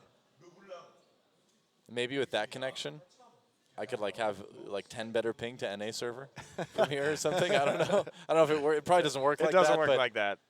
Can imagine. Maybe. Well. You'd also then have to play on the NA server. I do that sometimes though. I know. With some of my old college friends. Do some social LOL playing. Get on Skype, you know. Is that what happens on the NA server, social LOL playing? That's Are you pretty trying to much- make a commentary here, Doa? No, but but I suppose you could. I suppose you could. So maybe it's time to talk about fantasy LCS. My team's doing really well, Doa. Mine's not. Yeah, I know. You started out this week at negative points after day one. I did. I did. But that's only because I had Diamond. It's only because I had Diamond playing out of Europe. I'm feeling really good about my NA guys. You know, I've got Bjergsen double lift, really solid. I feel like the matchups for Gravity are very good. So I've got Hanser and Keen in there. And then who else do I have? Who's my jungler? No, wait, Diamond's my jungler. Who's my top laner? Who's my top laner? Oh, it's Hanser this week. That's right. It's Hanser. And my team is Impulse. So I feel like it's pretty good. I'm going to beat Barry badly. Beautifully. Beautifully beating Barry badly in fantasy. That's right. Right. I'm feeling pretty good. I have Reckless and Rainover. You've got a really good team. I drafted. In theory. I drafted really well, if I do say so myself. That's good. But we all know who the reigning champion of our fantasy league is. That's me. I am the reigning fantasy champion. It's true, you are. I am. That's Even right. though your stats And were actually horrible. yeah, that's right. I won our fantasy league last season for the This is spring so split embarrassing. with the most points scored against me as Out of well. any team. So I had like I didn't just win the fantasy lead. I won it on like hard mode, man. I won it on like nightmare mode. He basically Yeah. had a tiny point spread between his points taken and his points against, but Pretty he much, actually yeah. managed to win. It was Yep. sad. It was amazing. I feel that fantasy winning and losing shouldn't be about total points. It should be about your spread between points. Yeah. I think it's impressive to win with the most points scored against you. It's like I had the hardest time of anybody, and I came out on top. That's right. Well done, sir. I'm the best. Thank you. Thank you. But so far, it's summer not looking quite as good. Yeah, I'm not so sure. I'm not so sure about my draft. Yeah. I got my Bjergsen double lift core. I'm very confident with that. But beyond that, we'll see. We'll see. We shall see. I don't know. I'm going to wreck you. I'll just hopefully beat Barry at least. That's all I care about, you know. I called my match against him a victory lap, so I have to kind of back it up now, don't I? With your Yeah. negative points already? That's right. Well, you know, the thing about negative points is that when it comes down to it, I'm trying to repeat what I did last season, which is just do it in hard mode, right? So if I don't have negative points on my jungler on day one, if I don't start out that first day at like negative 0.18, then how can I get the epic win that I'm in store for this weekend. When Team Gravity takes out Dragon Knights and Enemy Esports. That's actually probably pretty likely. I know, so I could get a lot of points from my top and my flex, which is Keen in the mid lane. That's right. TDK is using subs this week, so that it's really only enemy that you have to worry about. In theory. Yeah, in theory. Probably not in reality. But we'll see. We'll see. So I'm feeling pretty good. So I'm still feeling pretty good about that. Not feeling too good about getting into this game again, though. We're just stuck at 90% here. We are. We've got an A on our loading screen, 90%, but it's not actually loading. I thought it'd be a good enough grade to let us actually into the game right now. We're very strict, though. We demand only the best. We need an A+ performance. That's right.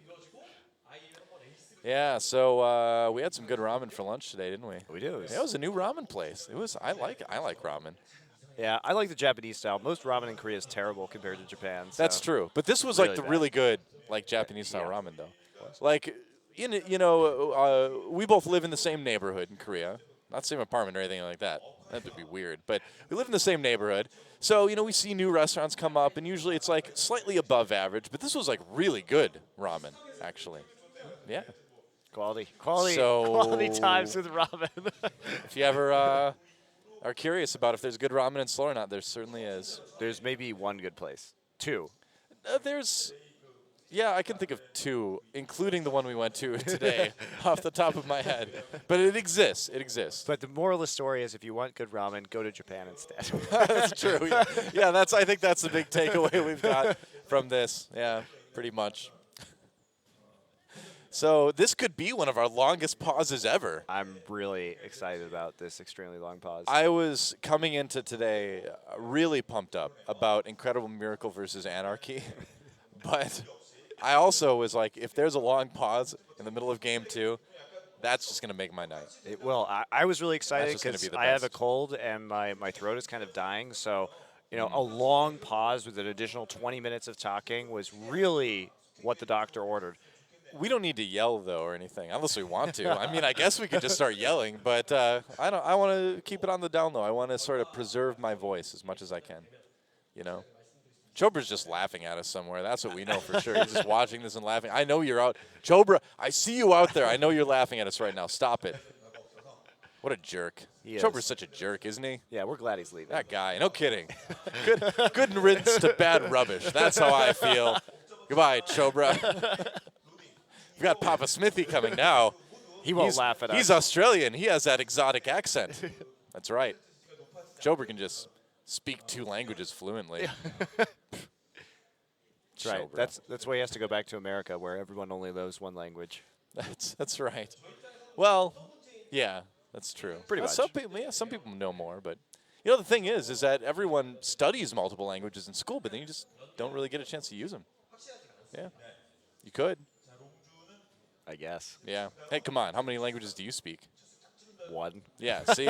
See. Oh, Mr. Critical. Look at this guy. I was the one saying everybody spoke one language. I wasn't being critical at all. You were doing it in like a condescending way. Why? That's how I do everything, Doa. That's true. Okay, you got me there. All right, that is true. That's pretty much true. So what languages do you study in high school then? French. A French? French. Just French. Okay, you said a French, so it's kind of. It was an confusing. French. Oh, okay. I was thinking. French. I studied Spanish for 2.5 years, and then I studied German for 1 year because actually, I was 1 semester away from finishing Spanish. Thank you. I know. I almost had 3 years. I appreciate it. It was a struggle.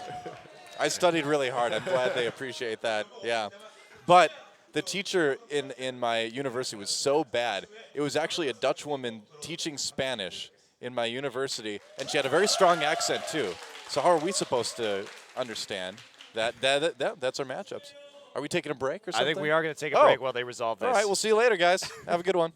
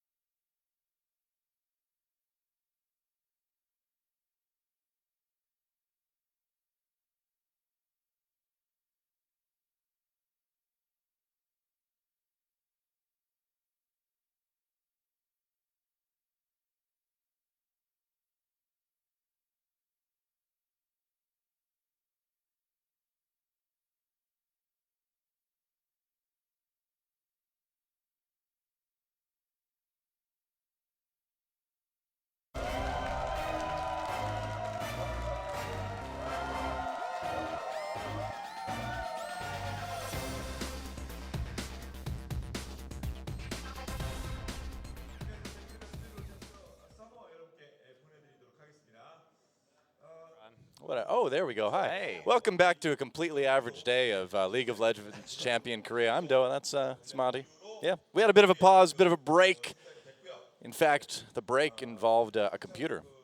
Yeah. And a client that broke. Yeah, our spectators were actually kicked out of the game. Yeah. So Bizarre. they are not able to respectate it. However, we are going to be executing some sort of workaround, perhaps based off of viewing from the player's perspective. So this could get very interesting now. I'm not exactly sure how they're going to cobble this together. It'll just give you an opportunity to extensively critique an individual player. That's really what I wanted today. You won't know where half of the other ones are. Yeah. Should be interesting. Should be very interesting. Playing with Fog of War is... I think we're in for a fun time. Yeah. Well, ready. They keep trying to re-log in, but it does get stuck at 90% every single time. It's really bizarre. And, of course, we have redundant spectators here, too. Loading. Oh, 86%. No, 91? No. Done. Yeah. We do have redundant spectators, but all of our spectators were ejected. Yeah, that's a really bizarre thing is that they were all kicked off at the same time, but who knows? I'm no League of Legends client expert, so I can't tell you what Is anyone, Doa? Is anyone? I don't know. I don't know. Who knows? Either way, if you want to kill some time, you can go to ogn.azubu.tv and vote for some super plays because, man, have there been some. Go and check them out. They've got a website that has a bunch of clips with really good plays. You can vote for whoever I think deserves the award. Yeah. Yeah. Exciting times. You have the power within you. To vote. That's right. Let democracy win. That's right. Just allow it. Allow democracy to triumph. I guess that means I am is democracy if anarchy is in this game. That's true, yeah. Praise Helix. Yep. They're trying it again. They are not giving up on this loading thing. It's not going to work. No, it's not. Still hasn't. Yeah. Actually, you might be interested to know that Tucson is using a Gravity Esports icon for his client here. He's a big St. Vicious fan. I guess so. Yeah. Which is why he should probably switch it to Coast now, I guess. Is it Maybe what happened? Maybe he's friends with Keen. Maybe. Or Move, their new jungler. Oh yeah, Move, right. Tucson, yeah, he may know Move from China, actually, because Move was on EDG's B team, and Tucson was on OMG's B team. Oh, okay. So they may be LSPL buddies. Ah, cool. They might have so hung out. maybe he's representing Move. Ah, I see. That is the convoluted story about how Tucson and Move might know each other. And now they're both in the same role. What a wonderful story this is. Well, I'm glad we got. I was talking about Lyra. Never mind. I'm being silly. Tucson wasn't in China. That's what I was wondering, Yeah, but yeah. I just have kind of. I'm getting loopy. I'm getting loopy. I've off kind of of the pauses. learned to accept that there's a lot of things that happen in the League of Legends scene around the world that I just don't know about. I just don't hear about. Here's my That's- new I thought- theory. I was like, oh, is Tucson in China? Sure. Here's my new theory. Okay. Lyra. 6 degrees of I move don't separation. Even know. Move used to beat Lyra a lot in the LSPL. I don't even know. I don't know what the results of the LSPL were. I don't even know if Lyra and Move ever played. So my theory is they played against each other a lot, and now Tucson is using the gravity icon to remind Lyra in the loading screen of his defeats at the hand of Move, thereby intimidating him. Could be. Could be. It could be also that Tucson is referencing St. Fish and is just very late to the party on the whole St. Fish's smite memes. Like, it's like way old and done and dead, but Tucson's just finding out about it. And he's like, that's really funny. What team's that guy on now? Gravity? Oh, he's not? Well, too bad. I'm going to use the icon anyway. There you go. The convoluted theories. 6 of this degrees game. of Tucson. That's right. I wonder, how would you connect Tucson to Kevin Bacon? I can't. I'm sorry. We've got to be able to connect Tucson to somebody. Somewhere, I don't know. It's like we're trying to find him a date now or something, but no, we're just trying to, actually, we can connect Tucson to former governor of Minnesota, Jesse Ventura, because I've met Tucson, and in high school I interviewed Jesse Ventura during a media class. So there we go. Tucson, League of Legends pro gamer, Jesse Ventura, former professional wrestler, predator fighter, politician, slightly crazy person. There you go. That's right. Yeah. Are you proud that the people of Minnesota? Yeah, totally. Who do you think we're gonna some boring normal politician? No, man, professional wrestler. We were the first to elect a professional wrestler as governor, man. We were the trendsetters. So California. This is why I left America. All of this has already happened, though. You're just what professional wrestler were you worried would get elected as a Colorado governor or New York? I'm just ashamed. The Rock, perhaps. I'm just ashamed. Jake the Snake Roberts back in the day, maybe. No, I'm just ashamed. Okay. We're finding a lot about Monte Cristo's feelings about his native land tonight.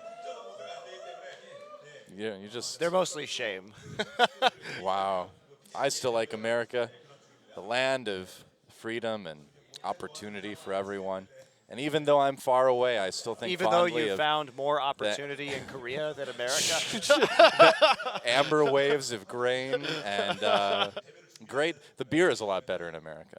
That's true. That is true. We drink in moderation. Responsibly. It's responsible. Enjoy responsibly, as alcohol is normally enjoyed in South Korea. I can't keep a straight face when I say that. Oh well, I tried. You know. Yep. So when's the last time you watched an exciting television show? I don't know. I'm just trying to think of things. I don't have time to watch television shows anymore, though. I just have time to watch. You should watch Daredevil. I know you. Everybody keeps telling me this. It's because because it's really good, man. Someday. It's really good. So it will happen when I'm finished with The Witcher 3. So like 200 hours later. Yeah, if you play like an hour a year or something like that. Yeah. Yeah. No, it's a really long game. Been Yeah, enjoying that one. You know, that's the problem is that a lot of games I want to play are very long, like Pillars of Eternity, like Witcher 3, Dragon Age. All these things are like really long games, and I don't have time to play them all. That's so right. I play like 3 to 4 hours of each, and then I move on to the next one. It's really bad. Let me tell you guys a story about being a gamer when you get old. You don't have time anymore. So actually, those $60 games that have hundreds of hours of content or 100+ hours. They were great in high school. They were great because you got such great value. Now, I just want the game to end. Well, it's hard too because honestly, this is like the brutal truth about esports we're delivering here is that when you study a game all day and all that stuff, you cast a game and then you love video games. It's part of why you got into it in the first place. When you go home and then you're like, oh, I should play that game, but I'd really just rather not do something gaming related for a couple hours. And so that contributes to it too as well, which is kind of sad. I could terrify my dog with my guitar. She's terrified of that thing. I can't believe how afraid that dog is of the guitar. I mean, I'm afraid of you trying to play guitar too. Hey, I was pretty good back in the day, man. You set yourself up for that one. I was pretty. You've never heard me play the guitar. You don't know. He's not an authority. He's an authority on League of Legends, but he's not an authority on my guitar playing. So don't listen to Monte Cristo on that one. I prefer to seek the finer things in life. You know, I go for that top shelf quality.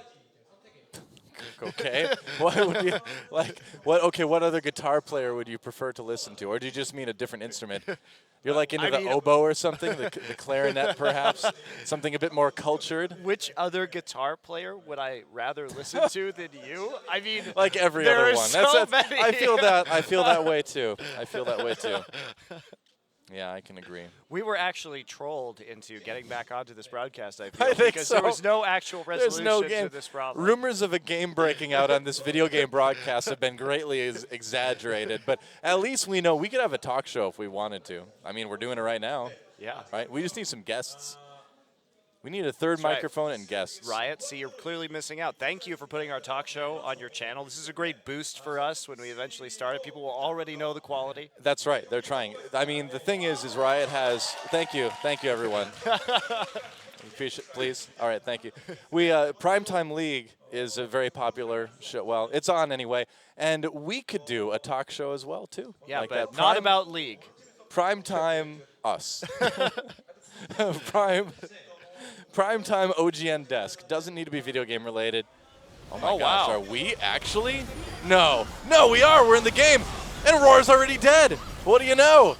Songyun fighting Apple. Okay, let's keep track of both AD carries dead. It's a good start.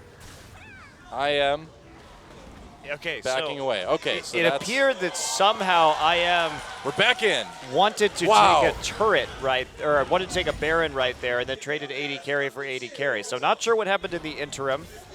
When we left this game, it was 12 kills to 12 kills. Now it is 15 to 13. You're I right. don't know what the clock was at, so they played for a few minutes. Apparently so. And a dragon being taken by IM. This would be their third, it looks like. We're playing catch-up just like you guys are. All right. Oh, yeah, turn that chat off. All right, there we go. I don't want to see what the players say either. I just want to see their sick movements on the map. That's right.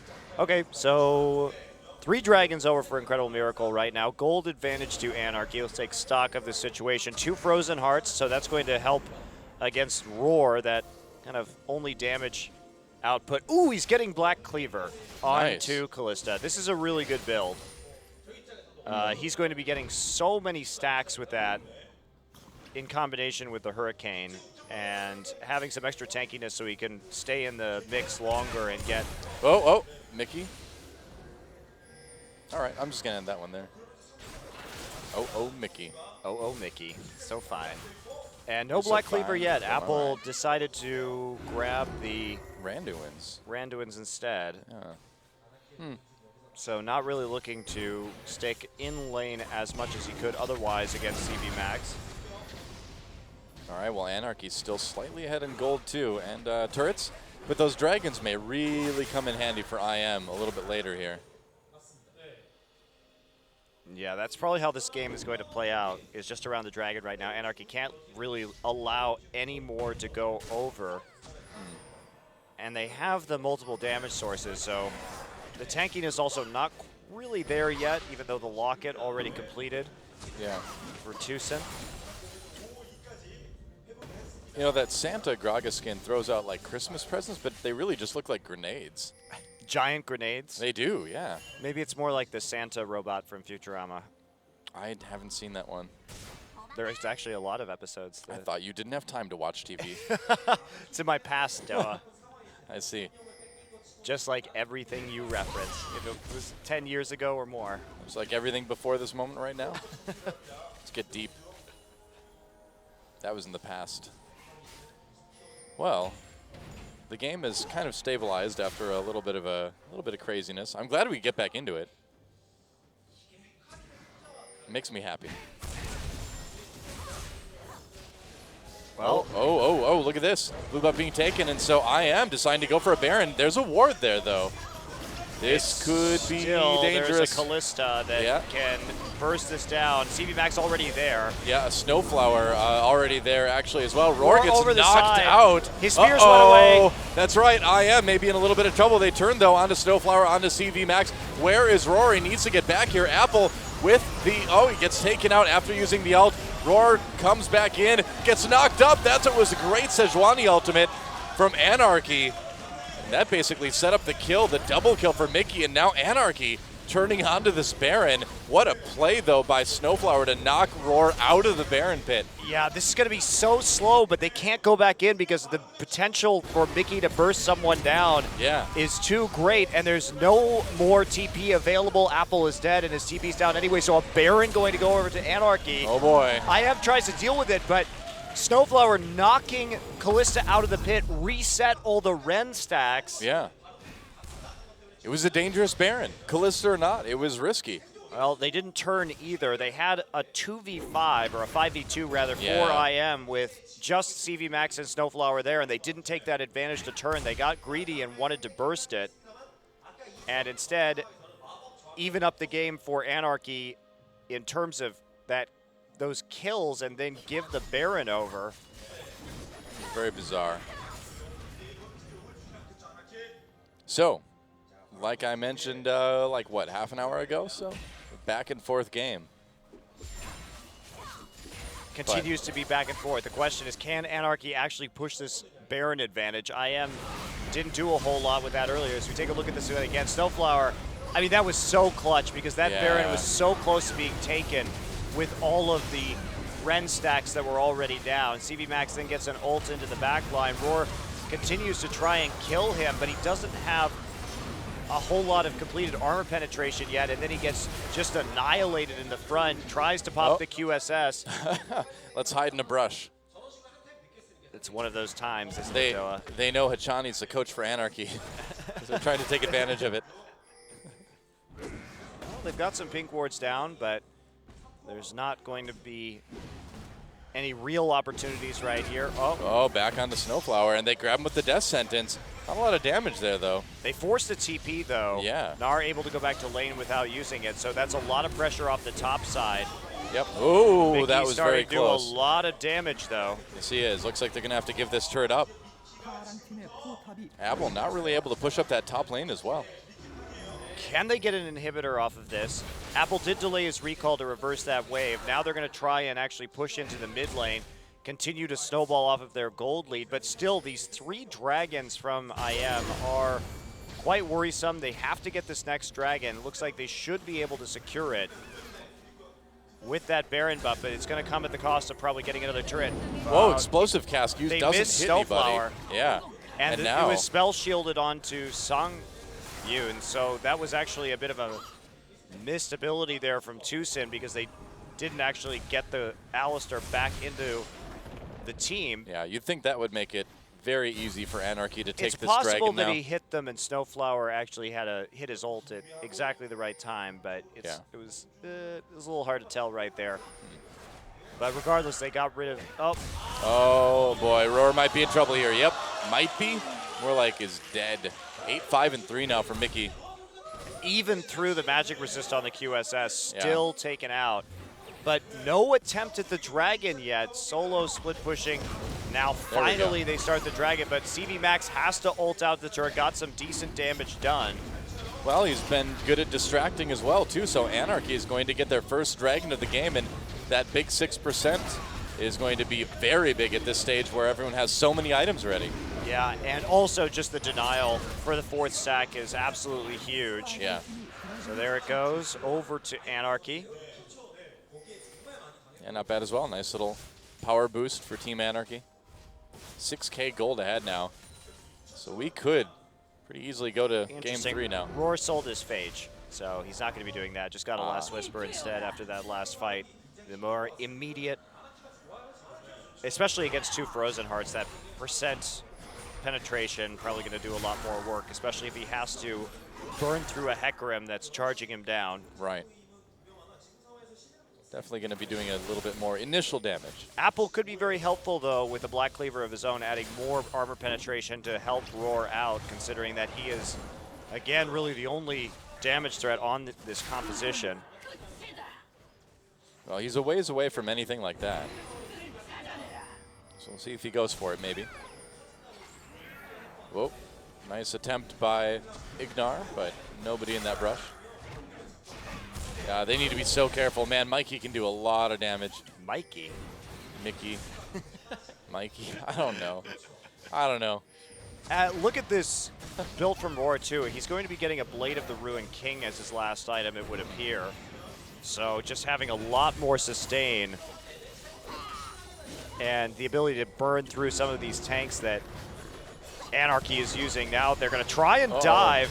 Tucson gets pushed back. They grab Lyra, actually knocked back with the explosive cask, but he's so tanky right now, not able to do a lot of damage. Mickey tries to get a kill onto Tucson. The turret getting very, very low, goes down anyway for Anarchy. In a different spot, Snowflower, low. Mickey takes a lot of damage, actually. Gets the chains in, and wow, somehow IM just barely holding on here. Yeah, and just some amazing hooks, actually, by Ignar in there to set that one up. He kept people taking a lot of turret damage and kept hooking them in. Yeah. Snowflower has to recall, so I am able to defend their tier 2. Tucson had to flash out of that engage. Yeah. So 55 seconds until Baron is up. How badly do Incredible Miracle want to fight this one? Mickey going back. Only just the start of magic resistance. Oh.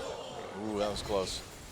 You're not going to be able to kill that Gragas. He's got percent damage reduction and also has that lock-in. So he's going to be probably the hardest target to kill right now. Nar has a lot of HP, but not a lot of MR. And now everyone grouping up at this Baron that's going to come up in 20 seconds. Still no Callista there. CV Max darting across the map. His TP will be up a little bit after Baron spawns. And just going to split push in the meantime. However, the Gnar will be able to handle that well enough. Yeah. I think you said it earlier when you said Apple and Roar are kind of the last chance for IM. They can still certainly win a team fight. It just needs to be pretty perfect, and it needs to not have Roar get caught. Well, they're so afraid of the LeBlanc burst right now, and they have to get control. Baron is spawned. Well, they should definitely be afraid of the LeBlanc burst. Yeah. So they have to get some wards in there right now. Oh, and there it is. Roar nearly taken out. Luckily, he can heal up pretty quickly. He can heal up so fast, and that's the scary thing, right? And as long as Frozen is with him, he should have enough shields to survive that, but he's been separated from Frozen just a little bit. That's the thing, is that they need to just make sure they stay together as a team. Oh, and here we go. Apple might be coming in. Yeah, perhaps. Snowflower gets caught. Ignar actually flays him away. And Ignar just ends up getting poked, and I am not getting to do a whole lot here. Mickey trying to come from behind. Maybe he can take out Thresh. Oh, boy. All right, here comes Lyra as well. A little bit of an awkward situation for IM right now. But they're just going to go up the mid lane. Wow, they are going to fight this. This is like last-ditch effort here. The box goes down. Apple, almost Mega Gnar. It could be good. Yep, about to become Mega Gnar. Very low health, though. Mickey comes in to try to get some damage, though. There's a Mega Gnar. Meanwhile, CV Max over the top. Roar manages to get out of the ultimate, though. Snowflower and CV Max trying to chase him down. Lyra's there as well. Roar is on his own, and CV Max is trying to get the kill. The kiting for Callista is happening, but everybody chasing him down now. There's a double kill as Mickey comes in and takes him out. Tucson in trouble as well. Back over the wall, and he's going to lead Lyra on a merry chase. To death. To death. And that's actually probably going to be the end of this game, as the rest of Anarchy are right in the mid lane pushing down this tower. Yeah. Now, low health, but the death timers should be just long enough, unless Tucson can make a miracle play here. Looks like they'll just have to settle for the inhibitor, though. Oh, wow, going back, maybe going for this Baron, but there's a lot of home guard boots coming out.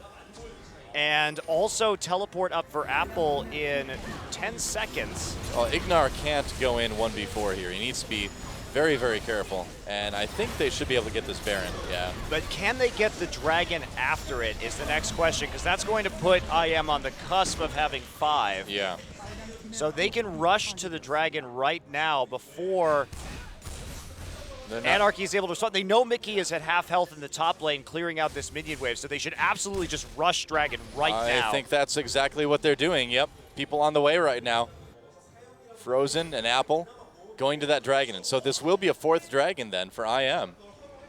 They should be able to get it. They're being very careful about warding. They see Sivir as well in the bottom lane, so now this is a great opportunity for them to get this Dragon that they can really, really utilize later in this game if they can hold out from this Baron. Oh, that's huge. They just need to win this fight too. Songyun, they're going to turn onto him. Songyun in a little bit of trouble here. He's going to go down. Roar has a great position on this team fight, loading a lot of damage in with the AD carry down. It may be good, but look at this. Kills coming in for Anarchy anyway.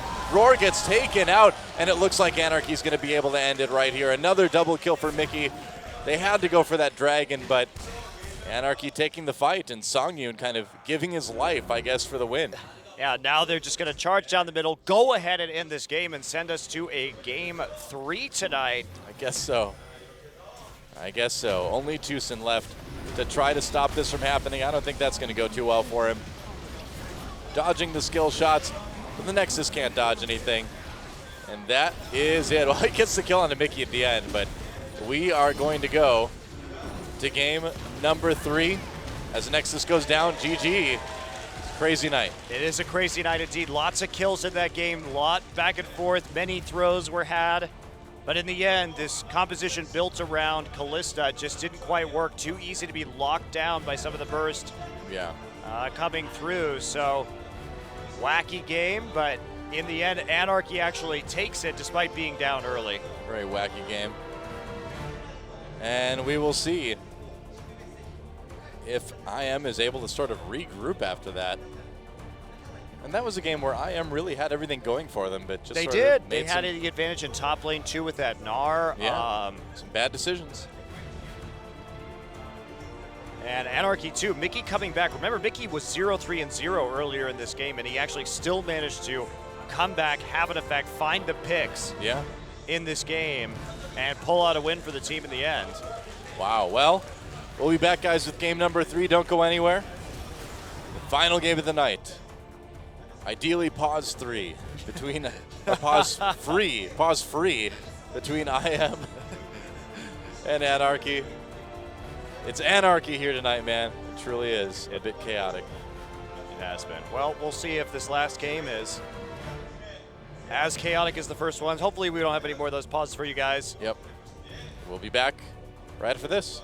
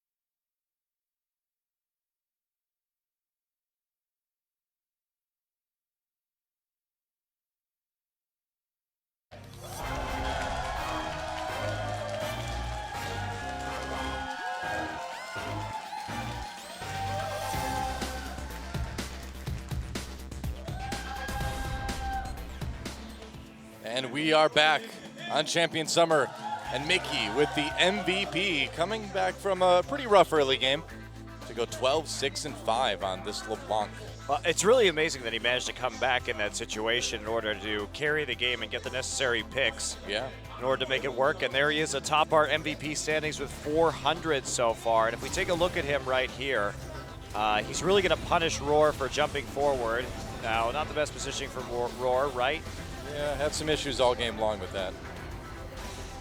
Watch what he does. He's going to try and move through the team fight to get as many hurricane sacks as he can, but gets instantly destroyed by Mickey.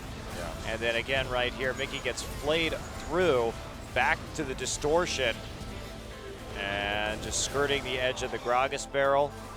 And this solo kill, just hiding in a brush, waiting for him to show up. Yeah, that QSS isn't going to do you a lot of favors, and the second chain comes through. Not so much. And he gets the chain right here onto Apple, keeping Apple out of the fight. Pretty useless, actually, using that ultimate, considering both carries are able to carve through him before using that mobility to get back with the rest of the team. And here again, the end of this game, Mickey on the edge, getting that burst down onto Roar. CV Max finishing him off. Yep. A good game for, well, a lot of kills for Mickey. Pretty good game. It's okay. But not the cleanest games we've seen. Well, I'm really surprised because Frozen had some really good ganks for him in the early game on that Lulu. We saw how well he was working with Ignar and Tucson, and now Hachani is back to add more chaos into this Anarchy booth. Yeah. Yeah, that last game was really IM's game to lose, and they lost it. They had some mistakes in the bottom side, but overambitious Barons really cost them in that game. They had a couple that they attempted that they just couldn't finish. Yeah. And so that brings us to game number 3, Anarchy versus Longzhu IM. The winner takes the match. Azir and Zed banned again. 2 bans that we've seen all series long, to no one's surprise. And Anarchy, Azir, Gnar, and LeBlanc in the first game when they had the blue side. Will they continue this trend? Kalista, Zed, Ari for Incredible Miracle when they had red side in game 1. So how's this going to shake out? Will be the Urgot ban. Once again, Azir, Urgot, Cassiopeia last game when the sides were reversed. So will we see Kalista. Okay. Kalista not getting through. So Ari, yeah, the Ari ban last is what makes me curious. Are they that concerned? Because they didn't decide to take the LeBlanc away in the last game. They had the opportunity to first pick it and give the Kalista over instead. They chose not to, and Mickey was able to pick up his first professional win in Korea on LeBlanc. Yeah, I feel like it's kind of dangerous to give Mickey that LeBlanc. Well, it's dangerous to give anybody LeBlanc, but Mickey seems to be quite capable of handling the champion. There is a Rek'Sai ban. Very curious. Will they first pick the Gragas here if it's not banned out? Quite possibly. But you can force them into picking Gragas or picking LeBlanc first if you ban the Ari right now. And Frozen's a very good LeBlanc player himself, so he will be able to pick that up on the first round of the draft. But they actually are going to take it out, which makes the Gragas pick, I feel, fairly solid here. Yeah. Unless they want to take Hecarim.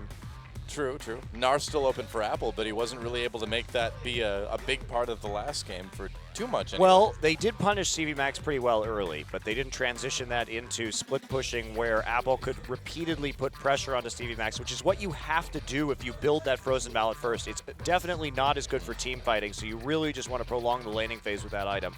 True. And that's something that IM failed to do. We'll see what this first pick is going to be. Anarchy taking a long time to decide this. I think you go with the Gragas. I would think so too. Lyra, that has been his best champion. Yeah. It's been making a big difference for a lot of teams lately. And they first picked the Gragas in the first game of this series as well. Yep. But they're going to take Lulu instead. Huh. Bit of a surprise. Yeah, very surprising actually. especially when in this series, the Lulu teams have been the ones that have lost so far. Both teams attempting a protect the AD carry composition and both teams failing and executing it. So you can take something like Alistair LeBlanc here or Alistair Gragas, but they're actually going to let the LeBlanc go through. So that means if Mickey picks the LeBlanc again, what will they play into it? He can't. Oh, LeBlanc is gone, excuse me. It's been a long night, guys. It's true. All right, so... Can pick a Mumu, though. Yeah, can pick a Mumu. So, but the Lulu has been a choice regardless against Assassins, and Cassiopeia available here for Frozen to grab once again. The Cloud Templar trolling has begun.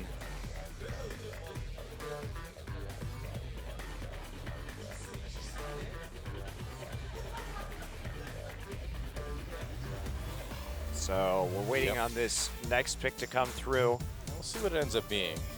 You know, for the insistence on banning Cassiopeia that Anarchy had in the last game, they're perfectly happy leaving it up here to be picked. It was picked last by IM in game 1 of this series. They're taking a long time to decide these, too. And right now, there's something up over our screen, so we can't actually see what's being picked. Oh, okay, it's going to be Trundle Lysandra? What? Okay, there's got to be some sort of like bug. There's a bug in the client where we had to back out because there was a hard random that occurred. That's what you get when you troll Cloud Templar. Yep. Yeah, sounds like they had an issue with the draft phase in the client. We're just full of client issues tonight. Apparently we are. So people getting back into the game now so we can start this one up and get back into game 3 of this series. Yep.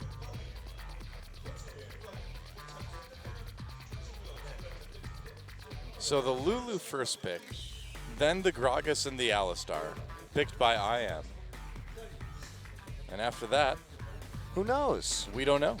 Again, it does make me wonder because that Cassiopeia can be very valuable in this scenario. So just letting a player like Frozen have that seems unnecessarily dangerous to me. Yeah. And slowly, everyone right now trying to figure out their order in the lobby. It's not going well. It's not going well for Anarchy right now. They messed it up several times already. It's Anarchy. Oh, still got it wrong. There we go. They finally got Nailed it. Because you have to join the lobby in like the proper order, you know, to move into the right spot on the screen. Because there's not like a swap button like there is in Champion Select. Now, why there isn't, I don't know. Choose the spot. You have to just join in the proper order, you know? Advanced technology. Right. That's right. So it will be just Lulu, Alistair, Gragas, and then we're going to start with Lyra's pick on the blue side. So those picks haven't come through yet. So we wait for this lobby to be restarted.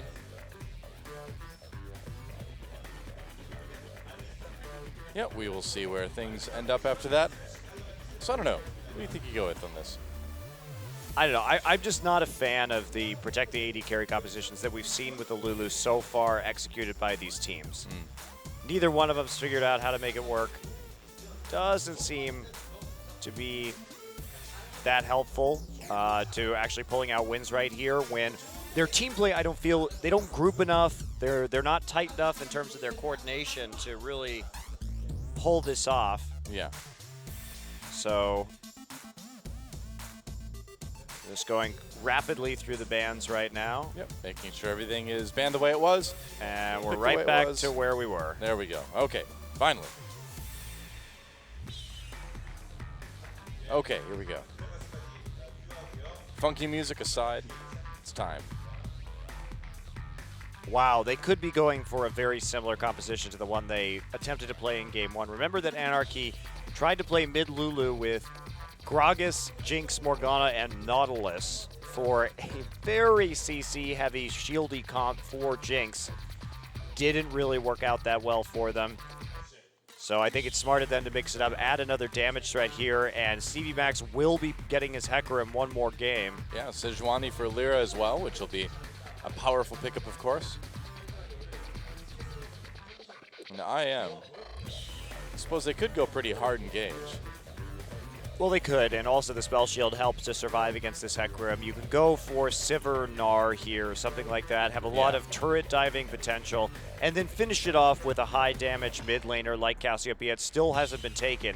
What about Sivir Thresh? Because you already know the top laner on the other side.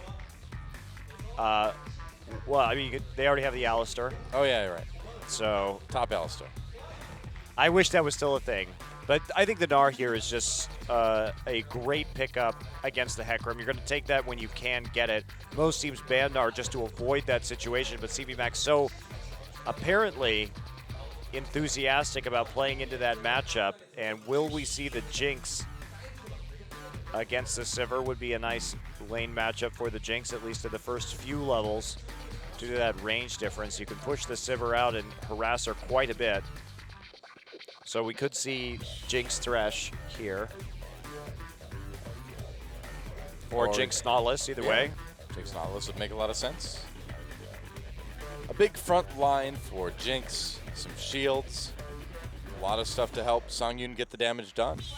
Yeah, I like this composition better than I like the one in Game 1, where it wasn't, we had the top Nautilus coming through. The Hecarim is just so much better at threatening, and they could go for Juggermaw instead, but I think Jinx is going to be the preferred one, just because they know they have the Jinx Sivir matchup already. So there we go, Jinx and Nautilus make it through.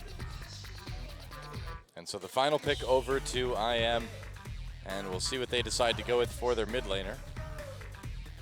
Cassiopeia is still open. May not be too bad. What do you think? I think Cassiopeia is a perfectly fine option here. Add some more damage to your composition. You've got the Gragas already so that Cassiopeia's single target damage. You can chase people down with Twin Fangs pretty easily. I think they have a nice setup for Cassiopeia, so that's what it's going to be. Yep. All right, locked in for Frozen. I think this is going to be a lot better for them than in Game 1 where they had the Rek'Sai with the Cassiopeia instead. Yeah.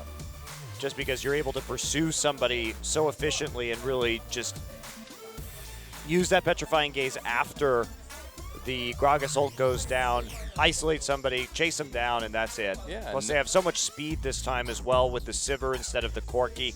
I think this composition makes a lot more sense than than the Cassiopeia comp that they ran in the first match. Well, Nara can just throw the entire team right into the Cassiopeia ultimate as well, too, so some pretty crazy combos you can get done with this. That is a really fun combo to watch. Yeah. I really like seeing that when we have had the Nars that toss everybody back to set it up for the Petrifying Gaze. So much engage from Incredible Miracle here. Anarchy, on the other hand, trying to disengage as much as possible. Not really, it's going to be difficult for this Hecarim to get into the back line with the Sivir Spell Shield there, mitigating at least some of that devastating charge damage. That's right. And so here we go. Game 3 between Anarchy and Longzhu IM. IM looking for their first win of the season, and Anarchy looking to move to 2v2, or 2n2. 2v2. It's a long night. It's been a long night. All right, 2n2. Either way, it's going to be action-packed. And it's time. Anarchy versus IM. Time to get in the game.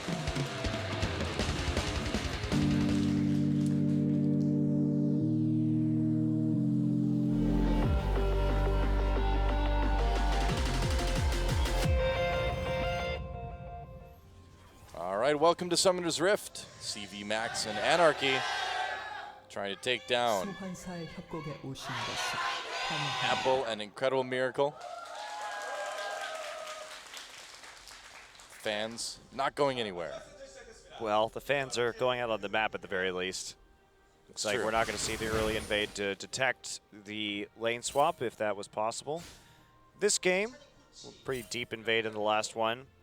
But everybody just playing it cool this time around, and IM has some choices to make, whether they want to get this Jinx rolling or whether they want to try and shut down this Hecarim up in the top side, because there's a distinct advantage for each team depending on which side lane they prefer to get ahead in terms of staying in standard lanes or in terms of lane swapping.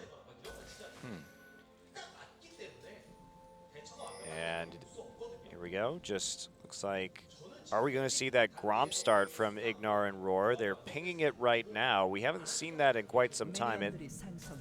Well, if they're going to go into this 2v2, they may want that little extra edge, I suppose. Yeah, most Korean teams have stopped doing that recently, trying to get that XP bonus and really bully people out of lane early on. And I think part of that is that a lot of junglers have started level 2 ganking, which means that if you try and go crazy in terms of forcing an advantage after hitting a fast level 2, you could just get ganked in lane as the jungler just walks in and kills you. Right. So due to the rash of level 2 ganks that started happening around the time the qualifiers began, that has been a less popular option. Doesn't look like they took the Gromp, though. No, they didn't. All right. Snowflower taking a lot of damage early on. Now, do you think they maybe just stood there and tried to like delay their entry to lane a little bit to make it seem like they helped leash or something? Yeah, that's always a popular tactic if you're trying to obfuscate where your jungler is on the map. Makes sense. And Gragas will be making his way slowly down to this side, but not going to gank super early. Oh, that was very close. They almost got Ignar onto the Flame Chompers. That would have been a lot of damage onto that Alistar. Right after hitting level 2 as well. Yeah. So nice try. Blue buff will be taken by Tucson, pushed up in the bottom lane, Anarchy. So there is potentially a ganking possibility here. Ward does go down in the river for them. Yep. And so we've got CV Max's Hecarim versus Apple's Gnar yet again. See if it goes a bit better for Apple this time. It was going fine. It went well in the laning phase. Yeah, it was going game. fine last game. It was just the decision making around Baron and things like that that really changed the pace of the game in a negative way for IM. Absolutely. Well, Tucson here. Ooh, tricky. Coming in from behind. Yeah. So he knows that ward was in the river, and now he's going to wait for the prime opportunity, instead going through the Dragon Pit with the body slam, and they're still going. Level 3 for Songyun and Snowflower, though, still not there. There it is, finally. Oh, he's coming in. A little bit late, though. Wow, he waited there for a long time. That was so bizarre, man. He had like all the time in the world to come in and try to make something happen there. Now he's just going to get caught. Going in onto Songyun, though. Songyun takes a little bit of damage. Flame Choppers come in. In the end, Songyun not needing to use any of his summoners to get out of that. However, that was a lot of damage out of Songyun, who now has no mana and has Roar pushing back towards him, used his potion already as well. So that actually did turn the lane around a little bit. That helped. For Incredible Miracle as they're reversing that. And Tucson, you can't do that dragon at level 3 anymore, buddy. Not that early, wow. If he gets a lot of help, but this is so risky. Look how low he is already. He could die in one more shot. All right, well, Ignar gets there just in time. If Tucson gets hit once more, though, he's dead. Oh, no, he got a little bit of health back. Yeah, the Gragas passive helps. He also... Yeah. That's about as close as it gets. Wow. Okay. Well... Brave. That was quite brave, but with Songyun chunked out and with no mana, there was less of a chance of that happening. But still, that... Lyra could have delayed it, but they probably could have backed off if Lyra had come in. A little risky, but... It worked. Yep. That said, there is a pretty decent gold lead already for Anarchy. Coming from the top lane and the AD carry spot mostly. The jungle as well a little bit, yeah. Yeah, jungle as well. So that did cost them pretty dearly. And Apples had to play it back. Meanwhile, CV Max has been cleaning up in terms of CS, actually, even on this nerfed Hecarim. So Apple really not playing aggressively. Started Doran's Shield this game. Seems happy just to farm with the Boomerang. Tucson now making a play onto the mid lane, but Mickey too fast getting away with that Whimsy. Yeah, pretty easy to get out of the way if you keep your distance from Gragas, I suppose, and he doesn't have level 6. And so in the bot lane, Roar and Ignar have been pushed back a little bit. Oh, not so much anymore. Yeah, Max actually hitting level 6 first, so Apple really having a hard time in the lane this game. I guess so. Already down by 20 CS at 6 minutes. Now that's going to be normalized just a little bit by this minion wave, but he's still going to be down by over 10. Yeah.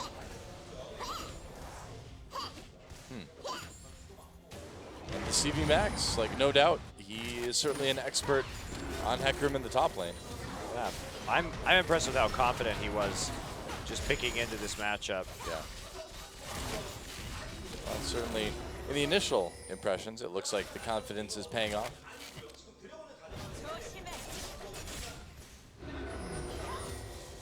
Well, I'm not sure that early Dragon was worth it because they lost so much control over this game, and that early gold deficit really does start to mount up, especially when it's sort of cross-map right here, and Frozen's the only one who's really holding his own, and it delaying your jungler so much as well, combined with Tusin's very lengthy gank on the bottom side that didn't result in a kill. Well, the nice thing for IM is that Cassiopeia is certainly a champion that can come back and carry if things go well in the mid lane.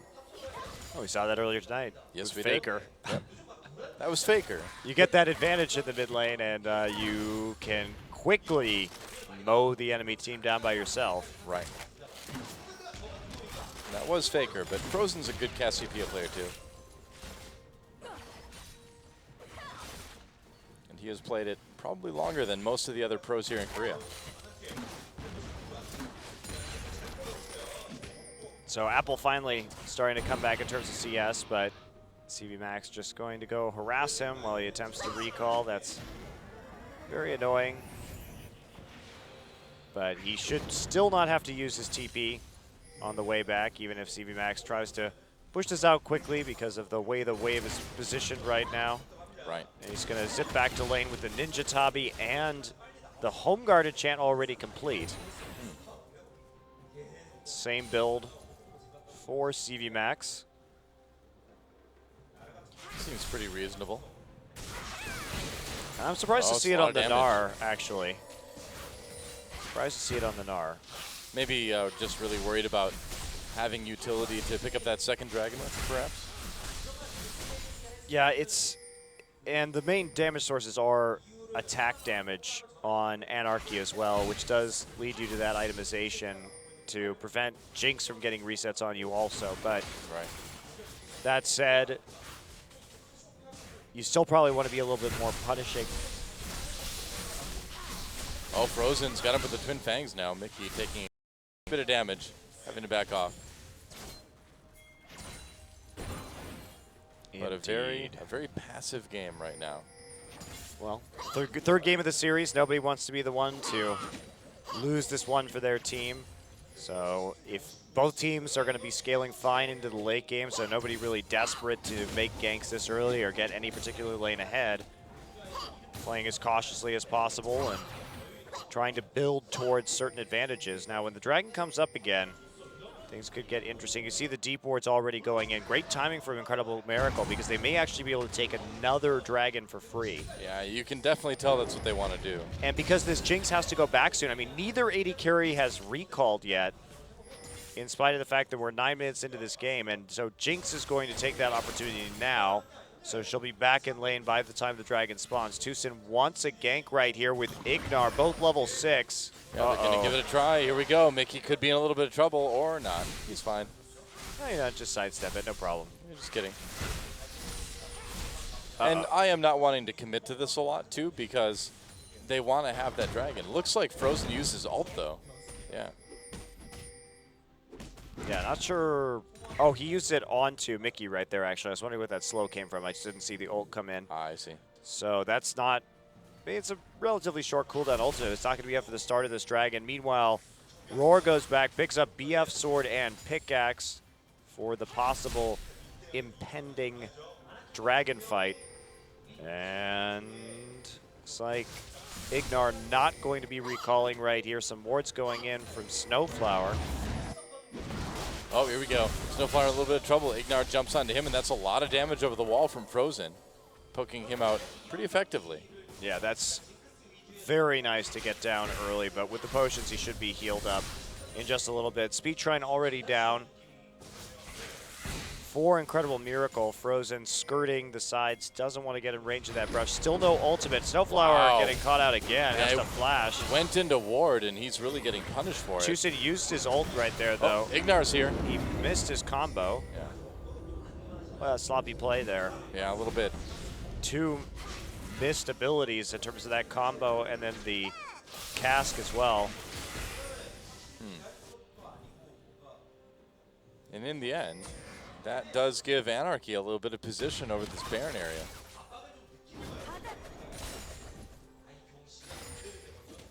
But doesn't look like they want to take advantage of it just yet. Well, it'd be hard, especially with this Nara Rage Bar building right now.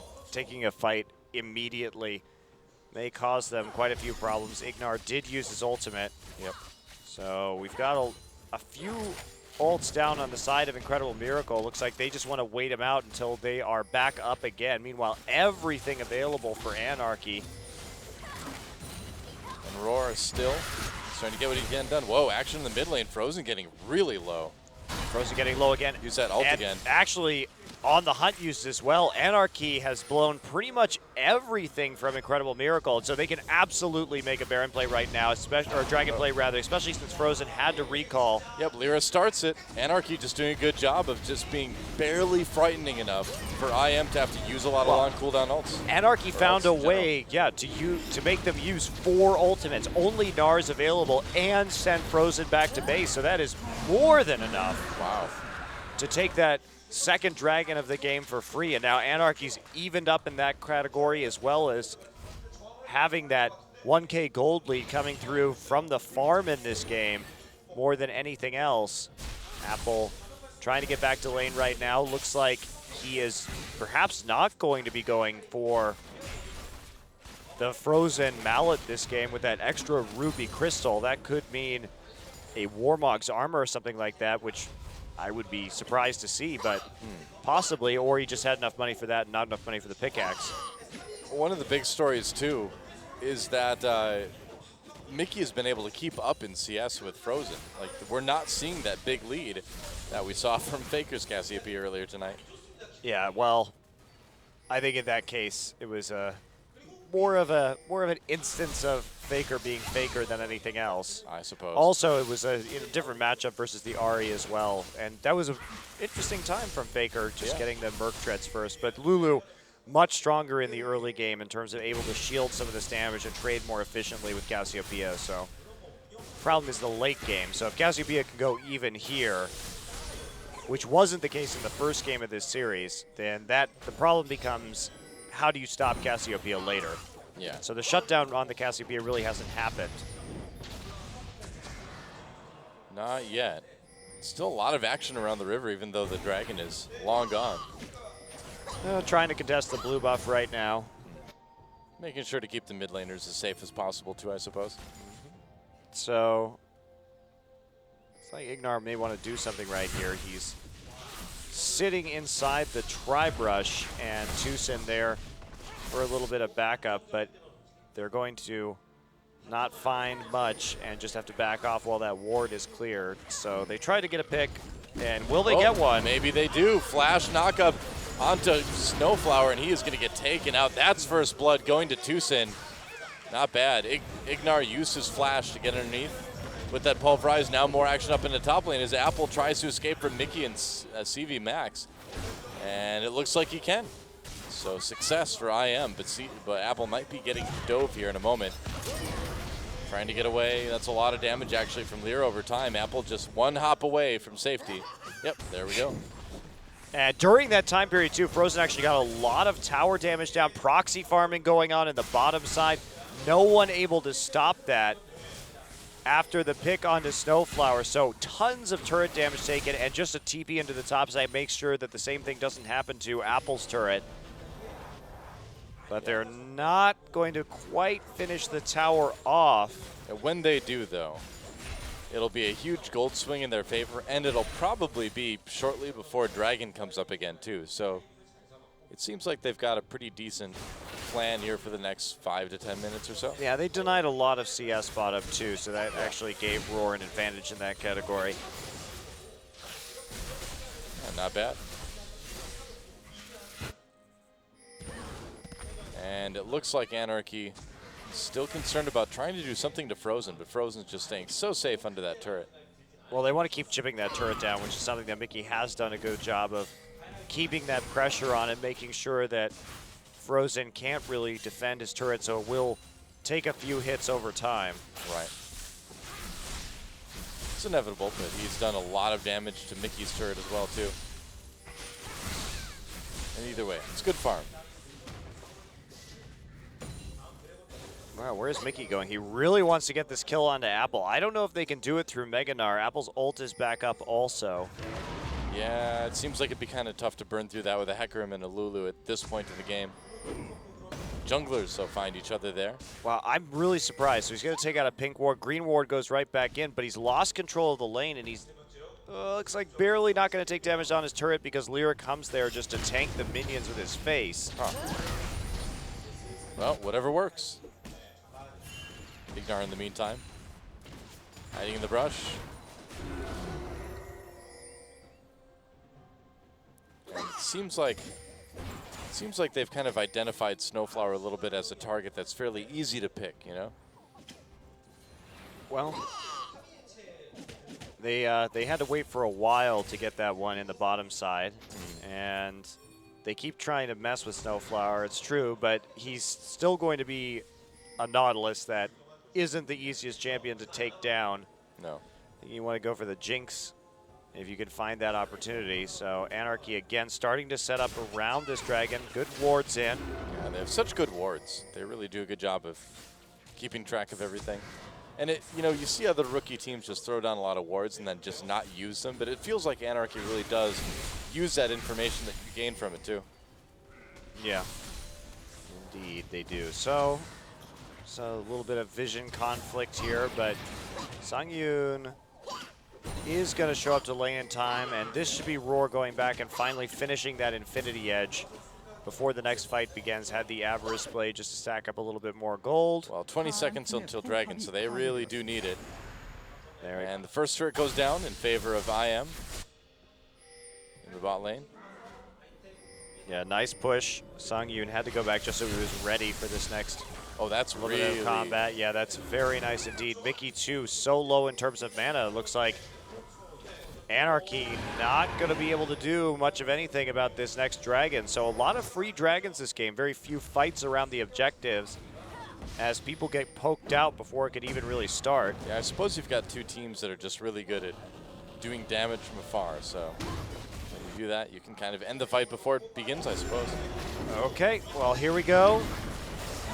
No one around in the vicinity, no jungler to take this out. Desperation Rocket from Jinx just to see if they can get it with the splash damage after it hits a champion. Not going to happen, and now Mickey back to his mission of zoning Frozen out and taking this turret. Oh, here we go. Lyra, nice ult from Frozen, though. Mickey gets pretty low, and Frozen turning around gets ulted, though, by Sejuani. Tucson comes in to try to make a play. Mickey, wow, Tucson got the kill there, and Frozen still up. Tucson's still alive as well, amazingly.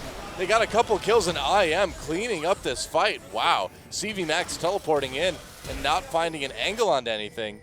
Having to try to escape, but it looks like Ignar and Apple have him cut off. CV Max in a lot of trouble here. Tucson nearby, but he's too low health to participate, so it looks like it'll just be a couple kills there. Oh, Tucson comes back in. Waited on that recall. It was a bold move, but in the end, that was 5 kills, or 4 kills rather, for IM. Just a pile of kills going over to Incredible Miracle right there, and that's, you know, that's a dangerous situation to be in. You come in, you think you have that pick onto Frozen, but if you start to get into that choke, Frozen has the opportunity to Petrifying Gaze, and Apple had a great position to TP on into that fight as well. And finally, looks like Apple, it was just an issue of money earlier, getting that extra Ruby Crystal. Now has the pickaxe and now actually completes the Frozen Mallet after picking up some money out of that fight. Yeah, it's going to make him start to become a bit scary, too. We'll see how this lane goes against the Hecarim now. Okay, well, IM really just wants to keep pushing down towers at the moment, so they're going to swap their dual lane into the top side. Gnar will try and farm back towards his tier 1 tower, even with that Frozen Mallet that you would typically want in the lane matchup against the Hecarim. They'll just push in with the Sivir instead. We know that mid lane turret is pretty low, too, so Frozen can probably get that without too much effort at some point, or too much aid, rather.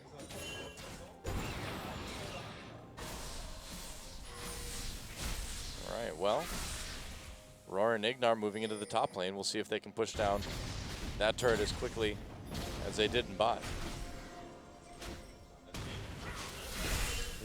And Tucson just making his appearance known in there. Fast pushing actually from Apple, so they really want to buckle down and put the pressure on so this Jinx gets out of the mid lane. Jinx in the mid lane right now to see if they can push hard enough to get mid turret. Looks like CV Max forced an ultimate out of Roar even though he didn't have his Onslaught of Shadows available, so that's a pretty big takeaway. But nobody to stop Apple right here. Jinx still walking the lane. So there's a potential problem avoided right there by Anarchy. Yep. Either way, I am still definitely with the pressure this game. They've got that 3K gold lead.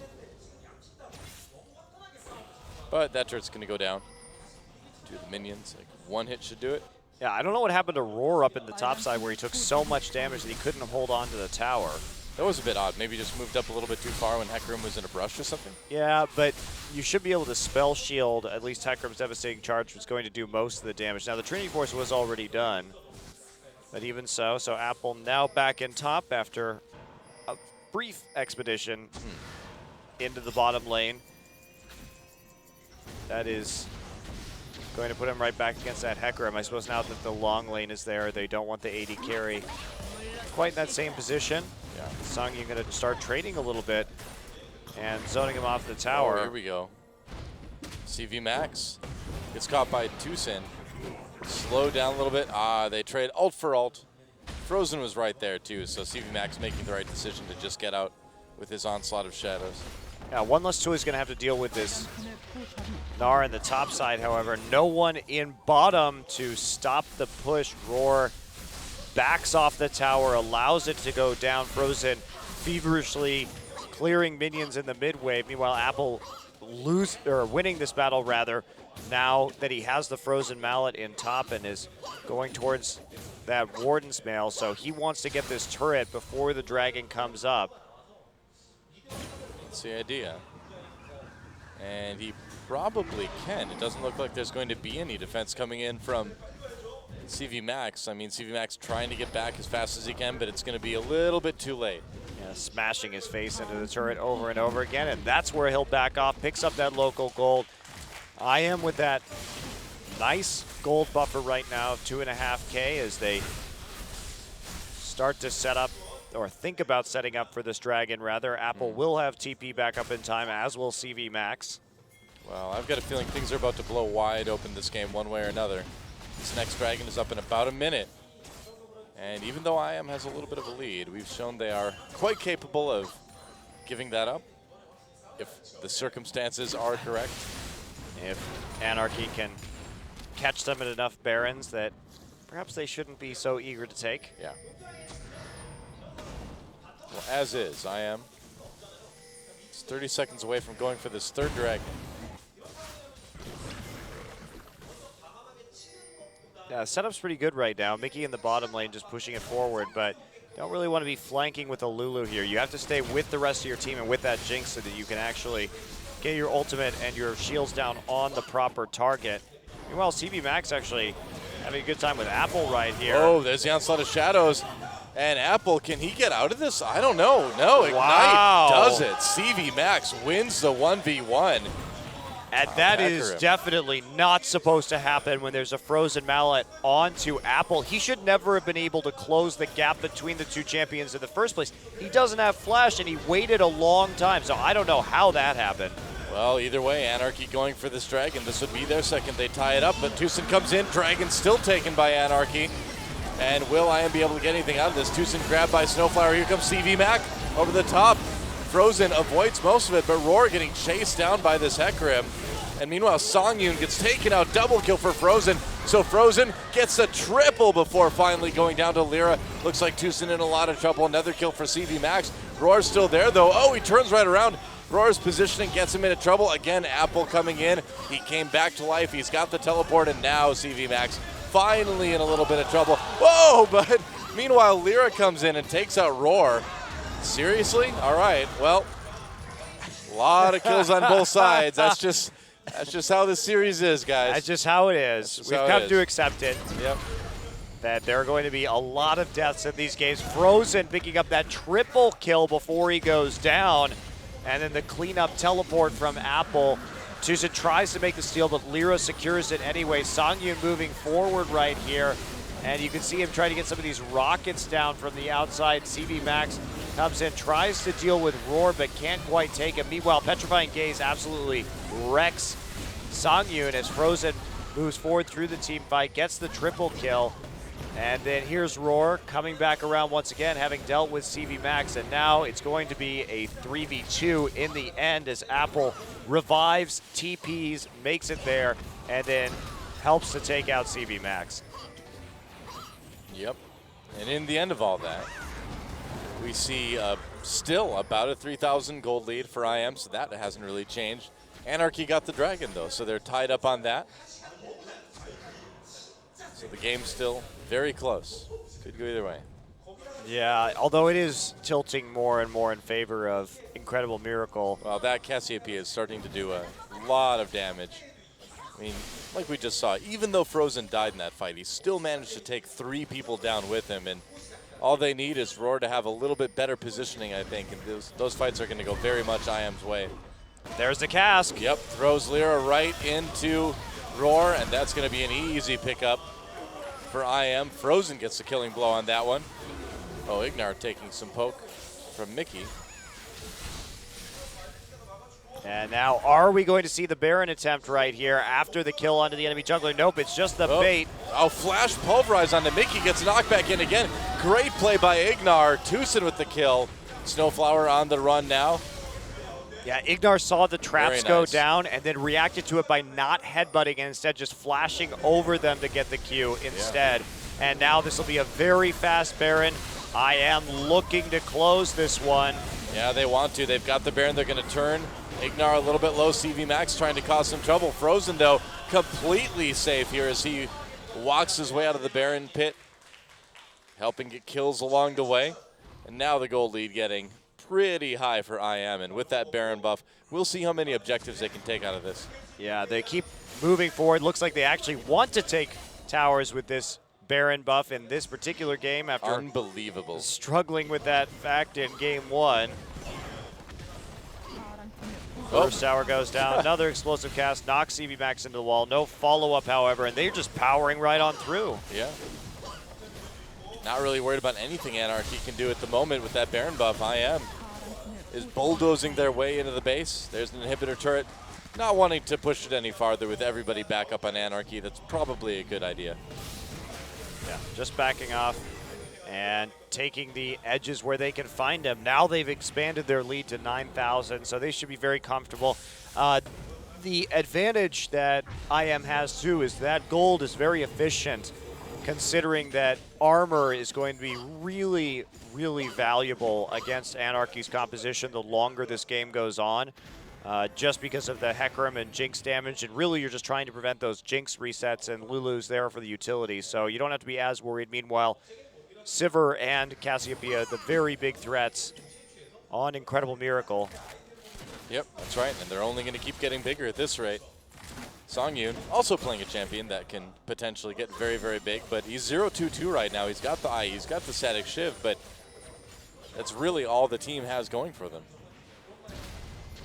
And that's not going to be a whole lot when these big armor items start to finish. Tucson on the cusp of completing that Frozen Heart. He only needs a couple more camps and he'll be able to grab that. Right.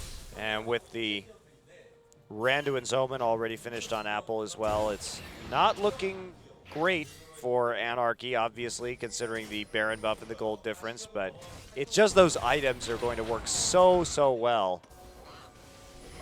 And here comes IM. They want to take out this inhibitor if they can. And it's looking pretty likely unless there's a big engage here. Whoa, Songyun gets caught by Tucson. A lot of damage onto them. They're going to go deep for it. Wild Growth keeps him alive for just a moment, though, but that's a kill for Roar in the end. Frozen knocked up, but still way out of the fight. And look at all of this damage coming in at a CV Max now. Wow, Frozen just tore him apart. And they can just keep going. Yeah, a double kill for Frozen now, taking a little bit of turret damage, taking a lot of turret damage. And they're just gonna end. Yeah, it's gonna be it. Lyra and Snowflower not able to do a lot to defend this one. Another knock-up. Snowflower goes down, and IM, after a pretty awkward game 2, gets serious. Game 3, they get what they need. They get Cassiopeia fed, and they get the win. GG. And they get a lot done in a very small amount of time with that Baron buff. Really looking a lot more decisive in that game than they did when they had to get a couple Barons in the first game of this series. Quickly closing out when they had the advantage. Where were those guys game 2, huh? I don't know. But they finish off the night with a 2-1 victory, coming back off of that disappointing 0-2 against Jin but still looking like they need to tighten up their game pretty significantly if they want to compete with the big boys. Yeah, and you have to wonder, too, with Samsung starting to play some pretty exciting stuff, if they're going to be a pretty even match for IM right now. Oh, yeah. I think they definitely will be. Samsung looking better and better and looking like they have much more of an identity and a core strategy than we're seeing from Incredible Miracle so far. Yeah. Tough loss for Anarchy after that comeback win in Game 2. But they keep on, I mean, 3 of their 4 series have gone to 3 games right now, so they're at least able to pick up games here and there. You know, what we saw last season, too, is we saw Najin, or no, actually KT, get very close to making it into the playoffs just by sheer not being 0-2 too many times and improving towards the end. So Anarchy, honestly, you know, I mean, yeah, it's disappointing for them to be 1-3 right now. But I believe they've only been 2-0'd once, right? Yes, by Jin Air. Yeah, so still not a bad season for a rookie team like this. Incredible Miracle will improve to 1-1 as well. Yep, only their second series of the tournament, but at 50% or 500 rather right now. And we are going to go into the MVP interview shortly. Yep. We're preparing the players right now. They are waltzing over from the booth, and Mickey looks not very happy right there. Yeah. Well, it's a tough loss. I mean, you have that long, dragged-out Game 2, and you get it, but then Game 3, you get kind of crushed. Frozen doing the crushing and getting the MVP. Yeah, just really solid Cassiopeia play. Absolutely, and he was really turned it around, had some tough times in that Lulu Cassiopeia matchup in Game 1, but came to play in the next iteration of that lane and turned it into a pretty commanding victory. Yep, that's right. And we'll see how many MVP points in total this gives him. 100, as a matter of fact. I believe it is, yeah, just the first one, because they had not really won. So Ignar. This was such a great fight from Frozen. Look at that. He flashes out after using the cleanse, and then just totally turns this around, catching everyone with poison and Twin Fangs in the corridor. And Apple had a wonderful teleport to make sure that they collapse on that objective. And Frozen again right here. Yep, getting on to Snowflower early. Does get knocked up by the depth charge, and CV Max has that ignite dropped on him by Ignar, and Frozen just moving forward, flashing onto Songyun. Then taking down Mickey for the triple kill. Well, Frozen waited until he had a chance to get the ultimate onto Songyun during that fight too. So just a lot of patience, making sure to take out that carry. Worked well. Well, that is a freaky looking dude. That was a scary face. It was a scary face. Wow. Well, Barry's going to be doing some translating with us. MVP interview time. All right, good evening, everybody, and we're going to go into our MVP interview of our second match today, which IM took from Anarchy 2-1. And let's meet the MVPs.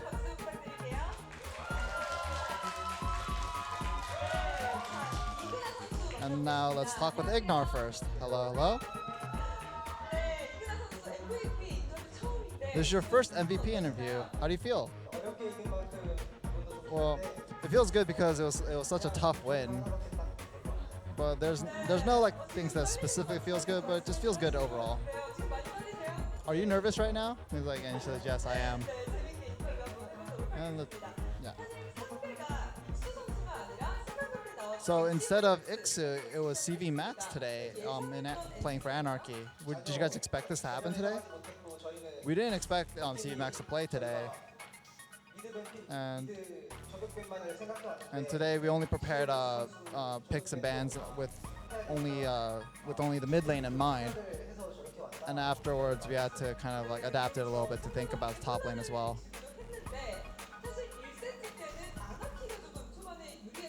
So in set 1, Anarchy was in the lead early. Did you think that you guys might lose that game in set 1?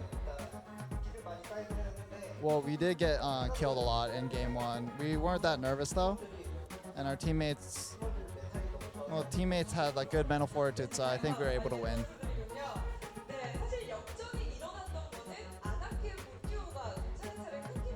So the comeback started once the Anarchy's bottom lane got cut off every time, caught a couple times. He's like, how's the atmosphere in the booth? And we were saying that. So it's talking about set 2 right now. It's like even though we lost going into the next, we said we can win the next set. So even though it was a little bit disappointing, we went into set 3 and decided to play well. Talking about the Alistar pick, so it's almost to the point where people are saying that, oh, you can't give ignore Alistar. It's like, how do you feel about that? And also, well, a lot of people have been comparing me to Mad Life's Alistar back in his prime, and you know, it's a little bit embarrassing, but also like it's something that I'm proud of as well. So you're definitely a rookie that's like on the rise, and there's a lot of attention towards you. And do you have a rival like that you want to pick? No, Name your rival. Rather than a rival, I have someone chance. that there's someone I'm like more afraid of. And Just say FLICKR.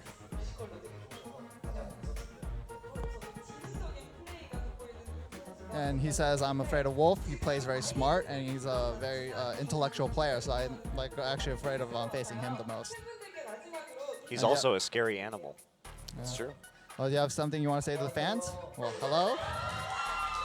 Big cheers from the crowd.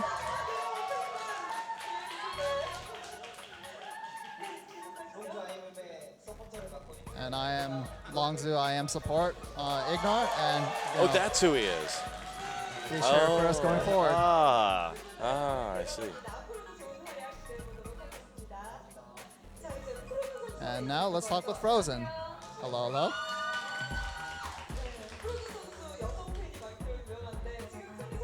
You know, Frozen, you're like, you know, known for having a lot of famous fans, but how do you feel right now about your win? And we thought that we'd win today, but we had a couple of hiccups during the game, as the match progressed, and I was glad that we were able to win.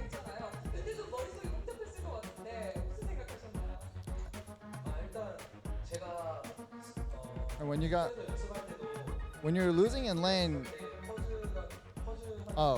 so when there was the pause, like, you know, did that kind of like affect you a little bit? And he says, well, we've had a lot of pauses even in scrims before, so it's like it's not that out of occurrence because like people go on bathroom breaks every now and then during scrims, but you know, just said, you know, I just made sure to like kind of keep myself focused, keep myself in the zone, and then move forward. And set 3, Mickey picked Lulu. Did you just think about that? Or what did you think about that? And you know, we predicted a little bit. And you know, Mickey plays a pretty decent Lulu, and but I practiced a lot. I played a lot before, so I was like confident going into the matchup. So I am, you know, has a new name going forward this season. And you know, I feel like maybe there might be a good atmosphere. Like, how's the team atmosphere right now? And it says, well, the team atmosphere isn't that great right now. It's been a bit of a slow start. And going forward, I think the teams that face us later on will probably have to prepare well for us, though.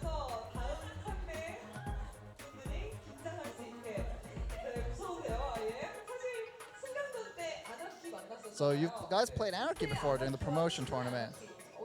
So Anarchy then, Anarchy now. Is there a difference? Well, today I was very nervous playing. And right from level 1, I felt like, things weren't going my way. And I was very nervous. And I wasn't that nervous when we were playing against Jin Air. But since our opponent was Anarchy, for some reason I felt really nervous like playing this game. During the promotion tournament, compared to when they play in the promotion tournament, I think they improved a lot. So Mickey is kind of on the rise right now, and after facing him, how is he? Back when I was an amateur, Mickey was someone I knew for a very long time, and today before the matches we were joking and saying, hey, let's just farm, let's not kill each other and things like that. We joked around a bit. So he's someone I knew before, and I think he's a very good player, and I enjoy playing against him.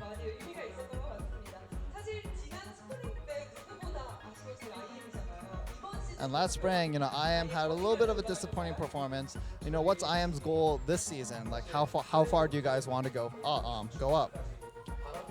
And we're looking forward to going to the playoffs. We're hoping to go to playoffs and maybe even to Worlds. So we're going to work really hard to make sure that can happen. And do you have anything you want to say going forward? And says, and Longzhou IM will show us kind of progressing, and rather than just going in the future, I want to say we will 100% show an improved form, and I'd like to also thank my parents at the end. And yeah, congratulations to our IM players, and that concludes our MVP interview, and I'm going to hand it back to Monty and Doa. All right, thanks for the translating as always, Barry. And so there you have it. IM getting a win, so they're 1-1. Yeah, not too bad. Actually. Yeah. Definitely a very improved start of the season to what they had last time around, where they struggled to stay out of last place, eventually ending 7th in the league. That's right. So that brings us to today's results. SK Telecom taking a pretty unsurprising 2-0 over Najin. SKT continuing to look like the best team we've got in the tournament so far. Yeah, just very easy wins. Some interesting picks, of course, that Varus mid coming in for FLICKR in his first game. And then our second series, our epic 3-game long series between IM and Anarchy. IM gets a win 2-1. Some interesting stuff there. And again, I think it'll be fun to watch Anarchy going forward. And IM, we'll see how they end up performing. But that does move them up to 6th place right now. Yeah. Which is maybe the highest they've ever been in Champions. Still down a point, though, compared to the Coup Tigers, because they lost 0-2 and won 2-1. So that's the match differential. That's right. So tomorrow, CJ Entis versus Spenu Sonic Booms, and Jin Air Green Wings versus KT Rolster. Should be a really fun set of matches. Actually, Jin Air versus KT could be very, very good and very informative, too, to learn more about how these teams are doing. Yeah, because Jin Air is 2-0 so far, but they have taken out teams that are on the lower end of the spectrum, but they have done it very convincingly. So that said, KT Rolster had a very close match earlier this week with CJ that was extremely exciting, and if you guys didn't see that, definitely worth your time to go back and check that particular match out from a few days ago. Until tomorrow, then we'll get to see a game that is also likely to go to 3 games, KT versus Jin Air. Yeah, so. That's right. Should be a good set of series to finish the week off. Either way, thanks for watching, guys, and I guess we'll see you tomorrow for more Champions action here in Seoul, South Korea. See you then.